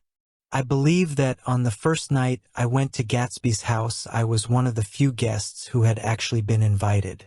People were not invited, they went there. They got into automobiles which bore them out to Long Island, and somehow they ended up at Gatsby's door. Once there they were introduced by somebody who knew Gatsby, and after that they conducted themselves according to the rules of behavior associated with an amusement park. Sometimes they came and went without having met Gatsby at all, came for the party with a simplicity of heart that was its own ticket of admission. I had been actually invited. A chauffeur in a uniform of robin's egg blue crossed my lawn early that Saturday morning with a surprisingly formal note from his employer. The honor would be entirely Gatsby's, it said, if I would attend his little party that night. He had seen me several times and had intended to call on me long before, but a peculiar combination of circumstances had prevented it. Signed J. Gatsby, in a majestic hand. Dressed up in white flannels, I went over to his lawn a little after 7, and wandered around rather ill at ease among swirls and eddies of people I didn't know, though here and there was a face I had noticed on the commuting train. I was immediately struck by the number of young Englishmen dotted about, all well-dressed, all looking a little hungry, and all talking in low, earnest voices to solid and prosperous Americans. I was sure that they were selling something, bonds or insurance or automobiles. They were at least agonizingly aware of the easy money in the vicinity and convinced that it was theirs for a few words in the right key. As soon as I arrived, I made an attempt to find my host, but the 2 or 3 people of whom I asked his whereabouts stared at me in such an amazed way, and denied so vehemently any knowledge of his movements, that I slunk off in the direction of the cocktail table, the only place in the garden where a single man could linger without looking purposeless and alone. I was on my way to get roaring drunk from sheer embarrassment when Jordan Baker came out of the house and stood at the head of the marble steps, leaning a little backward and looking with contemptuous interest down into the garden. Welcome or not, I found it necessary to attach myself to someone before I should begin to address cordial remarks to the passers-by. "Hello!" I roared, advancing toward her. My voice seemed unnaturally loud across the garden. "I thought you might be here," she responded absently as I came up. "I remembered you lived next door to—" She held my hand impersonally, as a promise that she'd take care of me in a minute, and gave ear to 2 girls in twin yellow dresses, who stopped at the foot of the steps. "Hello!" they cried together. "Sorry you didn't win. That was for the golf tournament." She had lost in the finals the week before. "You don't know who we are," said one of the girls in yellow. "But we met you here about a month ago." "You've dyed your hair since then," remarked Jordan, and I started. But the girls had moved casually on, and her remark was addressed to the premature moon, produced like the supper, no doubt, out of a caterer's basket. With Jordan's slender golden arm resting in mine, we descended the steps and sauntered about the garden. A tray of cocktails floated at us through the twilight, and we sat down at a table with the 2 girls in yellow and 3 men, each one introduced to us as Mr. Mumble. "Do you come to these parties often?" inquired Jordan of the girl beside her. "The last one was the one I met you at," answered the girl, in an alert, confident voice. She turned to her companion. "Wasn't it for you, Lucille?" "It was for Lucille, too." "I like to come," Lucille said. "I never care what I do, so I always have a good time. When I was here last, I tore my gown on a chair, and he asked me my name and address. Inside of a week, I got a package from Courier's with a new evening gown in it." "Did you keep it?" asked Jordan. "Sure I did. I was going to wear it tonight, but it was too big in the bust and had to be altered. It was gas blue with lavender beads. $265. "There's something funny about a fellow that'll do a thing like that," said the other girl eagerly. "He doesn't want any trouble with anybody." "Who doesn't?" I inquired. "Gatsby. Somebody told me." The 2 girls and Jordan leaned together confidentially. "Somebody told me they thought he killed a man once." A thrill passed over all of us. The 3 Mr. Mumbles bent forward and listened eagerly. "I don't think it's so much that," argued Lucille skeptically. "It's more that he was a German spy during the war." One of the men nodded in confirmation. "I heard that from a man who knew all about him, grew up with him in Germany," he assured us positively. "Oh, no," said the first girl. "It couldn't be that, because he was in the American Army during the war." As our belief switched back to her, she leaned forward with enthusiasm. "You look at him sometimes when he thinks nobody's looking at him. I'll bet he killed a man." She narrowed her eyes and shivered. Lucille shivered. We all turned and looked around for Gatsby. It was testimony to the romantic speculation he inspired that there were whispers about him from those who had found little that it was necessary to whisper about in this world. The first supper, there would be another one after midnight, was now being served, and Jordan invited me to join her own party, who were spread around a table on the other side of the garden. There were 3 married couples and Jordan's escort, a persistent undergraduate given to violent innuendo, and obviously under the impression that sooner or later Jordan was going to yield him up her person to a greater or lesser degree. Instead of rambling, this party had preserved a dignified homogeneity, and assumed to itself the function of representing the nobility of the countryside, East Egg condescending to West Egg and carefully on guard against its low state. "Let's get out," whispered Jordan, after a somehow wasteful and inappropriate half-hour. "This is much too polite for me." We got up, and she explained that we were going to find the host. I had never met him, she said, and it was making me uneasy. The undergraduate nodded in a cynical, melancholy way. The bar, where we glanced first, was crowded, but Gatsby was not there. She couldn't find him from the top of the steps, and he wasn't on the veranda. On a chance, we tried an important-looking door and walked into a high Gothic library, paneled with carved English oak, and probably transported complete from some ruin overseas. A stout, middle-aged man with enormous owl-eyed spectacles was sitting somewhat drunk on the edge of a great table, staring with unsteady concentration at the shelves of books. As we entered, he wheeled excitedly around and examined Jordan from head to foot. "What do you think?" he demanded. "About what?" He waved his hand toward the bookshelves. "About that. As a matter of fact, you needn't bother to ascertain." I ascertained. "They're real." "The books?" He nodded. "Absolutely real. Have pages and everything. I thought they'd be a nice durable cardboard. Matter of fact, they're absolutely real. Pages and here. Let me show you." Taking our skepticism for granted, he rushed to the bookcases and returned with volume 1 of the Stoddard lectures. "See!" he cried triumphantly. "It's a real piece of printed matter. It fooled me. This fella's a regular Belasco. It's a triumph. What thoroughness. What realism. Knew when to stop, too. Didn't cut the pages. But what do you want? What do you expect?" He snatched the book from me and replaced it hastily on its shelf, muttering that if one brick was removed, the whole library was liable to collapse. "Who brought you?" he demanded. "Or did you just come?" "I was brought. Most people were brought." Jordan looked at him alertly, cheerfully, without answering. "I was brought by a woman named Roosevelt," he continued. "Mrs. Claude Roosevelt. Do you know her? I met her somewhere last night. I've been drunk for about a week now, and I thought it might sober me up to sit in a library." "Has it?"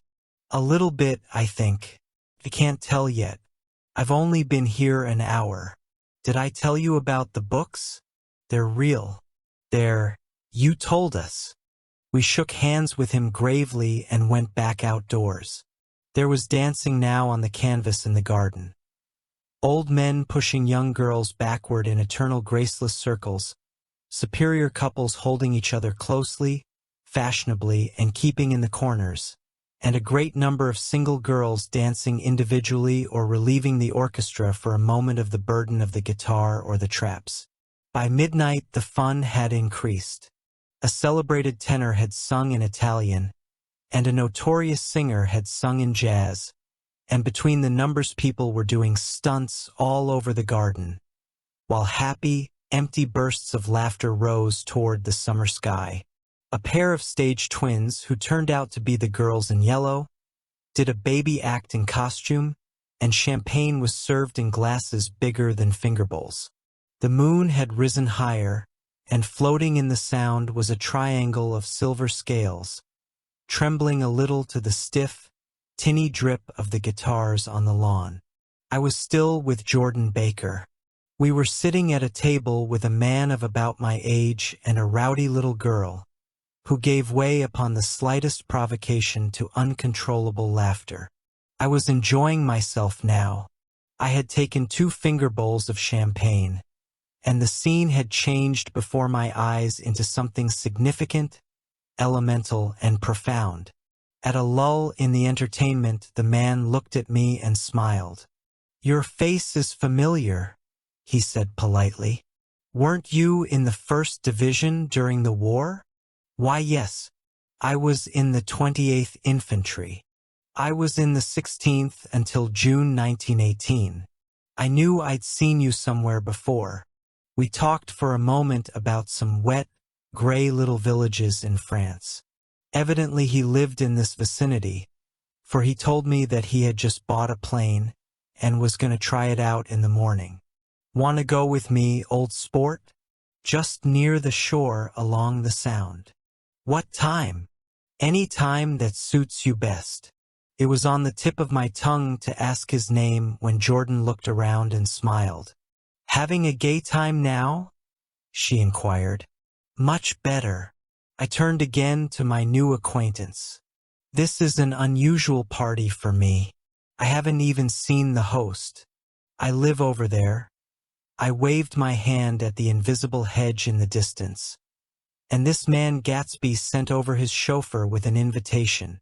For a moment he looked at me as if he failed to understand. "I'm Gatsby," he said suddenly. "What?" I exclaimed. "Oh, I beg your pardon. I thought you knew, old sport. I'm afraid I'm not a very good host." He smiled understandingly, much more than understandingly. It was one of those rare smiles with a quality of eternal reassurance in it that you may come across 4 or 5 times in life. It faced, or seemed to face, the whole eternal world for an instant, and then concentrated on you with an irresistible prejudice in your favor. It understood you just so far as you wanted to be understood, believed in you as you would like to believe in yourself, and assured you that it had precisely the impression of you that, at your best, you hoped to convey. Precisely at that point it vanished, and I was looking at an elegant young man, a year or 2 over 30, whose elaborate formality of speech just missed being absurd. Some time before he introduced himself, I'd got a strong impression that he was picking his words with care. Almost at the moment when Mr. Gatsby identified himself, a butler hurried toward him with the information that Chicago was calling him on the wire. He excused himself with a small bow that included each of us in turn. "If you want anything, just ask for it, old sport," he urged me. "Excuse me. I will rejoin you later." When he was gone, I turned immediately to Jordan, constrained to assure her of my surprise. I had expected that Mr. Gatsby would be an ornate and rich person in his middle years. "Who is he?" I demanded. "Do you know?" "He's just a man named Gatsby." "Where is he from? And what does he do?" "Now you're started on the subject," she answered with a wan smile. "Well, he told me once he was an Oxford man." A dim background started to take shape behind him, but at her next remark it faded away. "However, I don't believe it." "Why not?" "I don't know," she insisted. "I just don't think he went there." Something in her tone reminded me of the other girls. "I think he killed a man," and had the effect of stimulating my curiosity. I would have accepted without question the information that Gatsby sprang from the swamps of Louisiana or from the Lower East Side of New York. That was comprehensible. But young men didn't, at least in my provincial inexperience I believe they didn't, drift coolly out of nowhere and buy a palace on Long Island Sound. "Anyhow, he gives large parties," said Jordan, changing the subject with an urban distaste for the concrete. "And I like large parties. They're so intimate. At small parties there isn't any privacy."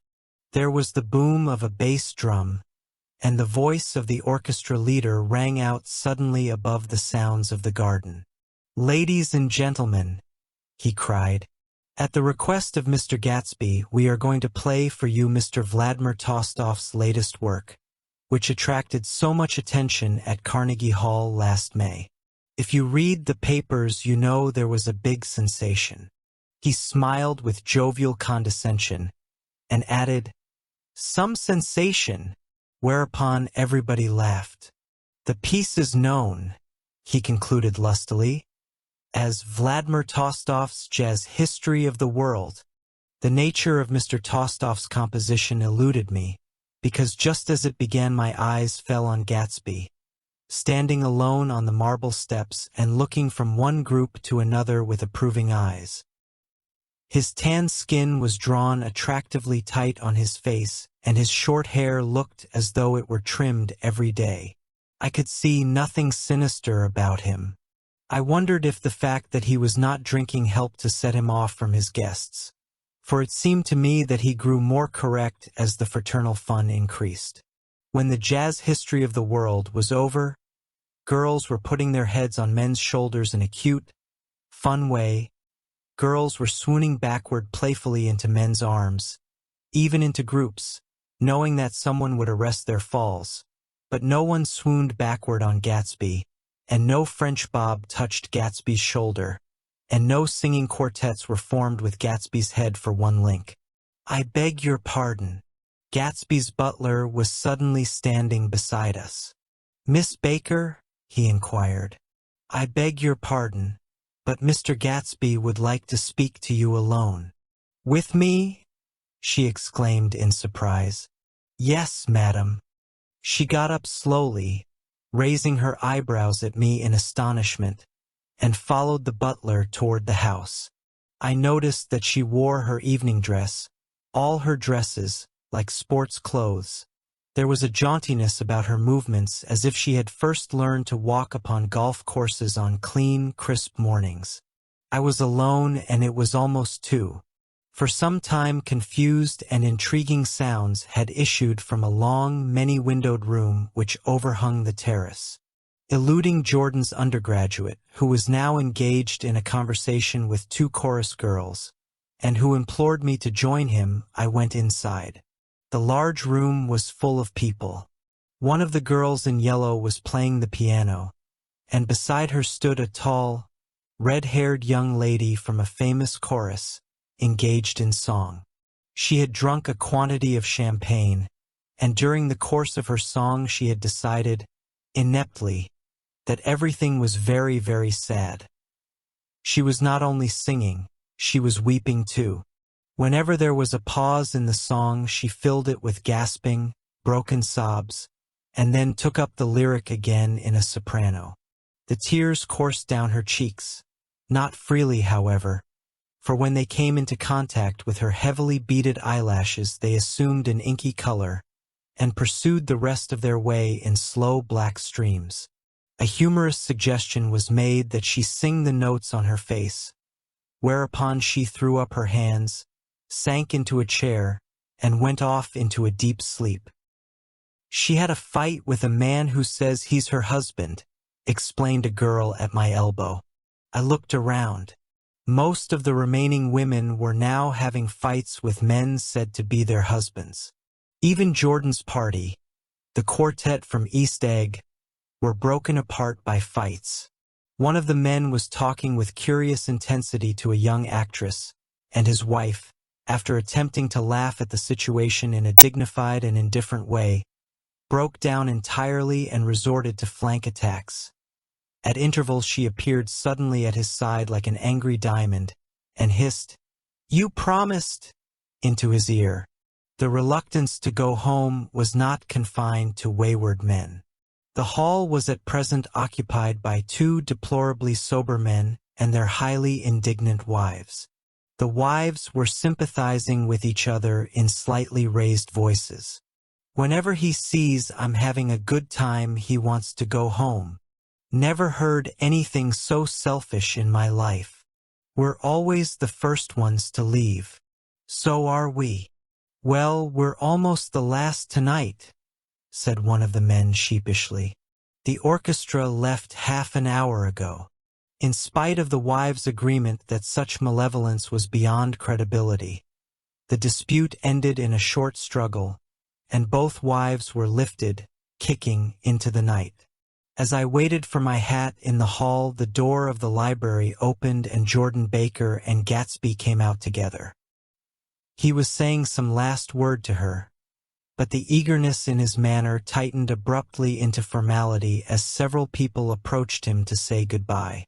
Jordan's party were calling impatiently to her from the porch, but she lingered for a moment to shake hands.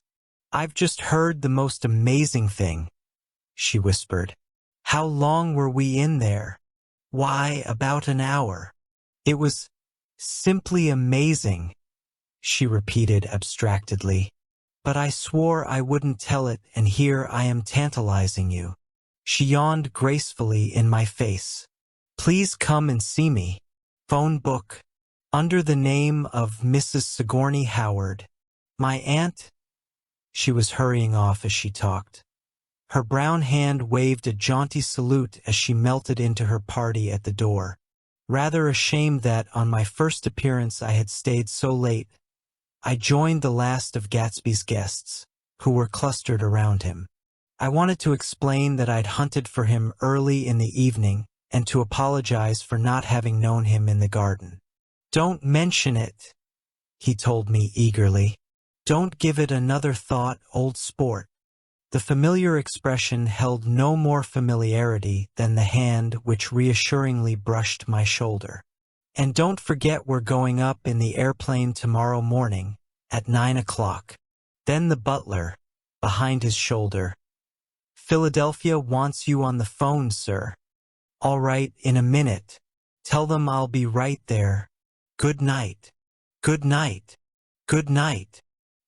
He smiled, and suddenly there seemed to be a pleasant significance in having been among the last to go, as if he had desired it all the time. "Good night, old sport. Good night." But as I walked down the steps, I saw that the evening was not quite over. 50 feet from the door, a dozen headlights illuminated a bizarre and tumultuous scene. In the ditch beside the road, right side up, but violently shorn of one wheel, rested a new coupe which had left Gatsby's drive not 2 minutes before. The sharp jut of a wall accounted for the detachment of the wheel, which was now getting considerable attention from half a dozen curious chauffeurs. However, as they had left their cars blocking the road, a harsh, discordant din from those in the rear had been audible for some time, and added to the already violent confusion of the scene. A man in a long duster had dismounted from the wreck and now stood in the middle of the road, looking from the car to the tire and from the tire to the observers in a pleasant, puzzled way. "See," he explained, "it went in the ditch." The fact was infinitely astonishing to him, and I recognized first the unusual quality of wonder, and then the man. It was the late patron of Gatsby's library. "How'd it happen?" He shrugged his shoulders. "I know nothing whatever about mechanics," he said decisively. "But how did it happen? Did you run into the wall?" "Don't ask me," said Owl Eyes, washing his hands of the whole matter. "I know very little about driving, next to nothing. It happened, and that's all I know." "Well, if you're a poor driver, you oughtn't to try driving at night." "But I wasn't even trying," he explained indignantly. "I wasn't even trying." An odd hush fell upon the bystanders. "Do you want to commit suicide? You're lucky it was just a wheel. A bad driver and not even trying." "You don't understand," explained the criminal. "I wasn't driving. There's another man in the car." The shock that followed this declaration found voice in a sustained "Ah!" as the door of the coupe swung slowly open. The crowd, it was now a crowd, stepped back involuntarily, and when the door had opened wide there was a ghostly pause. Then, very gradually, part by part, a pale, dangling individual stepped out of the wreck, pawing tentatively at the ground with a large, uncertain dancing shoe. Blinded by the glare of the headlights and confused by the incessant groaning of the horns, The apparition stood swaying for a moment before he perceived the man in the duster. "What's matter?" he inquired calmly. "Did we run out of gas?" "Look!" Half a dozen fingers pointed at the amputated wheel. He stared at it for a moment, and then looked upward as though he suspected that it had dropped from the sky. "It came off," someone explained. He nodded. "At first, I didn't notice we'd stopped." A pause. Then, taking a long breath and straightening his shoulders, he remarked in a determined voice, "Wonder if tell me where there's a gas line station?" At least a dozen men, some of them a little better off than he was, explained to him that wheel and car were no longer joined by any physical bond. "Back out," he suggested after a moment. "Put her in reverse." "But the wheel's off." He hesitated. "No harm in trying," he said. The loud horns had reached a crescendo, and I turned away and cut across the lawn toward home. I glanced back once. A wafer of a moon was shining over Gatsby's house, making the night fine as before, and surviving the laughter and the sound of his still glowing garden. A sudden emptiness seemed to flow now from the windows and the great doors, endowing with complete isolation the figure of the host, who stood on the porch, his hand up in a formal gesture of farewell. Reading over what I have written so far, I see I have given the impression that the events of 3 nights several weeks apart were all that absorbed me. On the contrary, they were merely casual events in a crowded summer, and, until much later, they absorbed me infinitely less than my personal affairs. Most of the time I worked. In the early morning the sun threw my shadow westward as I hurried down the white chasms of lower New York to the bank.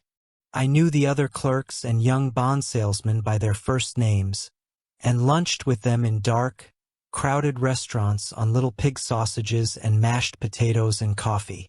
I even had a short affair with a girl who lived in Jersey City and worked in the accounting department, but her brother began throwing mean looks in my direction, so when she went on her vacation in July, I let it blow quietly away.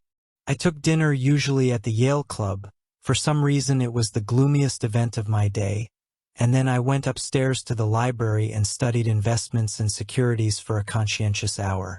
There were generally a few rioters around, but they never came into the library, so it was a good place to work. After that, if the night was mellow, I strolled down Madison Avenue past the old Murray Hill Hotel and over 33rd Street to the Pennsylvania Station. I began to like New York, the dirty, adventurous feel of it at night, and the satisfaction that the constant flicker of men and women and machines gives to the restless eye. I liked to walk up Fifth Avenue and pick out romantic women from the crowd and imagine that in a few minutes I was going to enter into their lives, and no one would ever know or disapprove. Sometimes, in my mind, I followed them to their apartments on the corners of hidden streets, and they turned and smiled back at me before they faded through a door into warm darkness. At the enchanted metropolitan twilight, I felt a haunting loneliness sometimes, and felt it in others. Poor young clerks who loitered in front of windows waiting until it was time for a solitary restaurant dinner. Young clerks in the dusk, wasting the most poignant moments of night and life.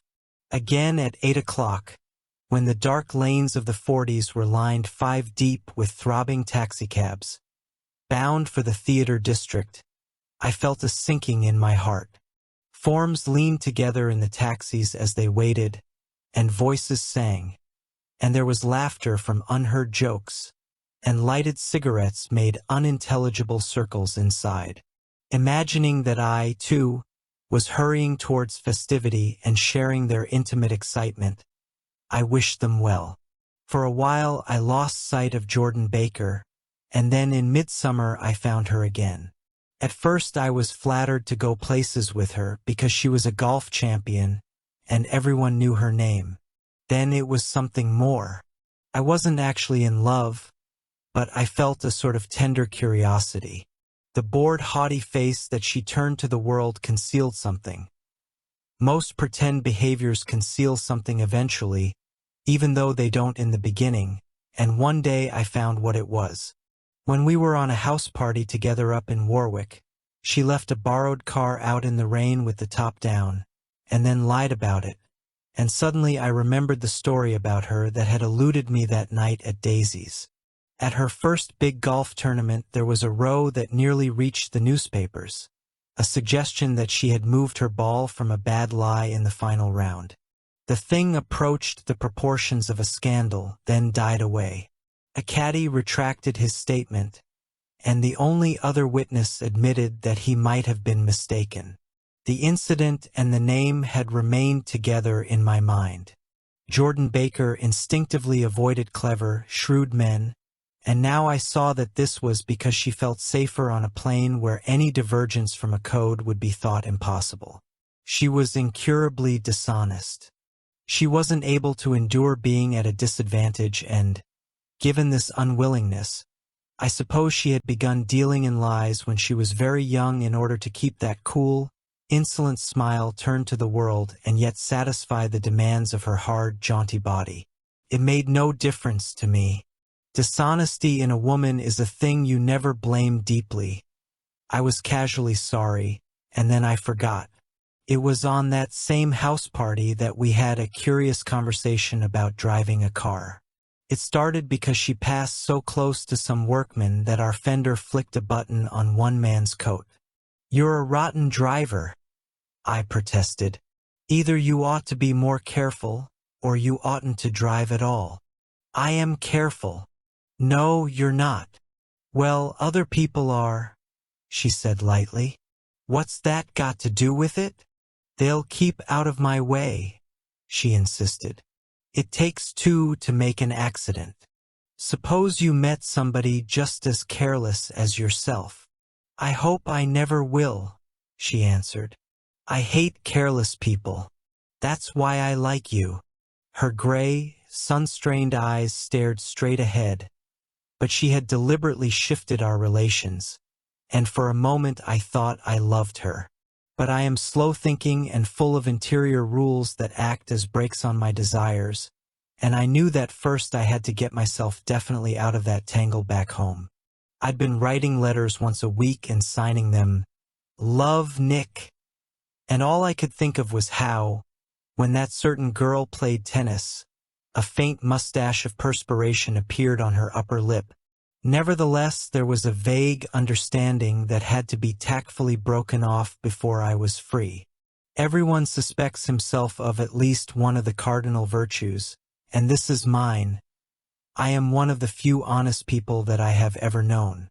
For on Sunday morning, while church bells rang in the villages on the shore, the world and its mistress returned to Gatsby's house and twinkled hilariously on his lawn. "He's a criminal," said the young ladies, moving somewhere between his cocktails and his flowers. "One time he killed a man who had found out that he was nephew to von Hindenburg and second cousin to the devil. Reach me a rose, honey, and pour me a last drop into that there crystal glass." Once I wrote down on the empty spaces of a timetable the names of those who came to Gatsby's house that summer.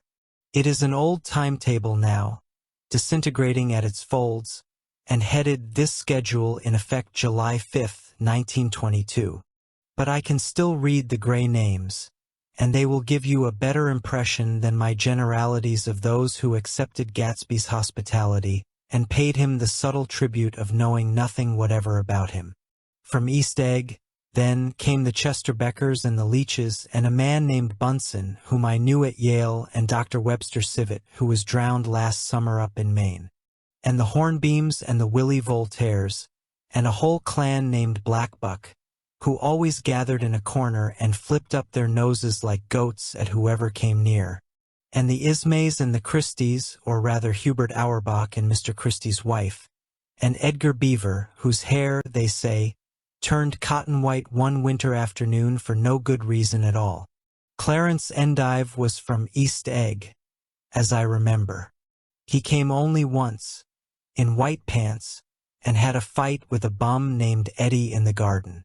From farther out on the island came the Cheadles and the O.R.P. Schraders, and the Stonewall Jackson Abrams of Georgia, and the Fishguards and the Ripley Snells. Snell was there 3 days before he went to prison, so drunk out on the gravel drive that Mrs. Ulysses Sweat's automobile ran over his right hand. The Danceys came, too, and S.B. Whitebait, who was well over 60, and Maurice A. Flink, and the Hammerheads, and Beluga the tobacco importer, and Beluga's girls. From West Egg came the Poles and the Mulreadys and Cecil Roebuck and Cecil Schoen and Gulick the state senator and Newton Orchid, who controlled films par excellence, and Eckhost and Clyde Cohen and Don S. Schwartz, the son, and Arthur McCarty, all connected with the movies in one way or another. And the Catlips and the Bembergs and G.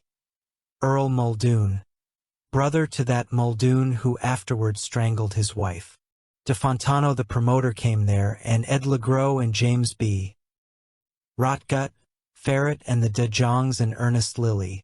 They came to gamble, and when Ferret wandered into the garden it meant he was cleaned out and Associated Traction would have to fluctuate profitably next day. A man named Klipspringer was there so often that he became known as the Boarder. I doubt if he had any other home. Of theatrical people there were Gus Weyes and Horace Odenaven and Lester Meyer and George Duckweed and Francis Bull. Also from New York were the Chromes and the Backhissons and the Denekers and Russell Betty and the Corrigans and the Kellehers and the Dewars and the Scullys and S. W. Belcher and the Smirks and the Young Quins, divorced now, and Henry L. Palmetto, who killed himself by jumping in front of a subway train in Times Square. Benny McClenahan arrived always with 4 girls. They were never quite the same ones in physical person, but they were so identical one with another that it inevitably seemed they had been there before. I have forgotten their names, Jacqueline, I think, or else Consuela, or Gloria, or Judy, or June, and their last names were either the melodious names of flowers and months or the sterner ones of the great American capitalists whose cousins, if pressed, they would confess themselves to be. In addition to all these, I can remember that Faustina O'Brien came there at least once, and the Baedeker girls and young Brewer, who had his nose shot off in the war, and Mr. Albruxberger and Miss Hogg, his fiancée, and Ardita Fitzpeters and Mr. P. Jewett, once head of the American Legion, and Miss Claudia Hipp, with a man reputed to be her chauffeur, and a prince of something whom we called Duke, and whose name, if I ever knew it, I have forgotten. All these people came to Gatsby's house in the summer. At 9 o'clock, one morning late in July, Gatsby's gorgeous car lurched up the rocky drive to my door and gave out a burst of melody from its 3-noted horn. It was the first time he had called on me, though I had gone to 2 of his parties, mounted in his airplane, and, at his urgent invitation, made frequent use of his beach. "Good morning, old sport. You're having lunch with me today, and I thought we'd ride up together." He was balancing himself on the dashboard of his car with that resourcefulness of movement that is so peculiarly American, that comes, I suppose, with the absence of lifting work in youth and, even more, with the formless grace of our nervous, sporadic games. This quality was continually breaking through his detailed manner in the shape of restlessness. He was never quite still. There was always a tapping foot somewhere or the impatient opening and closing of a hand. He saw me looking with admiration at his car. "It's pretty, isn't it, old sport?" He jumped off to give me a better view. "Haven't you ever seen it before?" I'd seen it. Everybody had seen it. It was a rich cream color, bright with nickel, swollen here and there in its monstrous length with triumphant boxes and supper boxes and toolboxes, and terraced with a labyrinth of windows that mirrored a dozen suns. Sitting down behind many layers of glass in a sort of green leather conservatory, we started to town. I had talked with him perhaps half a dozen times in the past month and found, to my disappointment, that he had little to say. So my first impression, that he was a person of some undefined consequence, had gradually faded, and he had become simply the proprietor of an elaborate roadhouse next door. And then came that disconcerting ride. We hadn't reached West Egg Village before Gatsby began leaving his elegant sentences unfinished and slapping himself indecisively on the knee of his caramel-colored suit. "Look here, old sport," he broke out surprisingly. "What's your opinion of me, anyhow?" A little overwhelmed, I began the generalized evasions which that question deserves. "Well, I'm going to tell you something about my life," he interrupted. "I don't want you to get a wrong idea of me from all these stories you hear." So he was aware of the bizarre accusations that flavored conversation in his halls. "I'll tell you God's truth." His right hand suddenly ordered divine retribution to stand by. "I am the son of some wealthy people in the Middle West, all dead now. I was brought up in America but educated at Oxford, because all my ancestors have been educated there for many years. It is a family tradition." He looked at me sideways, and I knew why Jordan Baker had believed he was lying. He hurried the phrase "educated at Oxford," or swallowed it or choked on it, as though it had bothered him before. And with this doubt, his whole statement fell to pieces, and I wondered if there wasn't something a little sinister about him, after all. "What part of the Middle West?" I inquired casually. "San Francisco." "I see. My family all died, and I came into a good deal of money." His voice was solemn, as if the memory of that sudden extinction of a clan still haunted him. For a moment I suspected that he was pulling my leg, but a glance at him convinced me otherwise.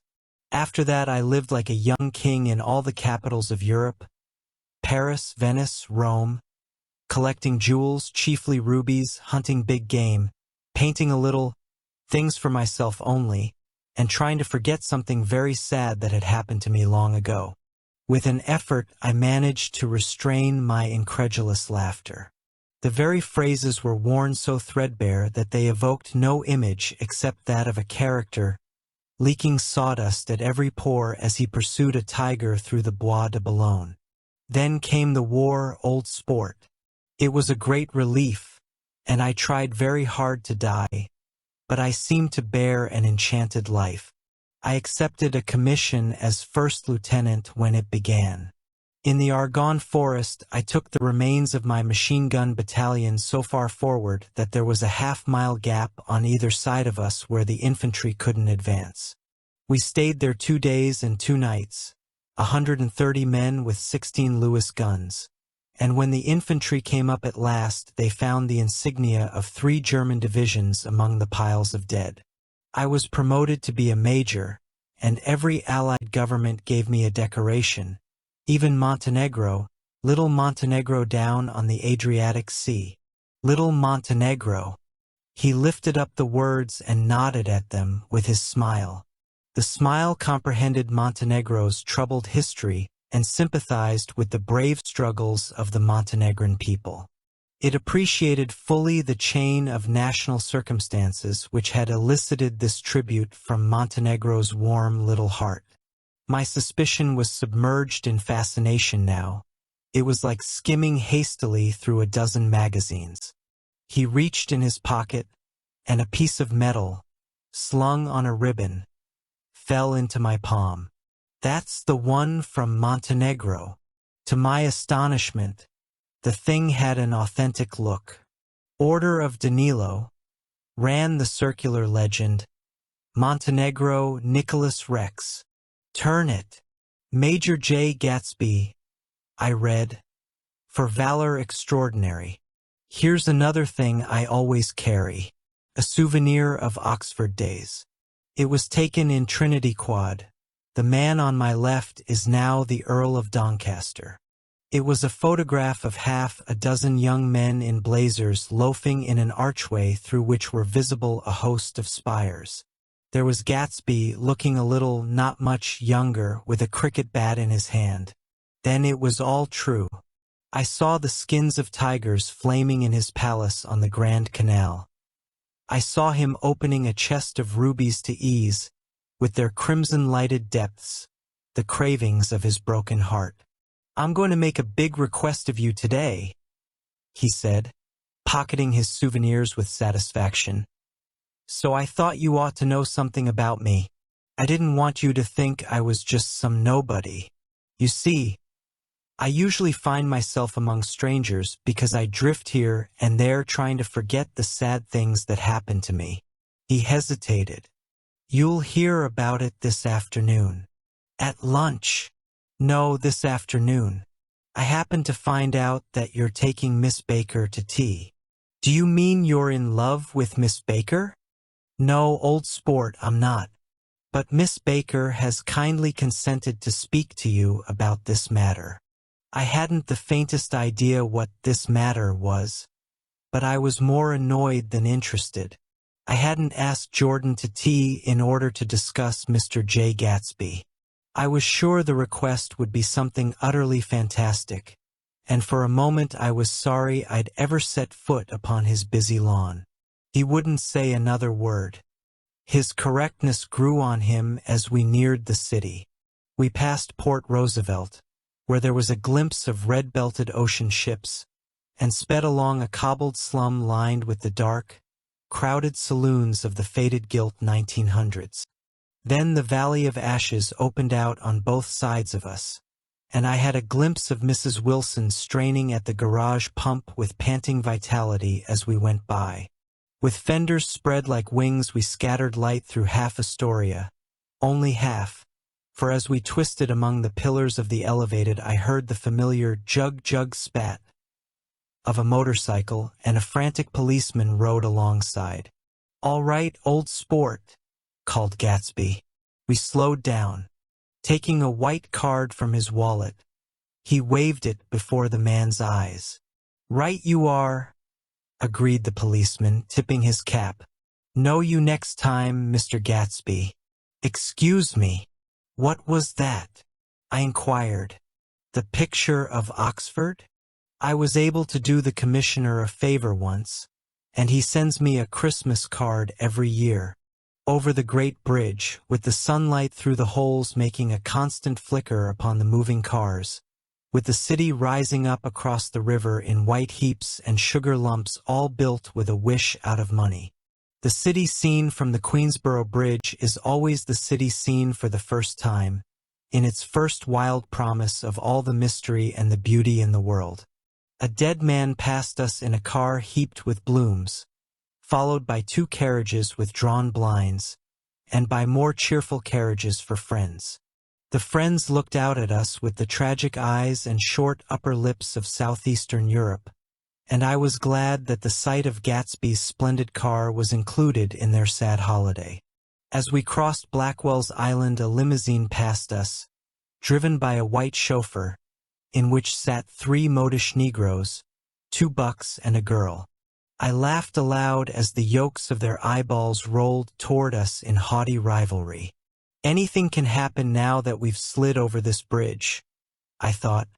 Anything at all. Even Gatsby could happen without any particular wonder. Roaring noon. In a well-fanned 42nd Street cellar, I met Gatsby for lunch.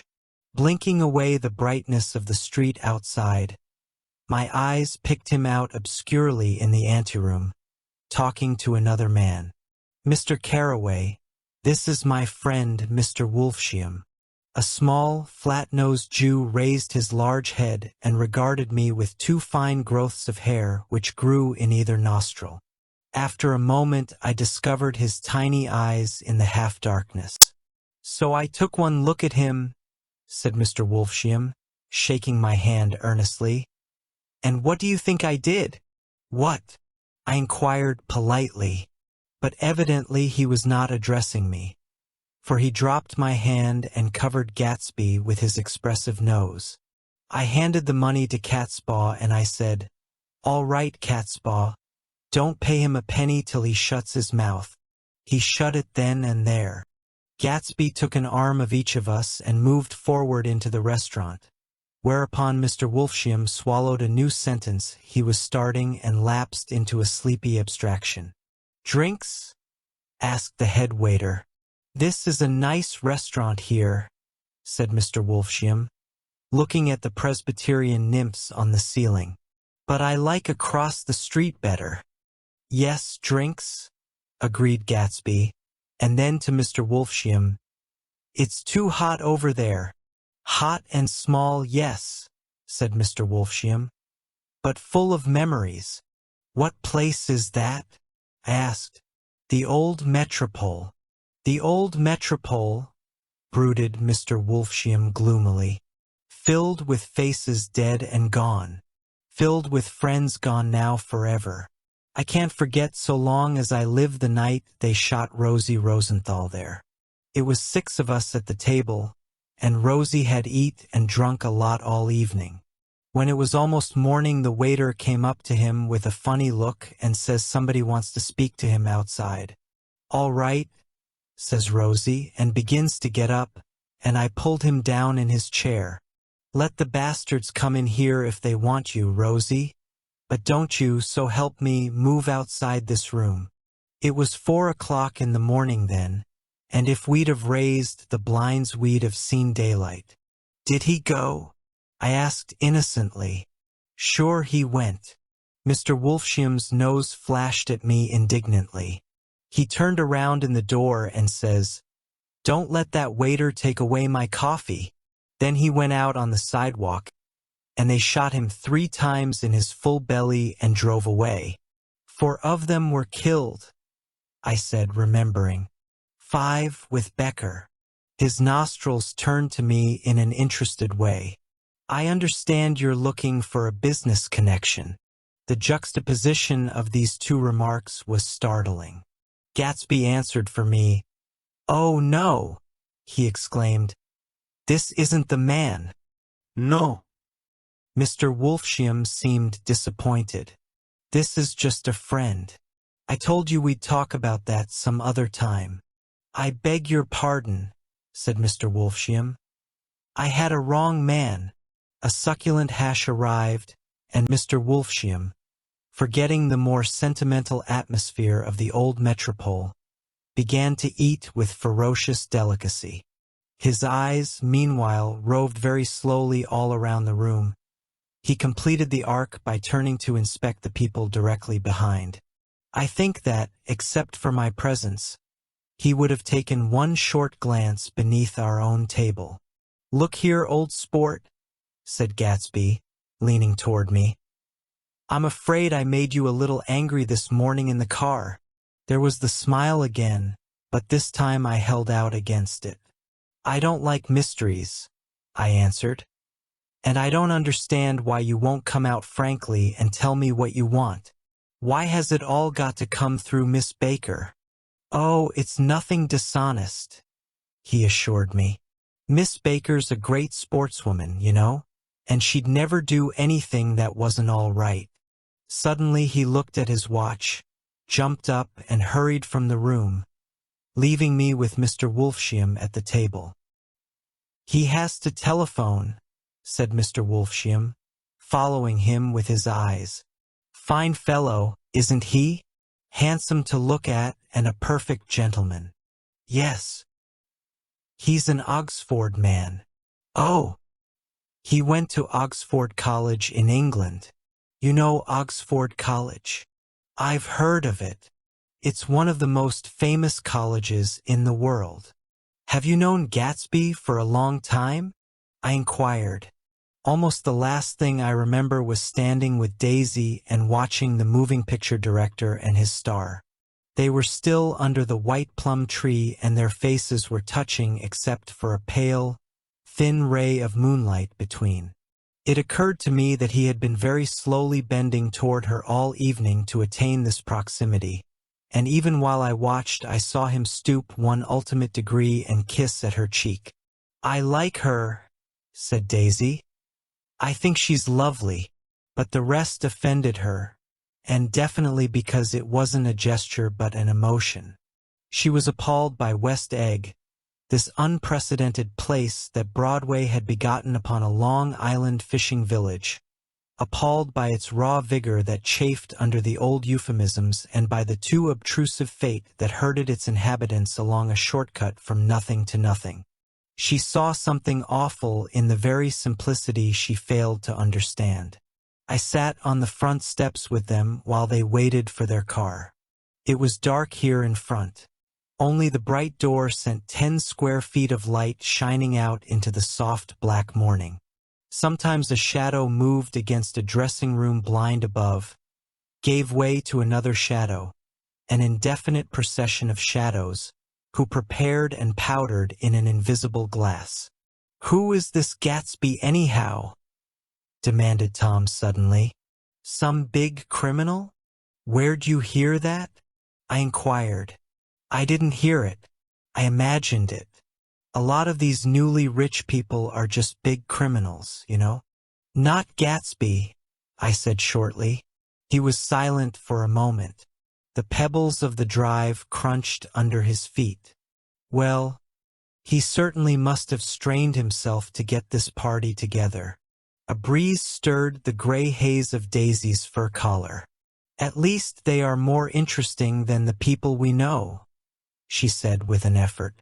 "You didn't look so interested." "Well, I was." Tom laughed and turned to me. "Did you notice Daisy's face when that girl asked her to put her under a cold shower?" Daisy began to sing with the music in a husky, rhythmic whisper, bringing out a meaning in each word that it had never had before and would never have again. When the melody rose, her voice broke up sweetly, following it, in a way some voices have, and each change tipped out a little of her warm human magic upon the air. "Lots of people come who haven't been invited," she said suddenly. "That girl hadn't been invited. They simply forced their way in, and he's too polite to object." "I'd like to know who he is and what he does," insisted Tom. "And I think I'll make a point of finding out." "I can tell you right now," she answered. "He owns some drugstores, a lot of drugstores. He built them up himself." The limousine came rolling up the drive. "Good night, Nick," said Daisy. Her glance left me and sought the lighted top of the steps, where 3 o'clock in the morning, a neat, sad little waltz of that year, was drifting out the open door.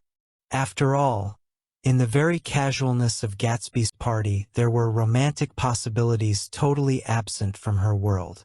What was it up there in the song that seemed to be calling her back inside? What would happen now in the dim, early hours? Perhaps some unbelievable guest would arrive, a person infinitely rare and to be marveled at, some authentically radiant young girl who, with one fresh glance at Gatsby, one moment of magical encounter, would blot out those 5 years of unwavering devotion. I stayed late that night. Gatsby asked me to wait until he was free, and I lingered in the garden until the inevitable swimming party had run up, chilled and exalted, from the black beach, until the lights were extinguished in the guest rooms overhead. When he came down the steps at last, the tan skin was drawn unusually tight on his face, and his eyes were bright and tired. "She didn't like it," he said immediately. "Of course she did. She didn't like it," he insisted. "She didn't have a good time." He was silent, and I guessed at his unutterable depression. "I feel far away from her," he said. "It's hard to make her understand." "You mean about the dance?" "The dance." He dismissed all the dances he had given with a snap of his fingers. "Old sport. The dance is unimportant." He wanted nothing less of Daisy than that she should go to Tom and say, "I never loved you." After she had obliterated 4 years with that sentence, they could decide upon the more practical measures to be taken. One of them was that, after she was free, they were to go back to Louisville and be married from her house, just as if it were 5 years ago. "And she doesn't understand," he said. "She used to be able to understand. We'd sit for hours."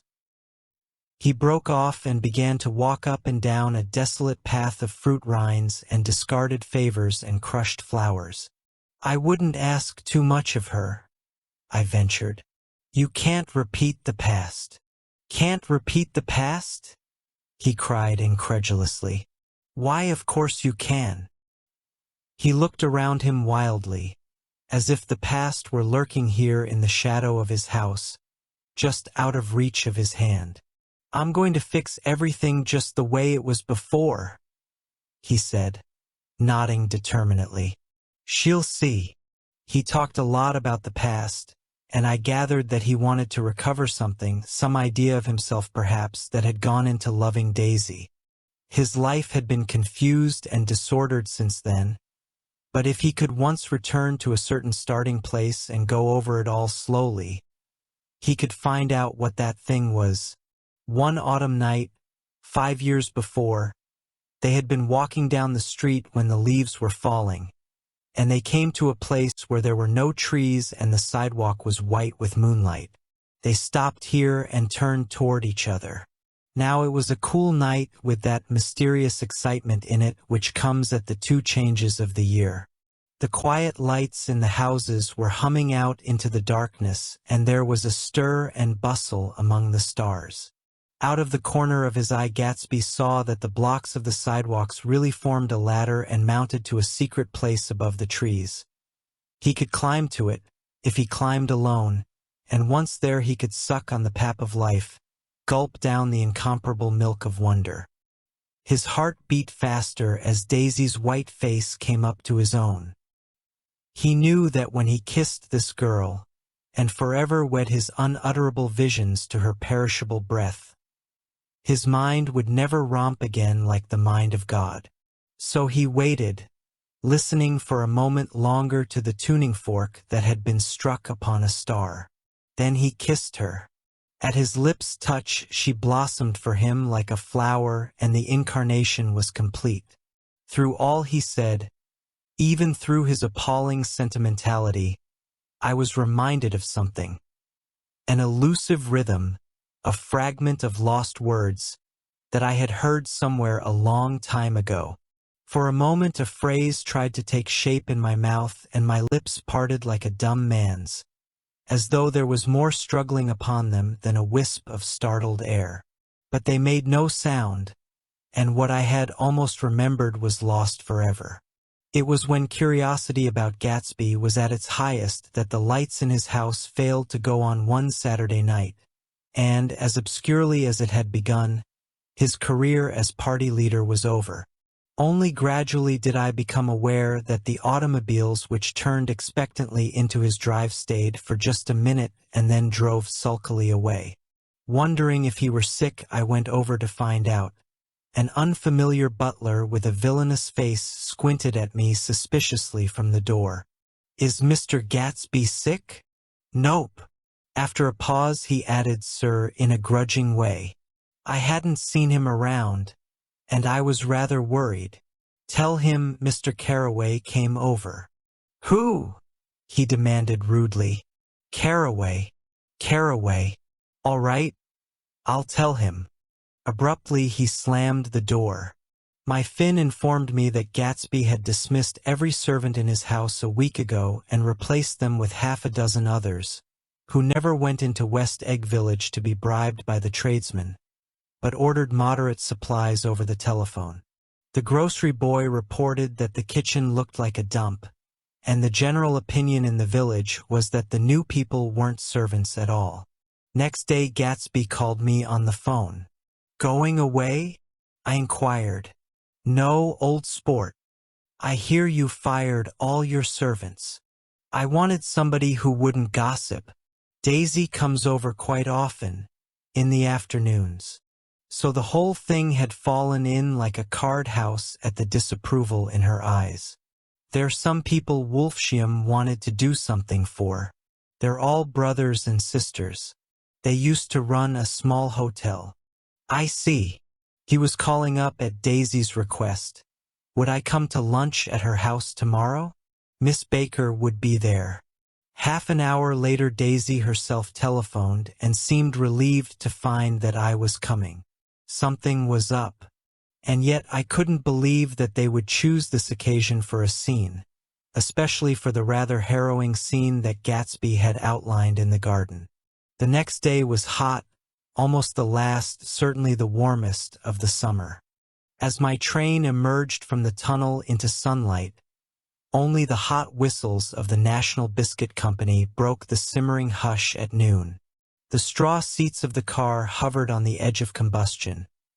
The woman next to me perspired delicately for a while into her white shirtwaist, and then, as her newspaper dampened under her fingers, lapsed despairingly into deep heat with a desolate cry.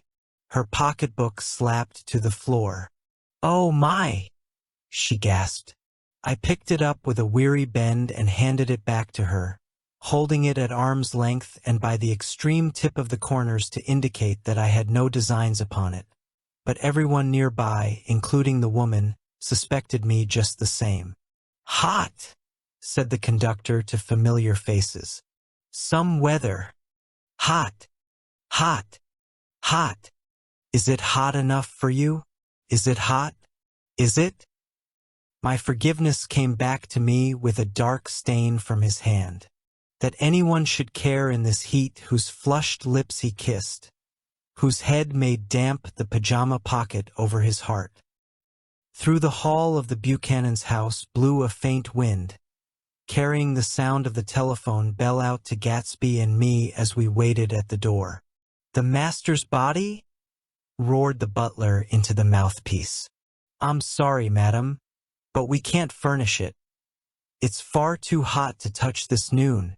What he really said was, yes, I'll see." He set down the receiver and came toward us, glistening slightly, to take our stiff straw hats. "Madam expects you in the salon," he cried, needlessly indicating the direction. In this heat, every extra gesture was an affront to the common store of life. The room, shadowed well with awnings, was dark and cool. Daisy and Jordan lay upon an enormous couch, like silver idols weighing down their own white dresses against the singing breeze of the fans. "We can't move," they said together. Jordan's fingers, powdered white over their tan, rested for a moment in mine. "And Mr. Thomas Buchanan, the athlete?" I inquired. Simultaneously I heard his voice, gruff, muffled, husky, at the hall telephone. Gatsby stood in the center of the crimson carpet and gazed around with fascinated eyes. Daisy watched him and laughed, her sweet, exciting laugh. A tiny gust of powder rose from her bosom into the air. "The rumor is," whispered Jordan, "that's Tom's girl on the telephone." We were silent. The voice in the hall rose high with annoyance. "Very well, then, I won't sell you the car at all. I'm under no obligations to you at all. And as for your bothering me about it at lunchtime, I won't stand that at all." "Holding down the receiver," said Daisy cynically. "No, he's not," I assured her. "It's a real deal. I happen to know about it." Tom flung open the door, blocked out its space for a moment with his thick body, and hurried into the room. "Mr. Gatsby." He put out his broad, flat hand with well-concealed dislike. "I'm glad to see you, sir. Nick?" "Make us a cold drink," cried Daisy. As he left the room again, she got up and went over to Gatsby and pulled his face down, kissing him on the mouth. "You know I love you," she murmured. "You forget there's a lady present," said Jordan. Daisy looked around doubtfully. "You kissed Nick too.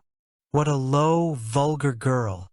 "I don't care," cried Daisy, and began to clog on the brick fireplace. Then she remembered the heat and sat down guiltily on the couch just as a freshly laundered nurse leading a little girl came into the room. "Blessed precious," she crooned, holding out her arms.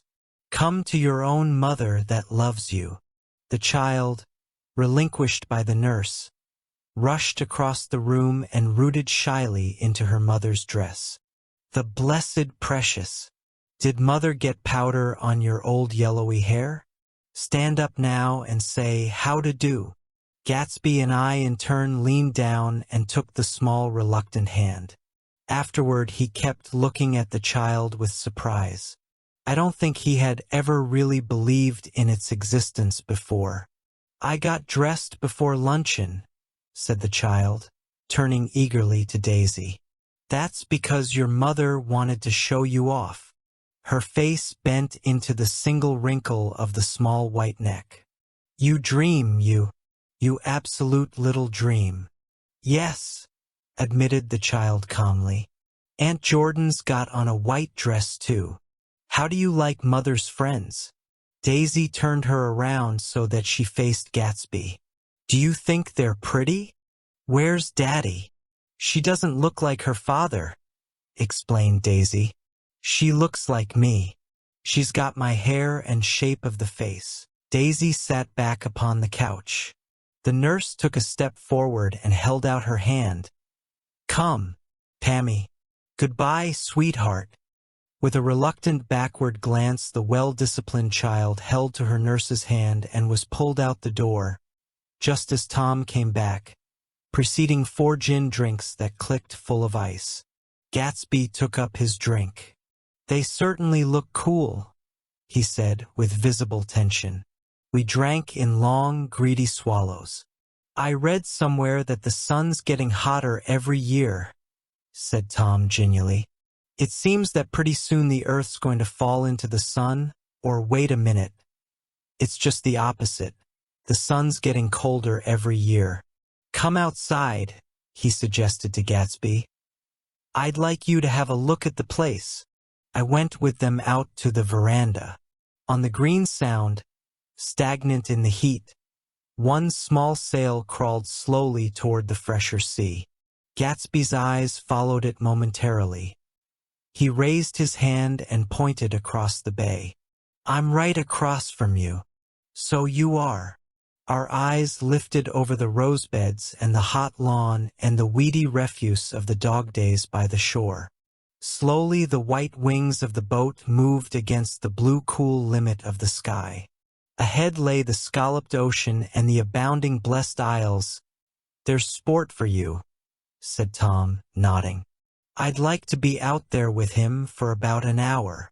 We had luncheon in the dining room, darkened too against the heat, and drank down nervous excitement with the cold ale. "What'll we do with ourselves this afternoon?" cried Daisy.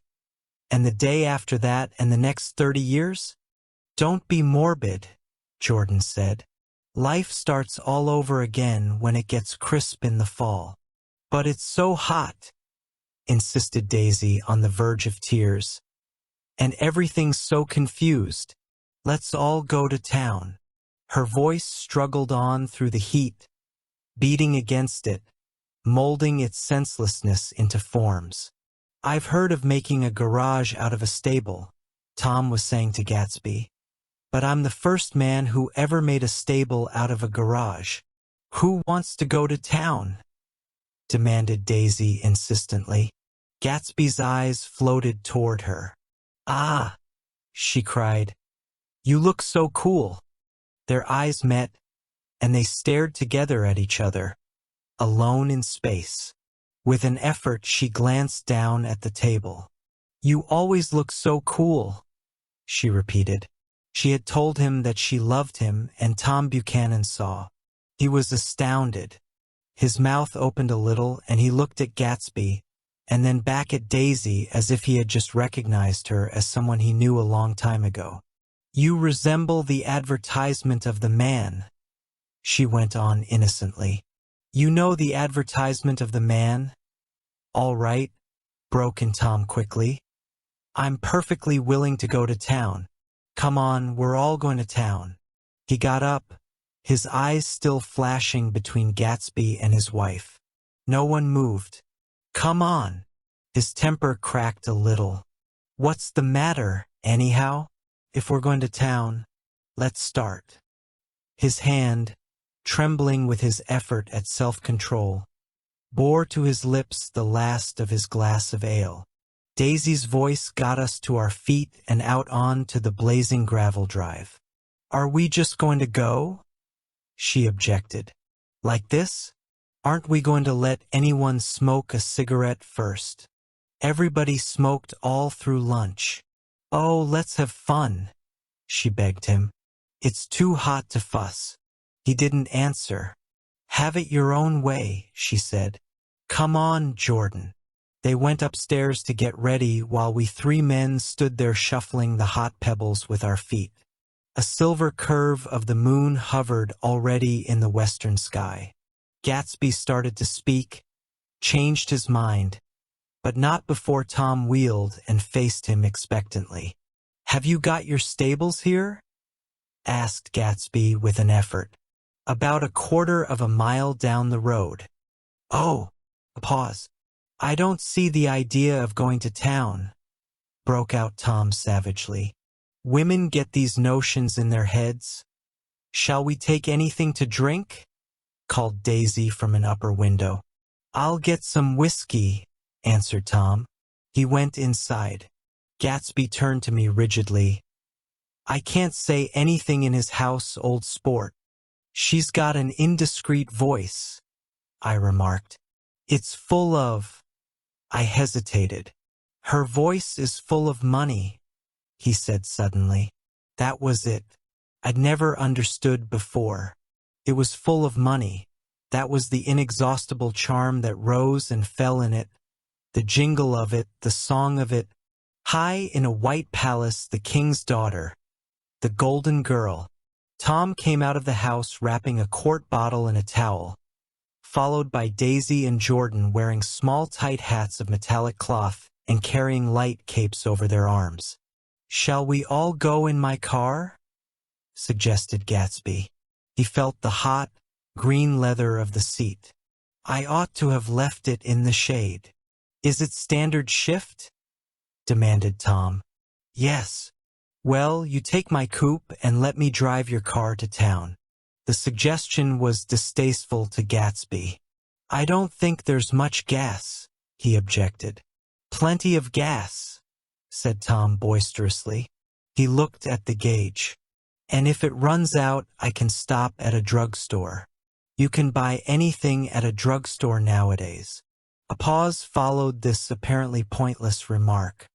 Daisy looked at Tom frowning, and an indefinable expression, at once definitely unfamiliar and vaguely recognizable, as if I had only heard it described in words, passed over Gatsby's face. Come on, Daisy, said Tom, pressing her with his hand toward Gatsby's car. I'll take you in this circus wagon. He opened the door, but she moved out from the circle of his arm. You take Nick and Jordan. We'll follow you in the coupe. She walked close to Gatsby, touching his coat with her hand. Jordan and Tom and I got into the front seat of Gatsby's car. Tom pushed the unfamiliar gears tentatively, and we shot off into the oppressive heat, leaving them out of sight behind. Did you see that? Demanded Tom. See what? He looked at me keenly, realizing that Jordan and I must have known all along. You think I'm pretty dumb, don't you? He suggested. Perhaps I am, but I have almost a second sight sometimes that tells me what to do. Maybe you don't believe that, but science, he paused. The immediate contingency overtook him, pulled him back from the edge of theoretical abyss. I've made a small investigation of this fellow, he continued. I could have gone deeper if I'd known. Do you mean you've been to a medium? Inquired Jordan humorously. What? Confused, he stared at us as we laughed. A medium? About Gatsby. About Gatsby. No, I haven't. I said I'd been making a small investigation of his past. And you found he was an Oxford man, said Jordan helpfully. An Oxford man. He was incredulous. Like hell he is. He wears a pink suit. Nevertheless, he's an Oxford man. Oxford, New Mexico? Snorted Tom contemptuously. Or something like that. Listen, Tom. If you're such a snob, why did you invite him to lunch? Demanded Jordan crossly. Daisy invited him. She knew him before we were married. God knows where. We were all irritable now with the fading ale, and aware of it we drove for a while in silence. Then as Dr. T.J. Eckelberg's faded eyes came into sight down the road, I remembered Gatsby's caution about gasoline. "We've got enough to get us to town," said Tom. "But there's a garage right here," objected Jordan. "I don't want to get stalled in this baking heat." Tom threw on both brakes impatiently, and we slid to an abrupt, dusty stop under Wilson's sign. After a moment, the proprietor emerged from the interior of his establishment and gazed hollow-eyed at the car. "Let's have some gas," cried Tom roughly. "What do you think we stopped for? To admire the view?" "I'm sick," said Wilson without moving. "Been sick all day." "What's the matter?" "I'm all run down." "Well, shall I help myself?" Tom demanded. "You sounded well enough on the phone." With an effort Wilson left the shade and support of the doorway and, breathing hard, unscrewed the cap of the tank. In the sunlight his face was green. "I didn't mean to interrupt your lunch," he said, "but I need money pretty bad, and I was wondering what you were going to do with your old car." "How do you like this one?" inquired Tom. "I bought it last week." "It's a nice yellow one," said Wilson, as he strained at the handle. "Like to buy it?" "Big chance," Wilson smiled faintly. "No, but I could make some money on the other."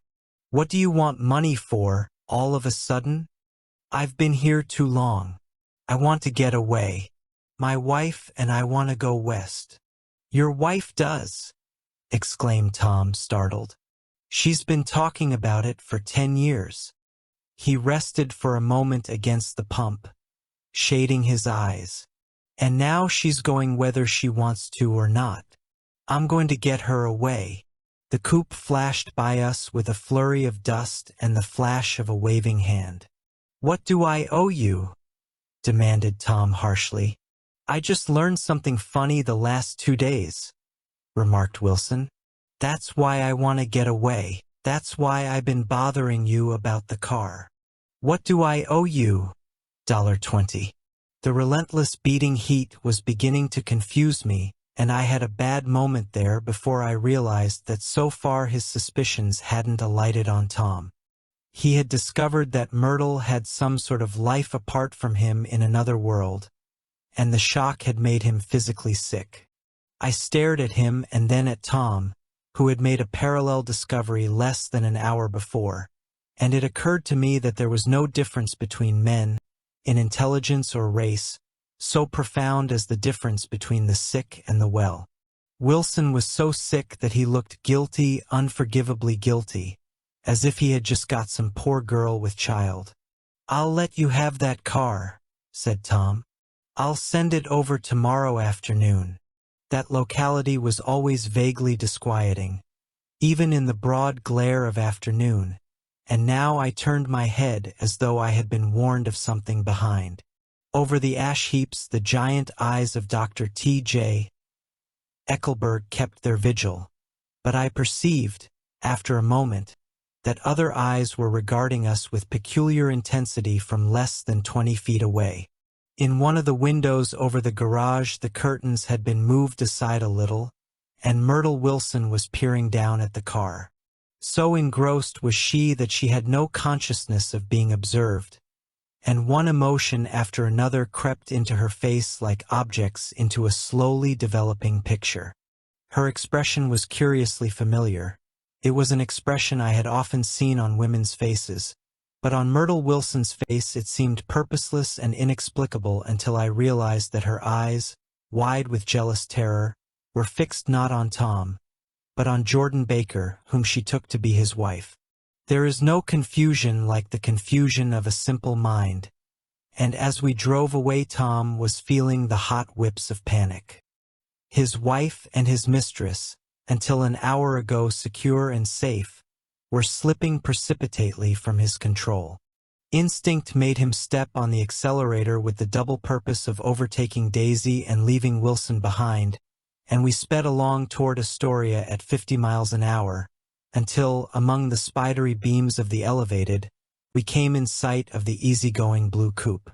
"Those big movies around 50th Street are cool," suggested Jordan.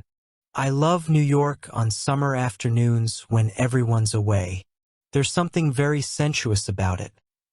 Past due, as if all sorts of funny fruits were going to fall into your hands." The word sensuous had the effect of further disquieting Tom, but before he could invent a protest the coupe came to a stop, and Daisy signaled us to draw up alongside. "Where are we going?" she cried. "How about the movies?" "It's so hot," she complained. "You go. We'll ride around and meet you after." With an effort her wit rose faintly. "We'll meet you on some corner. I'll be the man smoking 2 cigarettes. We can't argue about it here," Tom said impatiently, as a truck gave out a cursing whistle behind us. "You follow me to the south side of Central Park, in front of the plaza." Several times he turned his head and looked back for their car, and if the traffic delayed them he slowed up until they came into sight. I think he was afraid they would dart down a side street and out of his life forever.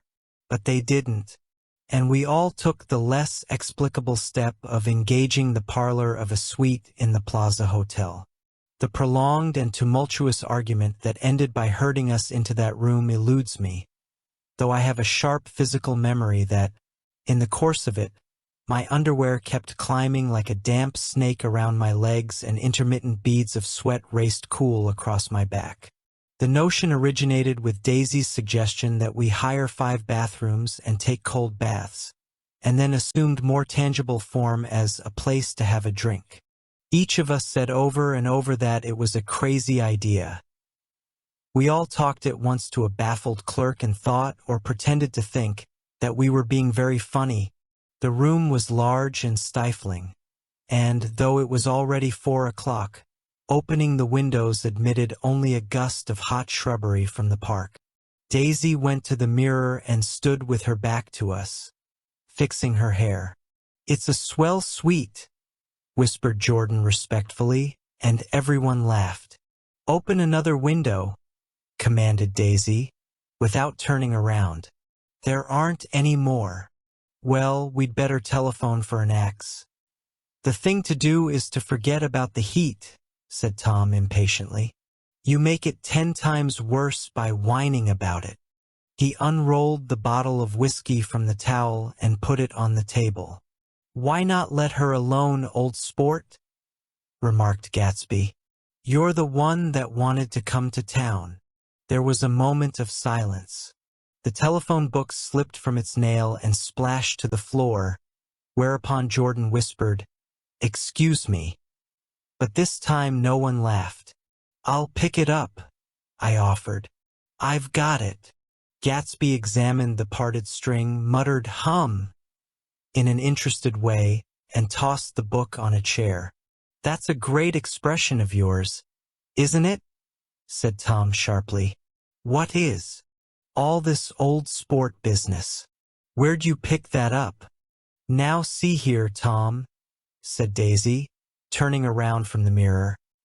"If you're going to make personal remarks, I won't stay here a minute. Call up and order some ice for the drink." As Tom took up the receiver, the compressed heat exploded into sound, and we were listening to the portentous chords of Mendelssohn's Wedding March from the ballroom below. "Imagine marrying anybody in this heat," cried Jordan dismally. "Still, I was married in the middle of June," Daisy remembered. "Louisville in June.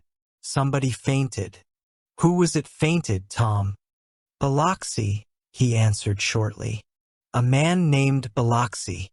Blocks Biloxi, and he made boxes, that's a fact. And he was from Biloxi, Tennessee. They carried him into my house," appended Jordan, "because we lived just 2 doors from the church, and he stayed 3 weeks until Daddy told him he had to get out. The day after he left, Daddy died." After a moment she added, "There wasn't any connection. I used to know a Bill Biloxi from Memphis," I remarked. "That was his cousin. I knew his whole family history before he left. He gave me an aluminium putter that I used today." The music had died down as the ceremony began, and now a long cheer floated in at the window, followed by intermittent cries of "yay," and finally by a burst of jazz as the dancing began. "We're getting old," said Daisy. "If we were young, we'd rise and dance." "Remember Biloxi," Jordan warned her. "Where'd you know him, Tom?" "Biloxi." He concentrated with an effort. "I didn't know him. He was a friend of Daisy's." "He was not," she denied. "I'd never seen him before. He came down in the private car." "Well, he said he knew you. He said he was raised in Louisville. Asa Bird brought him around at the last minute and asked if we had room for him." Jordan smiled. "He was probably bumming his way home. He told me he was president of your class at Yale." Tom and I looked at each other blankly. "Biloxi. First place, we didn't have any president." Gatsby's foot beat a short, restless tattoo, and Tom eyed him suddenly. "By the way, Mr. Gatsby, I understand you're an Oxford man." "Not exactly." "Oh, yes. I understand you went to Oxford." "Yes, I went there." A pause. Then Tom's voice, incredulous and insulting. "You must have gone there about the time Biloxi went to New Haven."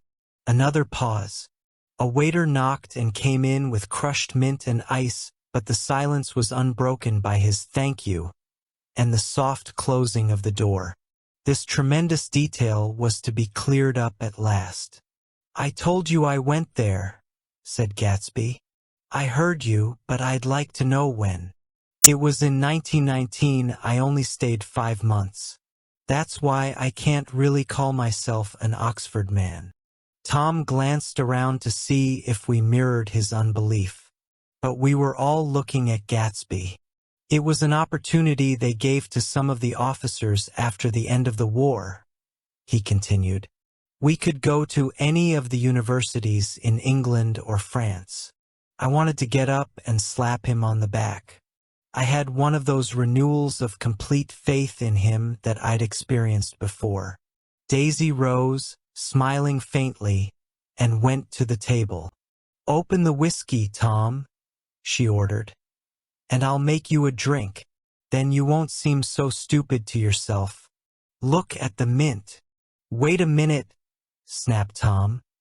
"I want to ask Mr. Gatsby one more question." "Go on," Gatsby said politely. "What kind of a row are you trying to cause in my house anyhow?" They were out in the open at last, and Gatsby was content. "He isn't causing a row." Daisy looked desperately from one to the other. "You're causing a row. Please have a little self-control." "Self-control," repeated Tom incredulously. "I suppose the latest thing is to sit back and let Mr. Nobody from Nowhere make love to your wife. Well, if that's the idea, you can count me out.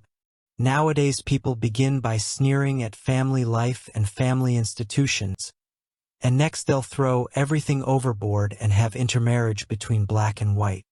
Flushed with his impassioned nonsense, he saw himself standing alone on the last barrier of civilization. "We're all white here," murmured Jordan. "I know I'm not very popular. I don't give big parties. I suppose you've got to make your house into a dump in order to have any friends in the modern world." Angry as I was, as we all were, I was tempted to laugh whenever he opened his mouth. The transition from free man to self-righteousness was so complete. "I've got something to tell you, old sport," began Gatsby, but Daisy guessed at his intention. "Please don't," she interrupted helplessly. "Please, let's all go home." "Why don't we all go home?" "That's a good idea." I got up. "Come on, Tom. Nobody wants a drink. I want to know what Mr. Gatsby has to tell me. Your wife doesn't love you, said Gatsby. She's never loved you. She loves me. You must be crazy, exclaimed Tom automatically. Gatsby sprang to his feet, vivid with excitement. She never loved you, do you hear? He cried. She only married you because I was poor and she was tired of waiting for me. It was a terrible mistake, but in her heart she never loved anyone except me. At this point Jordan and I tried to go, but Tom and Gatsby insisted with competitive firmness that we remain, as though neither of them had anything to conceal and it would be a privilege to partake vicariously of their emotions. Sit down, Daisy. Tom's voice groped unsuccessfully for the paternal note. What's been going on? I want to hear all about it. I told you what's been going on, said Gatsby. Going on for 5 years. And you didn't know. Tom turned to Daisy sharply. You've been seeing this fellow for 5 years? Not seeing, said Gatsby. No, we couldn't meet. But both of us loved each other all that time, old sport, and you didn't know. I used to laugh sometimes, but there was no laughter in his eyes. To think that you didn't know. Oh, that's all. Tom tapped his thick fingers together like a clergyman and leaned back in his chair. You're crazy, he exploded. I can't speak about what happened 5 years ago because I didn't know Daisy then. And I'll be damned if I see how you got within a mile of her unless you brought the groceries to the back door. But all the rest of that's a goddamned lie. Daisy loved me when she married me, and she loves me now. No, said Gatsby, shaking his head. She does, though. The trouble is that sometimes she gets foolish ideas in her head and doesn't know what she's doing. He nodded sagely. And what's more, I love Daisy too. Once in a while I go off on a spree and make a fool of myself, but I always come back, and in my heart I love her all the time. You're revolting, said Daisy. She turned to me, and her voice, dropping an octave lower, filled the room with thrilling scorn. Do you know why we left Chicago? I'm surprised that they didn't treat you to the story of that little spree. Gatsby walked over and stood beside her. Daisy, that's all over now, he said earnestly. It doesn't matter any more. Just tell him the truth, that you never loved him, and it's all wiped out forever. She looked at him blindly. Why, how could I love him possibly? You never loved him. She hesitated. Her eyes fell on Jordan and me with a sort of appeal, as though she realized at last what she was doing, and as though she had never all along intended doing anything at all. But it was done now. It was too late. I never loved him, she said with perceptible reluctance. Not at Kapiolani? Demanded Tom suddenly. No, from the ballroom beneath. Muffled and suffocating chords were drifting up on hot waves of air. Not that day I carried you down from the punch bowl to keep your shoes dry? There was a husky tenderness in his tone. Daisy, please don't. Her voice was cold, but the anger was gone from it. She looked at Gatsby. There, Jay, she said, but her hand as she tried to light a cigarette was trembling. Suddenly she threw the cigarette and the burning match on the carpet. Oh, you want too much, she cried to Gatsby. I love you now. Isn't that enough? I can't help what's past. She began to sob helplessly. I did love him once, but I loved you too. Gatsby's eyes opened and closed. You loved me too? He repeated. Even that's a lie, said Tom savagely. She didn't know you were alive.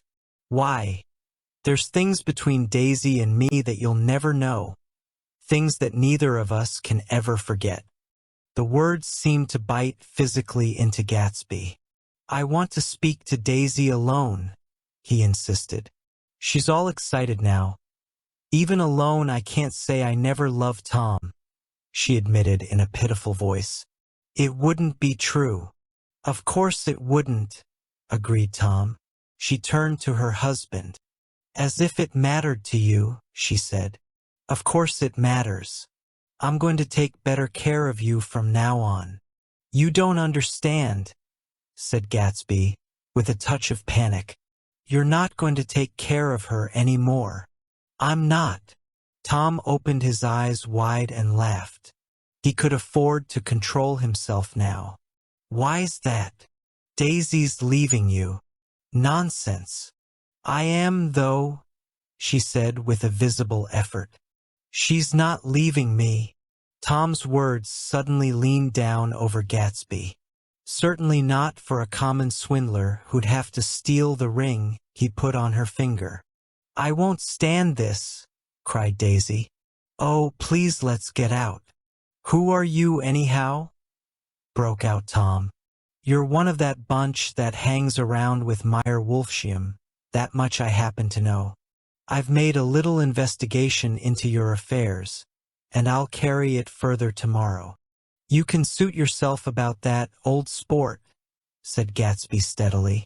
I found out what your drugstores were. He turned to us and spoke rapidly. He and this Wolfsheim bought up a lot of side street drugstores here and in Chicago and sold grain alcohol over the counter. That's one of his little stunts. I picked him for a criminal the first time I saw him, and I wasn't far wrong. What about it? Said Gatsby politely. I guess your friend Walter Chase wasn't too proud to come in on it. And you left him in the lurch, didn't you? You let him go to jail for a month over in New Jersey. God, you ought to hear Walter on the subject of you. He came to us dead broke. He was very glad to pick up some money, old sport. Don't you call me old sport, cried Tom. Gatsby said nothing. Walter could have you up on the betting laws too, but Wolfsheim scared him into shutting his mouth. That unfamiliar yet recognizable look was back again in Gatsby's face. That drugstore business was just small change, continued Tom slowly. But you've got something on now that Walter's afraid to tell me about. I glanced at Daisy, who was staring terrified between Gatsby and her husband, and at Jordan, who had begun to balance an invisible but absorbing object on the tip of her chin. Then I turned back to Gatsby and was startled at his expression. He looked, and this is said in all contempt for the babbled slander of his garden, as if he had killed a man. For a moment the set of his face could be described in just that fantastic way. It passed, and he began to talk excitedly to Daisy, denying everything, defending his name against accusations that had not been made. But with every word she was drawing further and further into herself. So he gave that up, and only the dead dream fought on as the afternoon slipped away, trying to touch what was no longer tangible, struggling unhappily, but with hope toward that lost voice across the room. The voice begged again to go. Please, Tom, I can't stand this anymore. Her frightened eyes told that whatever intentions, whatever courage she had had, were definitely gone. You two start on home, Daisy, said Tom, in Mr. Gatsby's car. She looked at Tom, alarmed now, but he insisted with scorn. Go on. He won't annoy you. I think he realizes that his little flirtation is over. They were gone without a word, snapped out, made accidental, isolated, like ghosts, even from our pity. After a moment Tom got up and began wrapping the unopened bottle of whiskey in the towel. Want any of this stuff? Jordan. Meek? I didn't answer. Meek? He asked again. What? Want any? No. I just remembered that today's my birthday. I was 30. Before me stretched the portentous, menacing road of a new decade. It was 7 o'clock when we got into the coupe with him and started for Long Island. Tom talked incessantly, exulting and laughing. But his voice was as remote from Jordan and me as the foreign clamor on the sidewalk or the tumult of the elevated overhead. Human sympathy has its limits, and we were content to let all their tragic arguments fade with the city lights behind. 30. The promise of a decade of loneliness. A thinning list of single men to know, a thinning briefcase of enthusiasm, thinning hair. But there was Jordan beside me, who, unlike Daisy, was too wise ever to carry well-forgotten dreams from age to age. As we passed over the dark bridge, her wan face fell lazily against my coat's shoulder, and the formidable stroke of 30 died away with the reassuring pressure of her hand. So we drove on toward death through the cooling twilight. The young Greek, Michaelis, who ran the coffee joint beside the ash heaps, was the principal witness at the inquest. He had slept through the heat until after 5, when he strolled over to the garage and found George Wilson sick in his office. Really sick, pale as his own pale hair and shaking all over. Michaelis advised him to go to bed, but Wilson refused, saying that he'd miss a lot of business if he did. While his neighbor was trying to persuade him, a violent racket broke out overhead. "I've got my wife locked in up there," explained Wilson calmly. "She's going to stay there till the day after tomorrow, and then we're going to move away." Michaelis was astonished. They had been neighbors for 4 years, and Wilson had never seemed faintly capable of such a statement. Generally, he was one of these worn-out men. When he wasn't working, he sat on a chair in the doorway and stared at the people and the cars that passed along the road. When anyone spoke to him, he invariably laughed in an agreeable, colorless way. He was his wife's man and not his own. So naturally Michaelis tried to find out what had happened, but Wilson wouldn't say a word. Instead, he began to throw curious, suspicious glances at his visitor and ask him what he'd been doing at certain times on certain days. Just as the latter was getting uneasy, some workmen came past the door bound for his restaurant, and Michaelis took the opportunity to get away, intending to come back later. But he didn't. He supposed he forgot to, that's all. When he came outside again, a little after 7, he was reminded of the conversation because he heard Mrs. Wilson's voice, loud and scolding, downstairs in the garage. "Beat me," he heard her cry. "Throw me down and beat me, you dirty little coward." A moment later she rushed out into the dusk, waving her hands and shouting. Before he could move from his door, the business was over. The death car, as the newspapers called it, didn't stop. It came out of the gathering darkness, wavered tragically for a moment, and then disappeared around the next bend. Mavro Michaelis wasn't even sure of its color. He told the first policeman that it was light green. The other car, the one going toward New York, came to rest 100 yards beyond, and its driver hurried back to where Myrtle Wilson, her life violently extinguished, knelt in the road and mingled her thick dark blood with the dust. Michaelis and this man reached her first, but when they had torn open her shirtwaist, still damp with perspiration, they saw that her left breast was swinging loose like a flap, and there was no need to listen for the heart beneath. The mouth was wide open and ripped a little at the corners, as though she had choked a little in giving up the tremendous vitality she had stored so long. We saw the 3 or 4 automobiles and the crowd when we were still some distance away.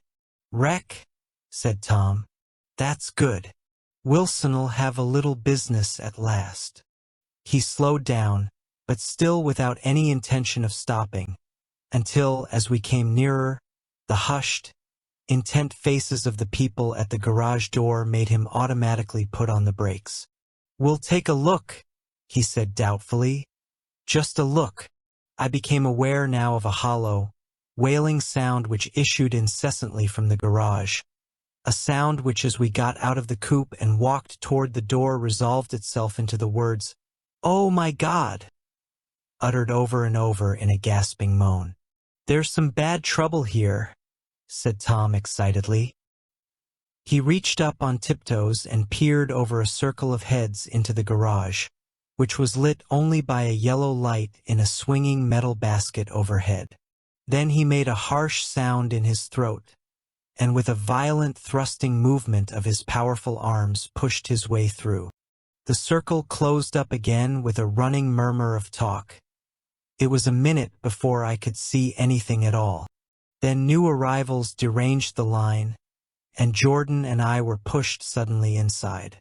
Myrtle Wilson's body, wrapped in a blanket, and then in another blanket, as though she suffered from a chill in the hot night, lay on a work table by the wall, and Tom, with his back to us, was bending over it, motionless. Next to him stood a motorcycle policeman taking down names with much sweat and correction in a little book. At first I couldn't find the source of the high, groaning words that echoed clamorously through the bare garage. Then I saw Wilson standing on the raised threshold of his office, swaying back and forth and holding to the doorposts with both hands. Some man was talking to him in a low voice and attempting, from time to time, to lay a hand on his shoulder, but Wilson neither heard nor saw. His eyes would drop slowly from the swinging light to the laden table by the wall, and then jerk back to the light again, and he gave out incessantly his high, horrible call, "Oh my God! Oh my God! Oh God! Oh my God!" Presently Tom lifted his head with a jerk and, after staring around the garage with glazed eyes, addressed a mumbled, incoherent remark to the policeman. "MAV," the policeman was saying. "Oh, no, R," corrected the man, "MAVRO." "Listen to me," muttered Tom fiercely. "R," said the policeman. "Oh, G. G." He looked up as Tom's broad hand fell sharply on his shoulder. "What you want, fella? What happened?" "That's what I want to know." "Auto hit her. Instantly killed." "Instantly killed?" repeated Tom, staring. "She ran out in a road. Son of a bitch didn't even stop his car." "There was 2 cars," said Michaelis. "One coming, one going see?" "Going where?" asked the policeman keenly. "One going each way." "Well, she—" His hand rose toward the blankets but stopped halfway and fell to his side. "She ran out there and the one coming from New York knocked right into her, going 30 or 40 miles an hour." "What's the name of this place here?" demanded the officer. "Hasn't got any name." A pale, well-dressed Negro stepped near. "It was a yellow car," he said. "Big yellow car. New." "See the accident?" asked the policeman. "No, but the car passed me down the road, going faster than 40. Going 50, 60. Come here and let's have your name. Look out now. I want to get his name." Some words of this conversation must have reached Wilson, swaying in the office door, for suddenly a new theme found voice among his grasping cries. "You don't have to tell me what kind of car it was. I know what kind of car it was." Watching Tom, I saw the wad of muscle back of his shoulder tighten under his coat. He walked quickly over to Wilson and, standing in front of him, seized him firmly by the upper arms. "You've got to pull yourself together," he said with soothing gruffness. Wilson's eyes fell upon Tom. He started up on his tiptoes and then would have collapsed to his knees had not Tom held him upright. "Listen," said Tom, shaking him a little. "I just got here a minute ago, from New York. I was bringing you that coupe we've been talking about. That yellow car I was driving this afternoon wasn't mine. Do you hear? I haven't seen it all afternoon. Only the Negro and I were near enough to hear what he said. But the policeman caught something in the tone and looked over with harsh eyes. "What's all that?" he demanded. "I'm a friend of his." Tom turned his head but kept his hands firm on Wilson's body. He says he knows the car that did it. It was a yellow car. Some dim impulse moved the policeman to look suspiciously at Tom. And what color's your car? It's a blue car, a coupe. We've come straight from New York, I said. Someone who had been driving a little behind us confirmed this, and the policeman turned away. Now, if you'll let me have that name again correct. Picking up Wilson like a doll, Tom carried him into the office, set him down in a chair, and came back. If somebody'll come here and sit with him, he snapped authoritatively. He watched while the two men standing closest glanced at each other and went unwillingly into the room. Then Tom shut the door on them and came down the single step, his eyes avoiding the table. As he passed close to me, he whispered, "Let's get out." Self-consciously, with his authoritative arms breaking the way, we pushed through the still gathering crowd, passing a hurried doctor, case in hand, who had been sent for in wild hope half an hour ago. Tom drove slowly until we were beyond the bend. Then his foot came down hard, and the coupe raced along through the night.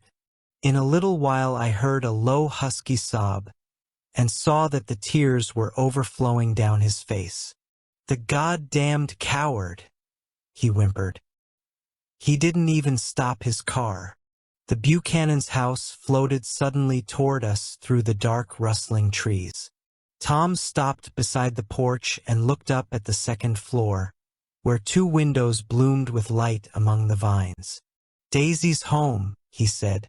As we got out of the car, he glanced at me and frowned slightly. "I ought to have dropped you in West Egg, Nick. There's nothing we can do tonight." A change had come over him, and he spoke gravely and with decision. As we walked across the moonlight gravel to the porch, he disposed of the situation in a few brisk phrases. "I'll telephone for a taxi to take you home, and while you're waiting, you and Jordan better go in the kitchen and have them get you some supper, if you want any." He opened the door. "Come in." "No, thanks. But I'd be glad if you'd order me the taxi. I'll wait outside." Jordan put her hand on my arm. "Won't you come in, Nick?" "No, thanks. I was feeling a little sick and I wanted to be alone."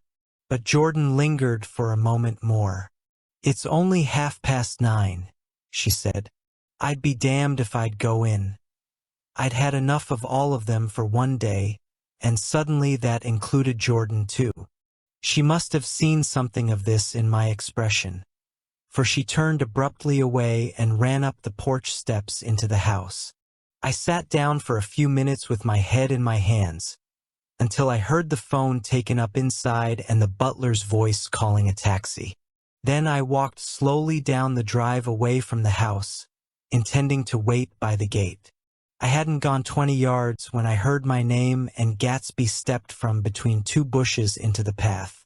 I must have felt pretty weird by that time, because I could think of nothing except the luminosity of his pink suit under the moon. "What are you doing?" I inquired. "Just standing here, old sport." Somehow that seemed a despicable occupation. For all I knew, he was going to rob the house in a moment. I wouldn't have been surprised to see sinister faces, the faces of Wolfsheim's people, behind him in the dark shrubbery. "Did you see any trouble on the road?" he asked after a minute. "Yes." He hesitated. "Was she killed?" "Yes." "I thought so. I told Daisy I thought so. It's better that the shock should all come at once. She stood it pretty well." He spoke as if Daisy's reaction was the only thing that mattered. "I got to West Egg by a side road," he went on, "and left the car in my garage. I don't think anybody saw us, but of course I can't be sure. I disliked him so much by this time that I didn't find it necessary to tell him he was wrong." "Who was the woman?" he inquired. "Her name was Wilson. Her husband owns the garage." "How the devil did it happen?" "Well, I tried to swing the wheel." He broke off, and suddenly I guessed at the truth. Was Daisy driving? Yes, he said after a moment. But of course I'll say I was.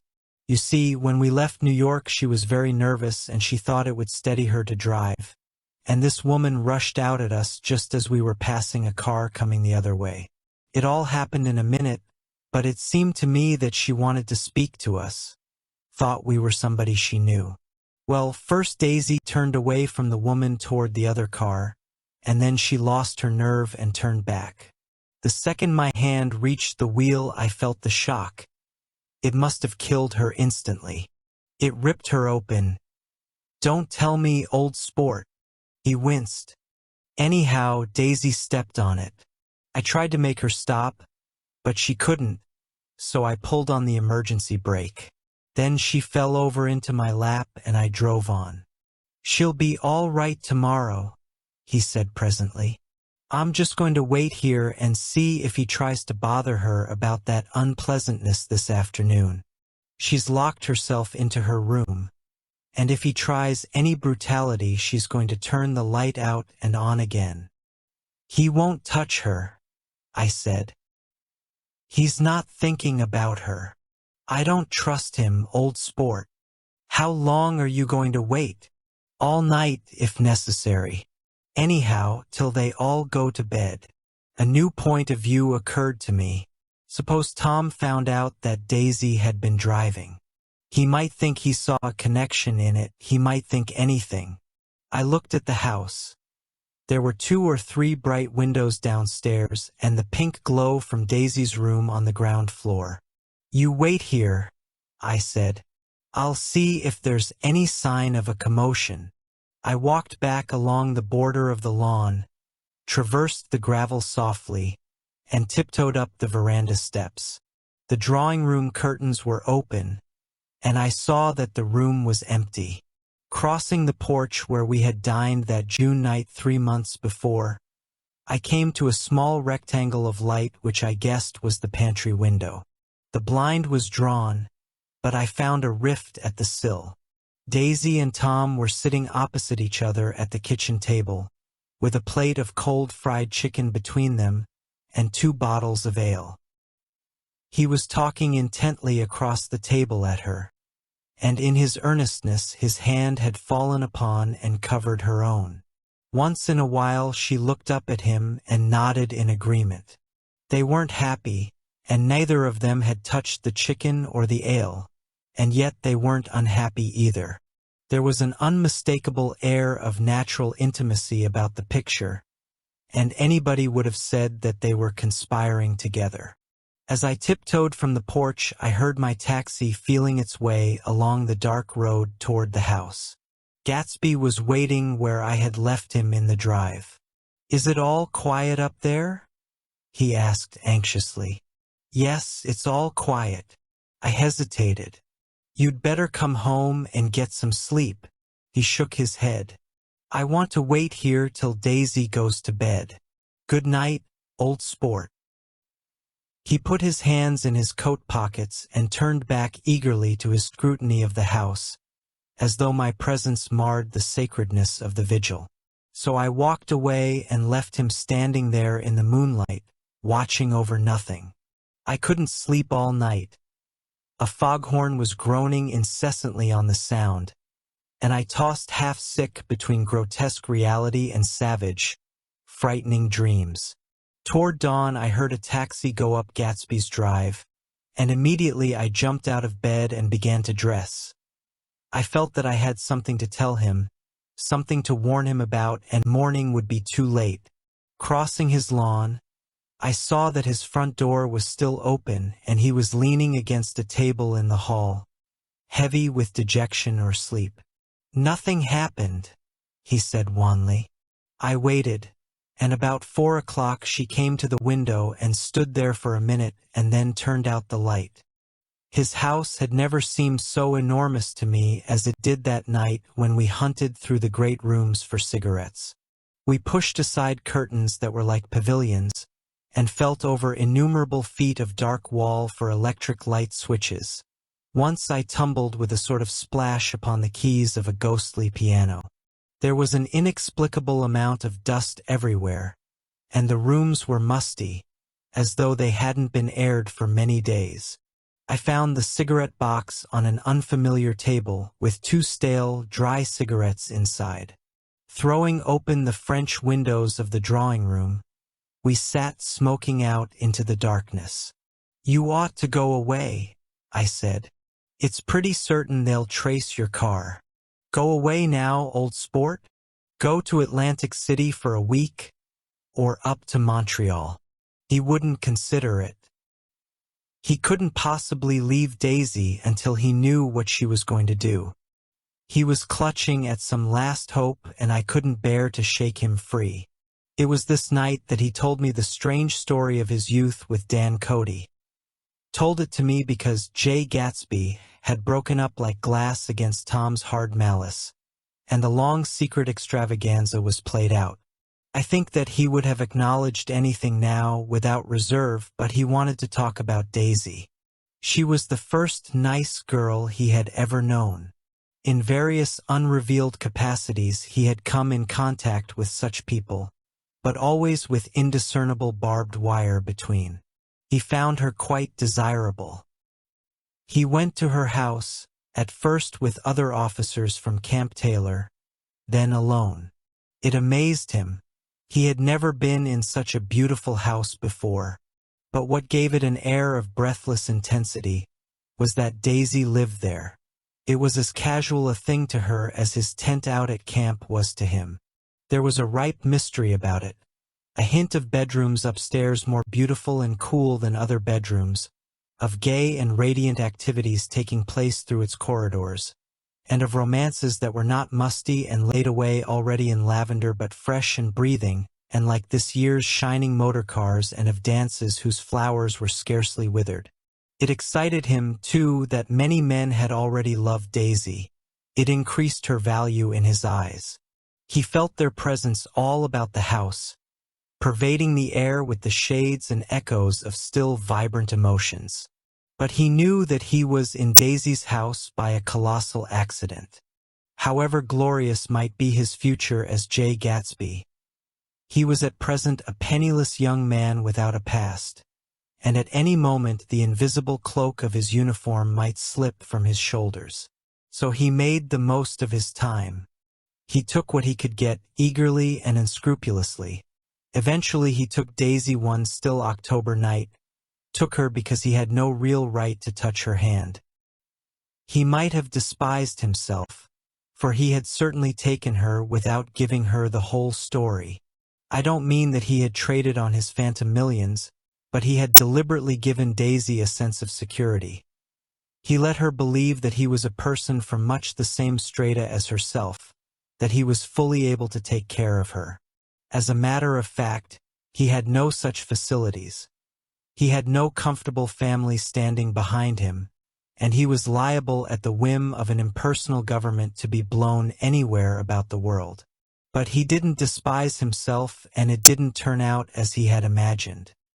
He had intended, probably, to take what he could and go, but now he found that he had committed himself to the following of a grail. He knew that Daisy was extraordinary, but he didn't realize just how extraordinary a nice girl could be. She vanished into her rich house, into her rich, full life, leaving Gatsby nothing. He felt married to her, that was all. When they met again 2 days later, it was Gatsby who was breathless, who was, somehow, betrayed. Her porch was bright with the bought luxury of starshine. The wicker of the settee squeaked fashionably as she turned toward him, and he kissed her curious and lovely mouth. She had caught a cold, and it made her voice huskier and more charming than ever, and Gatsby was overwhelmingly aware of the youth and mystery that wealth imprisons and preserves, of the freshness of many clothes, and of Daisy, gleaming like silver, safe and proud above the hot struggles of the poor. I can't describe to you how surprised I was to find out I loved her, old sport. I even hoped for a while that she'd throw me over, but she didn't, because she was in love with me too. She thought I knew a lot because I knew different things from her. Well, there I was, way off my ambitions, getting deeper in love every minute, and all of a sudden I didn't care. What was the use of doing great things if I could have a better time telling her what I was going to do? On the last afternoon before he went abroad, he sat with Daisy in his arms for a long silent time. It was a cold fall day, with fire in the room and her cheeks flushed. Now and then she moved and he changed his arm a little, and once he kissed her dark shining hair. The afternoon had made them tranquil for a while, as if to give them a deep memory for the long parting the next day promised. They had never been closer in their month of love, nor communicated more profoundly one with another, than when she brushed silent lips against his coat's shoulder or when he touched the end of her fingers, gently, as though she were asleep. He did extraordinarily well in the war. He was a captain before he went to the front, and following the Argonne battles he got his majority and the command of the divisional machine guns. After the end of the war he tried frantically to get home, but some complication or misunderstanding sent him to Oxford instead. He was worried now. There was a quality of nervous despair in Daisy's letters. She didn't see why he couldn't come. She was feeling the pressure of the world outside, and she wanted to see him and feel his presence beside her and be reassured that she was doing the right thing after all.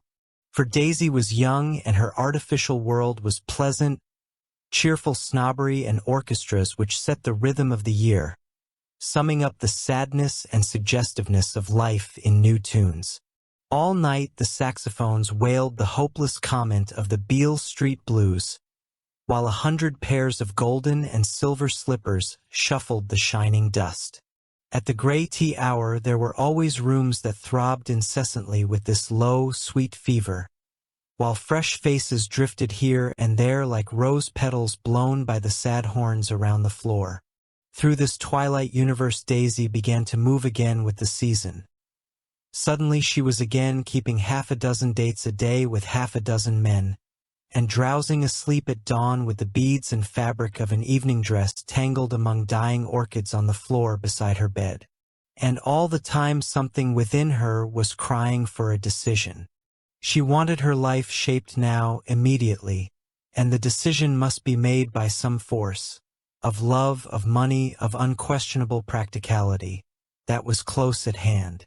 That force took shape in the middle of spring with the arrival of Tom Buchanan. There was a wholesome bulkiness about his person and his position, and Daisy was flattered. Doubtless there was a certain struggle and a certain relief. The letter reached Gatsby while he was still at Oxford. It was dawn now on Long Island, and we went about opening the rest of the windows downstairs, filling the house with gray-turning, gold-turning light.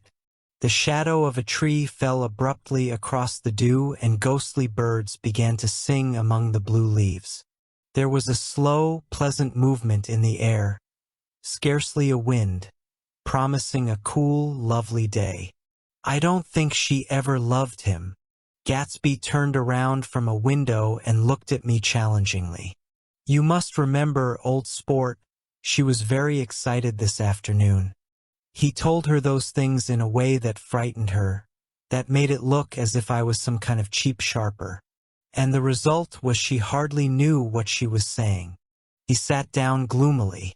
Of course she might have loved him just for a minute, when they were first married, and loved me more even then, do you see? Suddenly he came out with a curious remark. In any case, he said, it was just personal. What could you make of that, except to suspect some intensity in his conception of the affair that couldn't be measured? He came back from France when Tom and Daisy were still on their wedding trip, and made a miserable but irresistible journey to Louisville on the last of his army pay. He stayed there a week, walking the streets where their footsteps had clicked together through the November night and revisiting the out-of-the-way places to which they had driven in her white car. Just as Daisy's house had always seemed to him more mysterious and gay than other houses, so his idea of the city itself, even though she was gone from it, was pervaded with a melancholy beauty. He left feeling that if he had searched harder, he might have found her. that he was leaving her behind. The day coach, he was penniless now, was hot. He went out to the open vestibule and sat down on a folding chair, and the station slid away and the backs of unfamiliar buildings moved by. Then out into the spring fields, where a yellow trolley raced them for a minute with people in it who might once have seen the pale magic of her face along the casual street. The track curved, and now it was going away from the sun, which, as it sank lower, seemed to spread itself in blessing over the vanishing city where she had drawn her breath. He stretched out his hand desperately as if to snatch only a wisp of air, to save a fragment of the spot that she had made lovely for him. But it was all going by too fast now for his blurred eyes, and he knew that he had lost that part of it, the freshest and the best, forever. It was 9 o'clock when we finished breakfast and went out on the porch. The night had made a sharp difference in the weather, and there was an autumn flavor in the air. The gardener, the last one of Gatsby's former servants, came to the foot of the steps. "I'm going to drain the pool today, Mr. Gatsby. Leaves'll start falling pretty soon, and then there's always trouble with the pipes." "Don't do it today," Gatsby answered. He turned to me apologetically. "You know, old sport, I've never used that pool all summer." I looked at my watch and stood up. 12 minutes to my train. I didn't want to go to the city. I wasn't worth a decent stroke of work, but it was more than that. I didn't want to leave Gatsby. I missed that train, and then another, before I could get myself away. "I'll call you up," I said finally. "Do, old sport. I'll call you about noon." We walked slowly down the steps. "I suppose Daisy'll call too." He looked at me anxiously, as if he hoped I'd corroborate this. "I suppose so. Well, goodbye." We shook hands and I started away. Just before I reached the hedge, I remembered something and turned around. "They're a rotten crowd," I shouted across the lawn. "You're worth the whole damn bunch put together." I've always been glad I said that. It was the only compliment I ever gave him because I disapproved of him from beginning to end. First he nodded politely, and then his face broke into that radiant and understanding smile, as if we'd been in ecstatic cooperation on that fact all the time. His gorgeous pink rag of a suit made a bright spot of color against the white steps, and I thought of the night when I first came to his ancestral home, 3 months before. The lawn and drive had been crowded with the faces of those who guessed at his corruption, and he had stood on those steps, concealing his incorruptible dream as he waved them goodbye. I thanked him for his hospitality. We were always thanking him for that, I and the others. "Goodbye," I called. "I enjoyed breakfast, Gatsby." Up in the city, I tried for a while to list the quotations on an interminable amount of stock. Then I fell asleep in my swivel chair.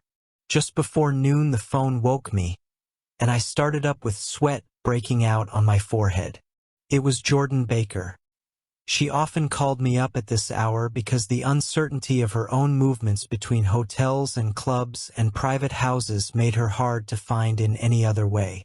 Usually her voice came over the wire as something fresh and cool, as if a patch of dirt from a green golf links had come sailing in at the office window. But this morning it seemed harsh and dry. "I've left Daisy's house," she said. "I'm at Hempstead, and I'm going down to Southampton this afternoon." Probably it had been tactful to leave Daisy's house, but the act annoyed me, and her next remark made me rigid. "You weren't so nice to me last night." How could it have mattered then? Silence for a moment. Then, "However, I want to see you." "I want to see you too. Suppose I don't go to Southampton and come into town this afternoon?" "No, I don't think this afternoon." "Very well. It's impossible this afternoon." Various. We talked like that for a while, and then abruptly we weren't talking any longer. I don't know which of us hung up with a sharp click, but I know I didn't care. I couldn't have talked to her across a tea table that day if I never talked to her again in this world. I called Gatsby's house a few minutes later, but the line was busy. I tried 4 times. Finally, an exasperated central told me the wire was being kept open for long distance from Detroit. Taking out my timetable, I drew a small circle around the 3:50 train. Then I leaned back in my chair and tried to think. It was just noon. When I passed the ash heaps on the train that morning, I had crossed deliberately to the other side of the car. I supposed there'd be a curious crowd around there all day with little boys searching for dark spots in the dust, and some loud man telling over and over what had happened, until it became less and less real even to him and he could tell it no longer, and Myrtle Wilson's tragic achievement was forgotten. Now I want to go back a little and tell what happened at the garage after we left there the night before. They had difficulty in locating the sister, Catherine. She must have broken her rule against drinking that night, for when she arrived she was stupid with liquor and unable to understand that the ambulance had already gone to Flushing. When they convinced her of this, she immediately fainted, as if that was the intolerable part of the affair. Someone, kind or curious, took her in his car and drove her in the wake of her sister's body. Until long after midnight, a changing crowd lapped up against the front of the garage, while George Wilson rocked himself back and forth on the couch inside.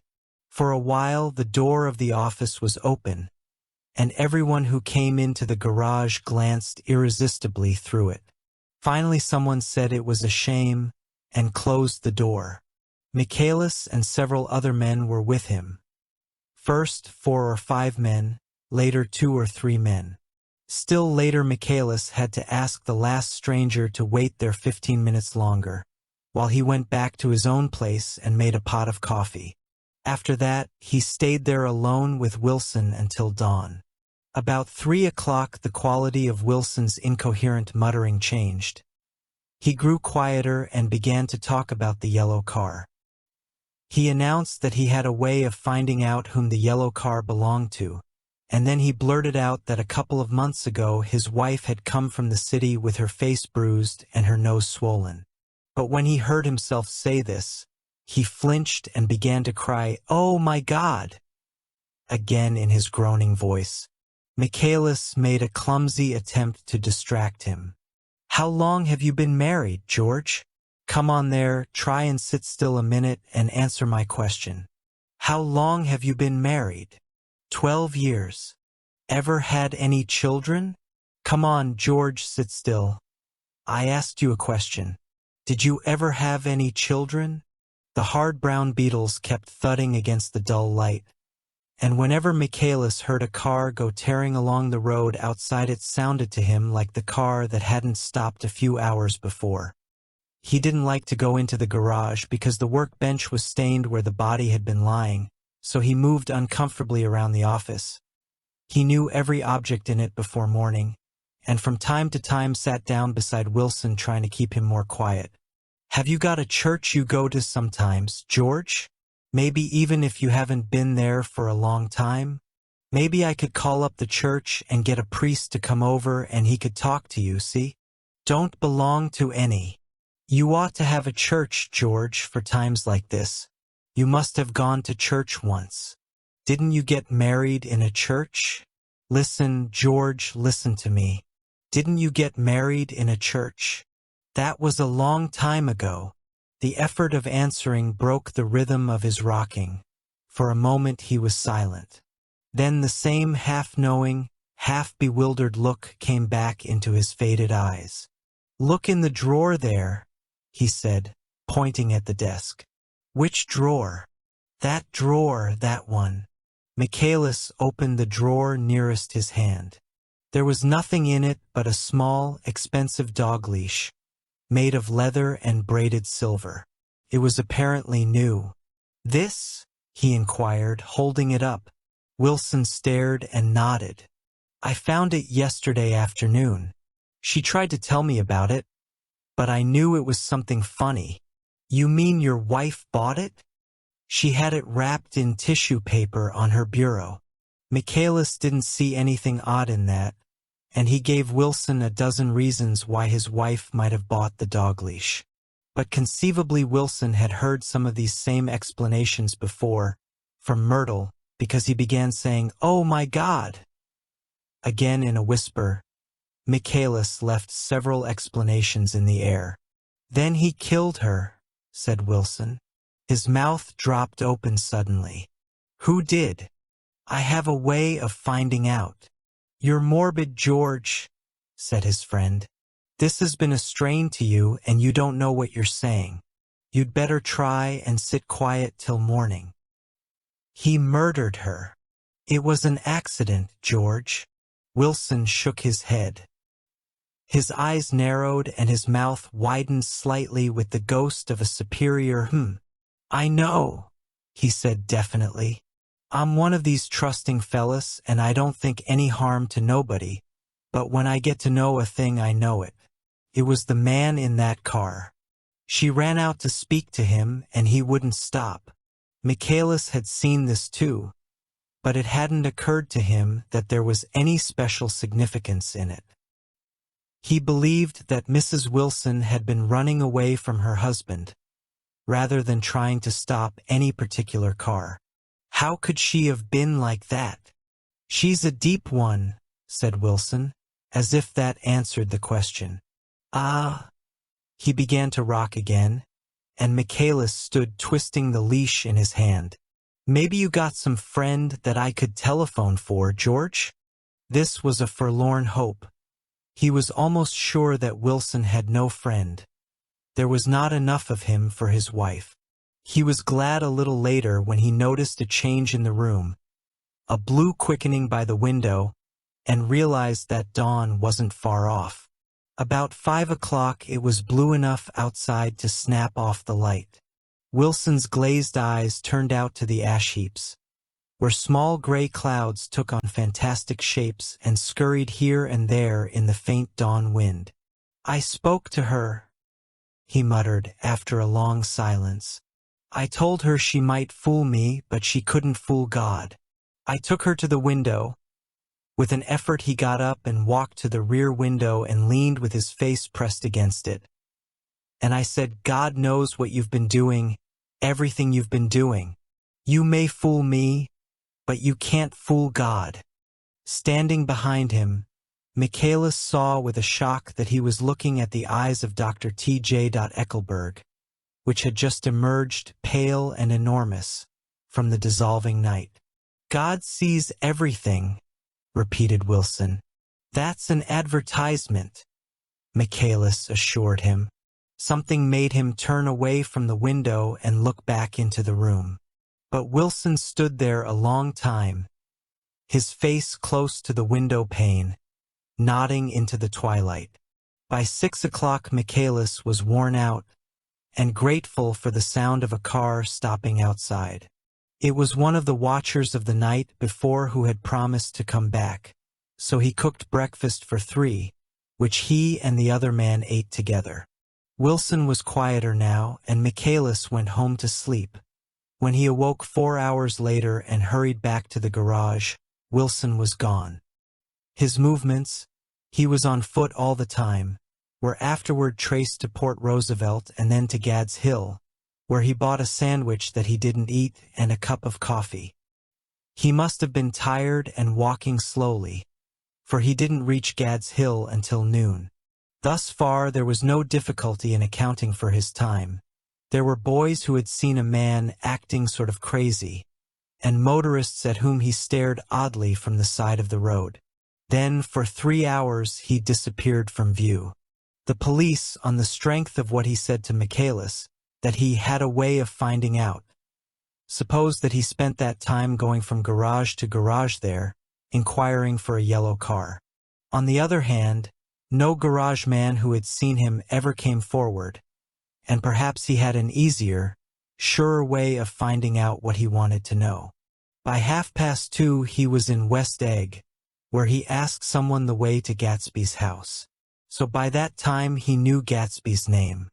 At 2 o'clock, Gatsby put on his bathing suit and left word with the butler that if anyone phoned, word was to be brought to him at the pool.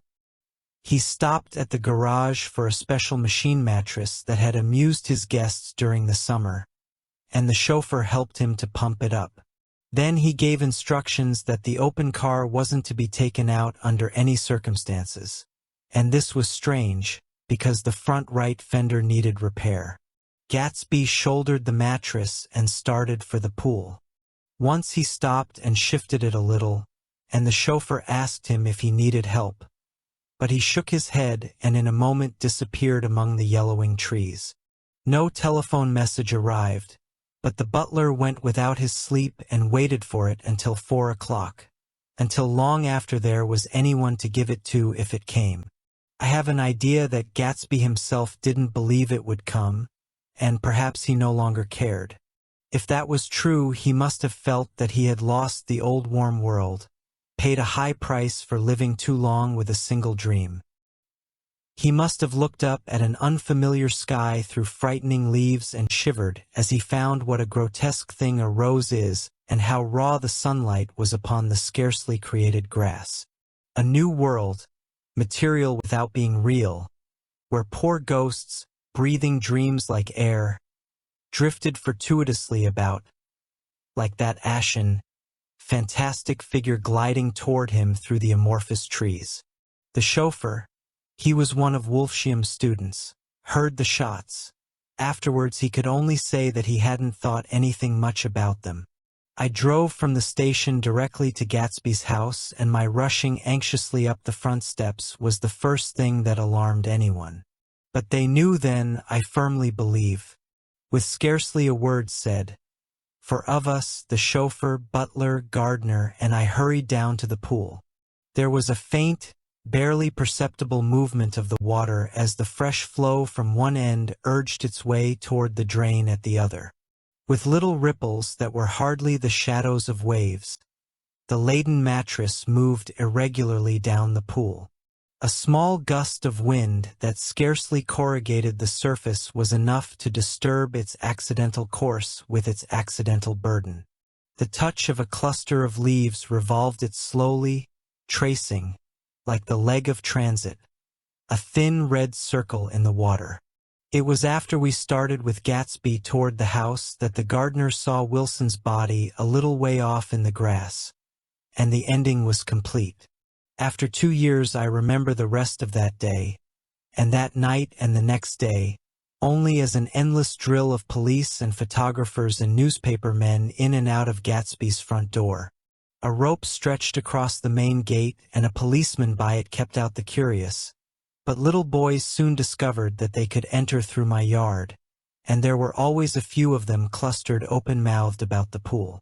Someone with a positive manner, perhaps a detective, used the expression madman as he bent over Wilson's body that afternoon, and the accidental authority of his voice set the key for the newspaper reports next morning.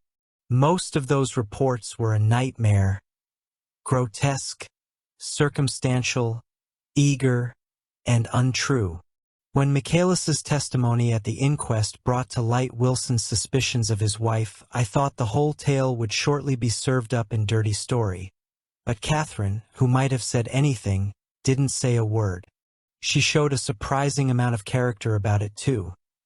Looked at the coroner with determined eyes under that corrected brow of hers, and swore that her sister had never seen Gatsby, that her sister was completely happy with her husband, that her sister had been into no mischief whatever. She convinced herself of it, and cried into her handkerchief, as if the very suggestion was more than she could endure. So Wilson was reduced to a man deranged by grief, in order that the case might remain in its simplest form. And it rested there. But all this part of it seemed remote and unimportant. I found myself on Gatsby's side, and alone. From the moment I telephoned news of the catastrophe to West Egg Village, every surmise about him and every practical question was referred to me. At first I was surprised and confused. Then, as he lay in his house and didn't move or breathe or speak, hour upon hour, It grew upon me that I was responsible because no one else was interested, with that intense personal interest to which everyone has some vague right at the end. I called up Daisy half an hour after we found him, called her instinctively and without hesitation. But she and Tom had gone away early that afternoon and taken baggage with them. Left no address? No. Say when they'd be back? No. Any idea where they are? How I could reach them? I don't know. Can't say. I wanted to get somebody for him. I wanted to go into the room where he lay and reassure him. I'll get somebody for you, Gatsby. Don't worry. Just trust me and I'll get somebody for you. Meyer Wolfshiem's name wasn't in the phone book. The butler gave me his office address on Broadway, and I called information. But by the time I had the number, it was long after 5, and no one answered the phone. Will you ring again? I've rung 3 times. It's very important. Sorry. I'm afraid no one's there. I went back to the drawing room and thought for an instant that they were chance visitors, all these official people who suddenly filled it. But, though they drew back the sheet and looked at Gatsby with shocked eyes, his protest continued in my brain. Look here, old sport, you've got to get somebody for me. You've got to try hard. I can't go through this alone. Someone started to ask me questions, but I broke away and going upstairs looked hastily through the unlocked parts of his desk. He'd never told me definitely that his parents were dead, but there was nothing. Only the picture of Dan Cody, a token of forgotten violence, staring down from the wall. Next morning I sent the butler to New York with a letter to Wolfshiem, which asked for information and urged him to come out on the next train. That request seemed superfluous when I wrote it. I was sure he'd start when he saw the newspapers, just as I was sure there'd be a wire from Daisy before noon. But neither a wire nor Mr. Wolfshiem arrived. No one arrived except more police and photographers and newspaper men. When the butler brought back Wolfshiem's answer, I began to have a feeling of defiance, of scornful solidarity between Gatsby and me against them all. Dear Mr. Carraway, this has been one of the most terrible shocks of my life to me. I hardly can believe it that it is true at all. Such a mad act as that man did should make us all think. I cannot come down now as I am tied up in some very important business and cannot get mixed up in this thing now. If there is anything I can do a little later, let me know in a letter by Edgar. I hardly know where I am when I hear about a thing like this and am completely knocked down and out. Yours truly, Meyer Wolfshiem, and then hasty note beneath. Let me know about the funeral, etc. Do not know his family at all. When the phone rang that afternoon and long distance said Chicago was calling, I thought this would be Daisy at last. But the connection came through as a man's voice, very thin and far away. This is Slagle speaking. Yes, the name was unfamiliar. Hell of a note, isn't it? Get my wire. There haven't been any wires. Young Park's in trouble, he said rapidly. They picked him up when he handed the bonds over the counter. They got a circular from New York giving him the numbers just 5 minutes before. What you know about that, hey? You never can tell in these poor towns. Hello, I interrupted breathlessly. Look here, this isn't Mr. Gatsby. Mr. Gatsby's dead. There was a long silence on the other end of the wire, followed by an exclamation. Then a quick squawk as the connection was broken. I think it was on the 3rd day that a telegram signed Henry C. Gats arrived from a town in Minnesota. It said only that the sender was leaving immediately and to postpone the funeral until he came. It was Gatsby's father, a solemn old man, very helpless and dismayed, bundled up in a long cheap ulster against the warm September day. His eyes leaked continuously with excitement, and when I took the bag and umbrella from his hands, he began to pull so incessantly at his sparse gray beard that I had difficulty in getting off his coat. He was on the point of collapse, so I took him into the music room and made him sit down while I sent for something to eat. But he wouldn't eat, and the glass of milk spilled from his trembling hand. "I saw it in the Chicago newspaper," he said. "It was all in the Chicago newspaper. I started right away. I didn't know how to reach you." His eyes, seeing nothing, moved ceaselessly about the room. "It was a madman," he said. "He must have been mad. Wouldn't you like some coffee?" I urged him. "I don't want anything. I'm all right now, Mr. Carraway." "Well, I'm all right now. Where have they got Jimmy?" I took him into the drawing room, where his son lay, and left him there. Some little boys had come up on the steps and were looking into the hall. When I told them who had arrived, they went reluctantly away. After a little while Mr. Gatz opened the door and came out, his mouth ajar, his face flushed slightly, his eyes leaking isolated and delayed tears. He had reached an age where death no longer has the quality of ghastly surprise, and when he looked around him now for the first time and saw the height and splendor of the hall and the great rooms opening out from it into other rooms, his grief began to be mixed with an odd pride. I helped him to a bedroom upstairs. While he took off his coat and vest, I told him that all arrangements had been deferred until he came. "I didn't know what you'd want, Mr. Gatsby." "Gatz is my name, Mr. Gatz. I thought you might want to take the body west." He shook his head. "Jimmy always liked it better down east." He rose up to his position in the east. "Were you a friend of my boys, mister?" "We were close friends. He had a big future before him, you know. He was only a young man, but he had a lot of brain power here." He touched his head impressively, and I nodded. "If he'd have lived, he'd have been a great man. A man like James J. Hill. He'd have helped build up the country." "That's true," I said uncomfortably. He fumbled at the embroidered coverlet, trying to take it from the bed, and lay down stiffly, was instantly asleep. That night an obviously frightened person called up, and demanded to know who I was before he would give his name. "This is Mr. Carraway," I said. "Oh," he sounded relieved. "This is Klipspringer." I was relieved too, for that seemed to promise another friend at Gatsby's grave. I didn't want it to be in the papers and draw a sightseeing crowd, so I'd been calling up a few people myself. They were hard to find. "The funeral's tomorrow," I said. 3 o'clock here at the house. I wish you'd tell anybody who'd be interested." "Oh, I will," he broke out hastily. "Of course I'm not likely to see anybody, but if I do—" His tone made me suspicious. "Of course you'll be there yourself." "Well, I'll certainly try.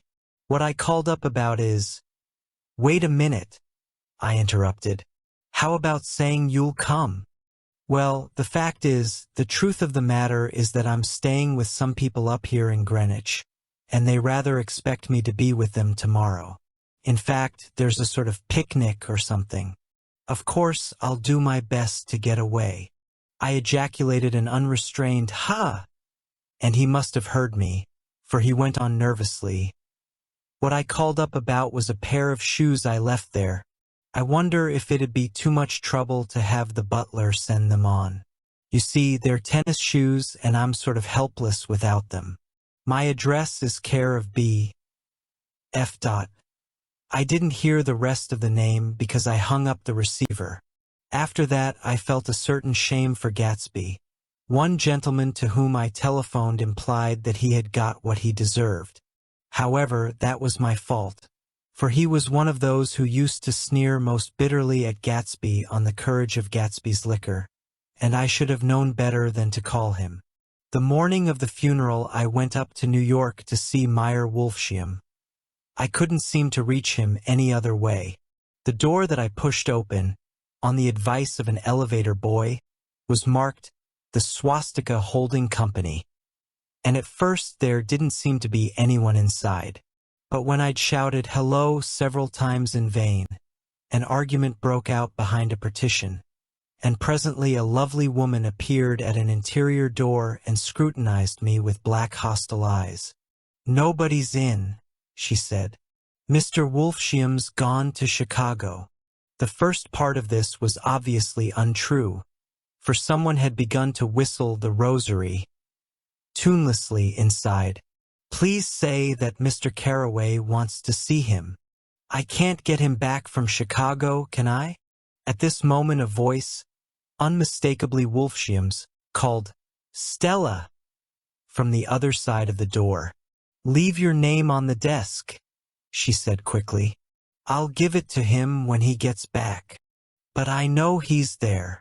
She took a step toward me and began to slide her hands indignantly up and down her hips.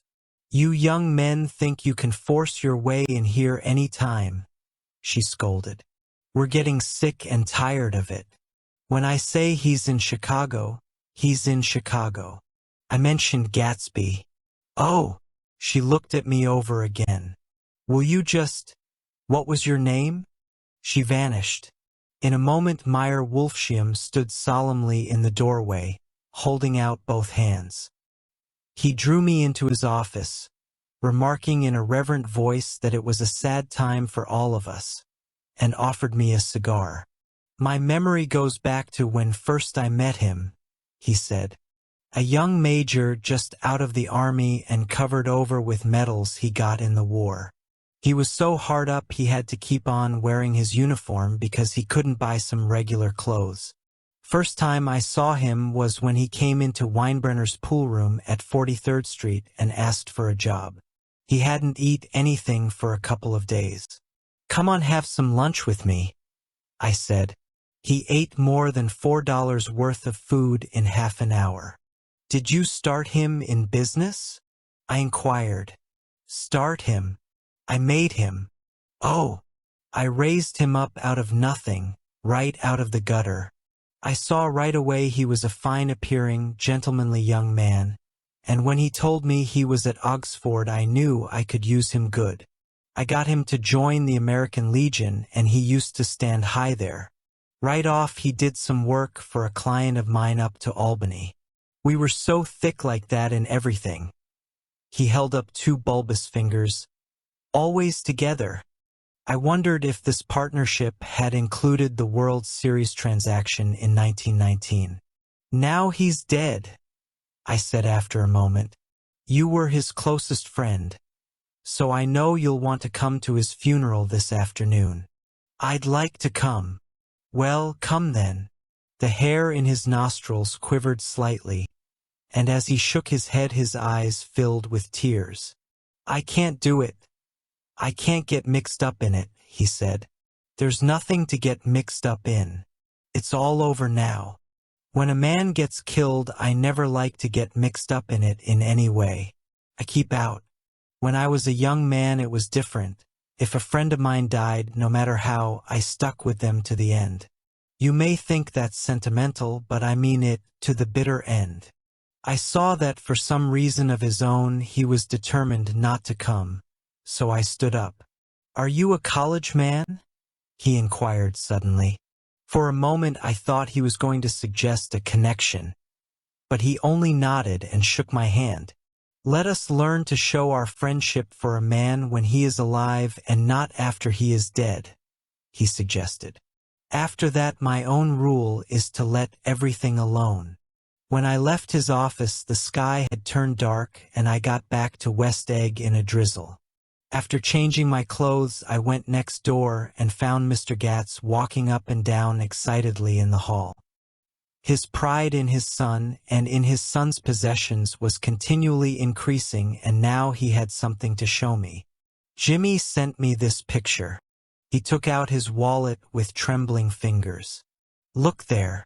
It was a photograph of the house, cracked in the corners and dirty with many hands. He pointed out every detail to me eagerly. "Look there," and then sought admiration from my eyes. He had shown it so often that I think it was more real to him now than the house itself. Jimmy sent it to me.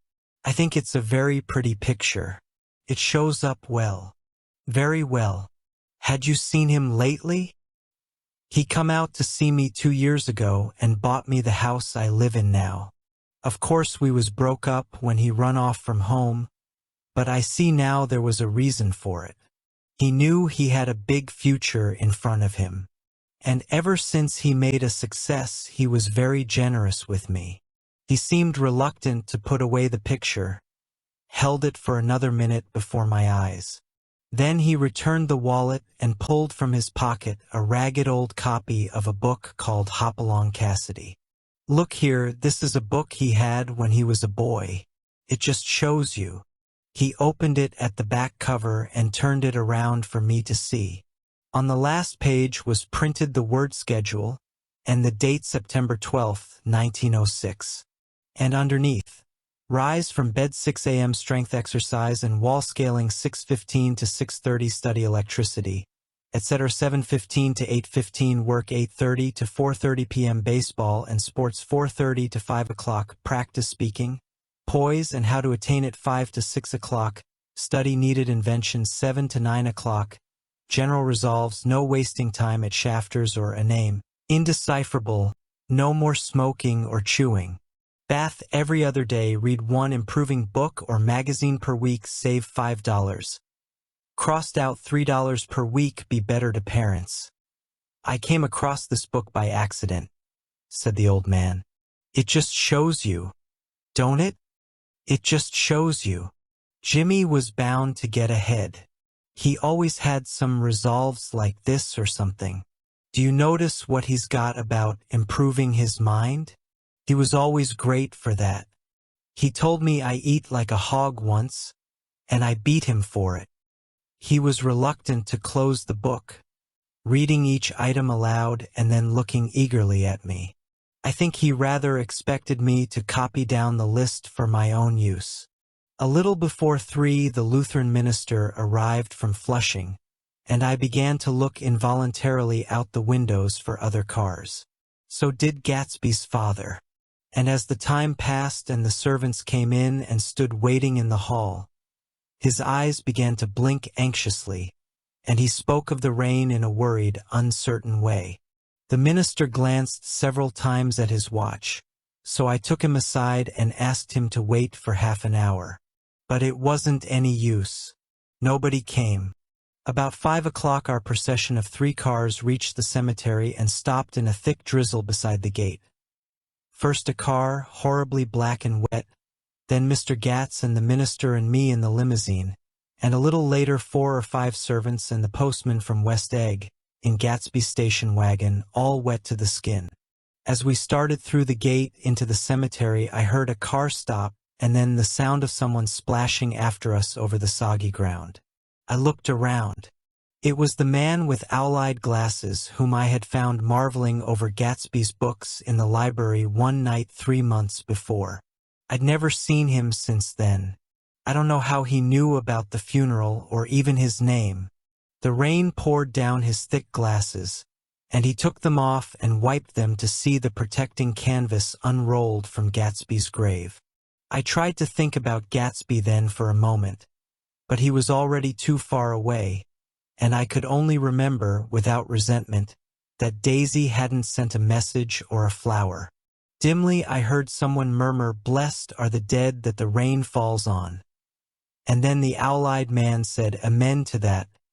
In a brave voice, we straggled down quickly through the rain to the cars. Owl-eyes spoke to me by the gate. "I couldn't get to the house," he remarked. "Neither could anybody else." "Go on," he started. "Why, my God, they used to go there by the hundreds." He took off his glasses and wiped them again, outside and in. "The poor son of a bitch," he said. "One of my most vivid memories is of coming back west from prep school and later from college at Christmas time. Those who went farther than Chicago would gather in the old dim Union Station at 6 o'clock of a December evening, with a few Chicago friends, already caught up into their own holiday party, to bid them a hasty goodbye. I remember the fur coats of the girls returning from Miss the Sore-That's and the chatter of frozen breath and the hands waving overhead as we caught sight of old acquaintances, and the exchanging of invitations. "Are you going to the Ordways? The Herseys? The Schultzes?" And the long green tickets clasped tight in our gloved hands. And last, the murky yellow cars of the Chicago, Milwaukee, and St. Paul Railroad looking cheerful as Christmas itself on the tracks beside the gate. When we pulled out into the winter night and the real snow, our snow, began to stretch out beside us and twinkle against the windows, and the dim lights of small Wisconsin stations moved by, a sharp wild brace came suddenly into the air. We drew in deep breaths of it as we walked back from dinner through the cold vestibules, unutterably aware of our identity with this country for one strange hour, before we melted completely into it again. That's my Middle West. Not the wheat or the prairies or the lost Swede towns, but the thrilling returning trains of my youth, and the street lamps and bells in the frosty dark and the shadows of holly wreaths thrown by lighted windows on the snow. I am part of that, a little solemn with the feel of those long winters, a little complacent from growing up in the Caraway house in a city where dwellings are still called through decades by a family's name. I see now that this has been a story of the West. After all, Tom and Gatsby, Daisy and Jordan and I were all Westerners, and perhaps we possessed some deficiency in common which made us subtly wrong for Eastern life. Even when the East excited me most, even when I was most keenly aware of its superiority to the bored, sprawling, swollen towns beyond the Ohio, with their interminable inquisitions which spared only the children and the very old, even then it had always for me a quality of distortion. West Egg, especially, still figures in my more fantastic dreams. I see it as a night scene by El Greco, 100 houses, at once conventional and grotesque, crouching under a sullen, overhanging sky and a pale moon. In the foreground, for solemn men in dress suits are walking along the sidewalk with a stretcher on which lies a drunken woman in a white evening dress. Her hand, which dangles over the side, sparkles cold with jewels. Gravely the men turn in at a house, the wrong house, but no one knows the woman's name and no one cares. After Gatsby's death, the East was haunted for me like that, distorted beyond my eyes' power of correction. So when the blue smoke of brittle leaves was in the air and the wind blew the wet laundry stiff on the line, I decided to come back home. There was one thing to be done before I left, an awkward, unpleasant thing that perhaps had better have been let alone. But I wanted to leave things in order and not just trust that obliging and indifferent sea to sweep my refuse away. I saw Jordan Baker and talked over and around what had happened to us together, and what had happened afterward to me, and she lay perfectly still, listening in a big chair. She was dressed to play golf, and I remember thinking she looked like a good illustration. Her chin raised a little jauntily, her hair the color of an autumn leaf, her face the same brown tint as the glove on her knee. When I had finished, she told me without comment that she was engaged to another man. I doubted that, though there were several she could have married at a nod of her head, but I pretended to be surprised. For just a minute I wondered if I wasn't making a mistake. Then I thought it all over again quickly and got up to say goodbye. "Nevertheless, you did throw me over," said Jordan suddenly. "You threw me over on the telephone. I don't give a damn about you now, but it was a new experience for me, and I felt a little dizzy for a while." We shook hands. "Oh, and do you remember," she added, "a conversation we had once about driving a car?" "Why, not exactly. You said a bad driver was only safe until she met another bad driver?" "Well, I met another bad driver, didn't I? I mean, it was careless of me to make such a wrong guess. I thought you were rather an honest, straightforward person. I thought it was your secret pride." "I'm 30, I said. I'm 5 years too old to lie to myself and call it honor. She didn't answer. Angry and half in love with her, and tremendously sorry, I turned away. One afternoon late in October, I saw Tom Buchanan. He was walking ahead of me along Fifth Avenue in his alert, aggressive way, his hands out a little from his body as if to fight off interference, his head moving sharply here and there, adapting itself to his restless eyes. Just as I slowed up to avoid overtaking him, he stopped and began frowning into the windows of a jeweler's store. Suddenly he saw me and walked back, holding out his hand. "What's the matter, Nick? Do you object to shaking hands with me?" "Yes.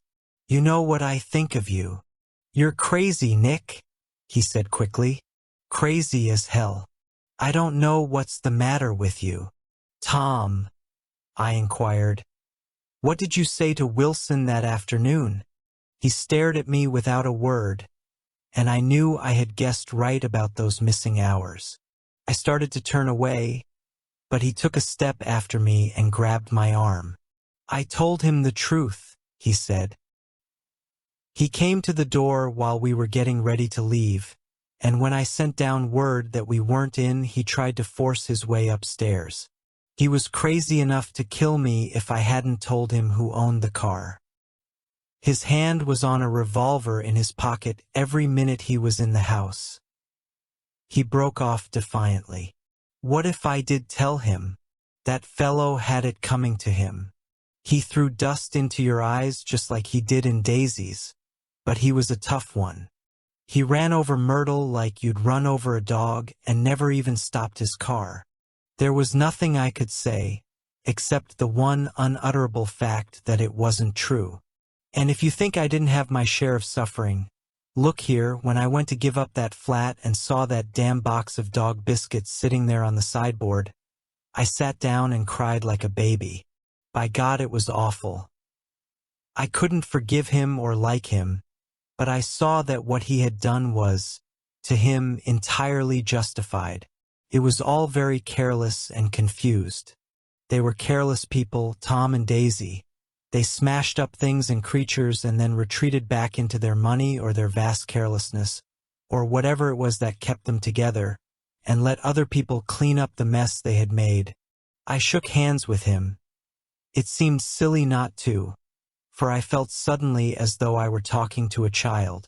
Then he went into the jeweler's store to buy a pearl necklace, or perhaps only a pair of cuff buttons, rid of my provincial sensibilities forever. Gatsby's house was still empty when I left. The grass on his lawn had grown as long as mine. One of the taxi drivers in the village never took a fare past the entrance gate without stopping for a minute and pointing inside. Perhaps it was he who drove Daisy and Gatsby over to East Egg the night of the accident, and perhaps he had made a story about it all his own. I didn't want to hear it, and I avoided him when I got off the train. I spent my Saturday nights in New York because those gleaming, dazzling parties of his were with me so vividly that I could still hear the music and the laughter, faint and incessant, from his garden, and the cars going up and down his drive. One night I did hear a material car there, and saw its lights stop at his front steps. But I didn't investigate. Probably it was some final guest who had been away at the ends of the earth and didn't know that the party was over. On the last night, with my trunk packed and my car sold to the grocer, I went over and looked at that huge incoherent failure of a house once more. On the white steps, an obscene word, scrawled by some boy with a piece of brick, stood out clearly in the moonlight, and I erased it, drawing my shoe along the stone. Then I wandered down to the beach and sprawled out on the sand. Most of the big shore places were closed now, and there were hardly any lights except the shadowy, moving glow of a ferryboat across the sound. And as the moon rose higher, the inessential houses began to melt away until gradually I became aware of the old island here that flowered once for Dutch sailors' eyes, a fresh, green breast of the New World. Its vanished trees, the trees that had made way for Gatsby's house, had once pandered in whispers to the last and greatest of all human dreams. For a short, enchanted moment man must have held his breath in the presence of this continent, compelled into an aesthetic contemplation he neither understood nor desired, face to face for the last time in history with something commensurate to his capacity for wonder. And as I sat there brooding on the old, unknown world, I thought of Gatsby's wonder when he first picked out the green light at the end of Daisy's dock. He had come a long way to this blue lawn, and his dream must have seemed so close that he could hardly fail to grasp it. He did not know that it was already behind him, somewhere back in that vast obscurity beyond the city, where the dark fields of the Republic rolled on under the night. Gatsby believed in the green light, the exciting future that year by year recedes before us. It eluded us then, but that's no matter. Tomorrow we will run faster, stretch out our arms further, and one fine morning, so we beat on, boats against the current, borne back ceaselessly into the past.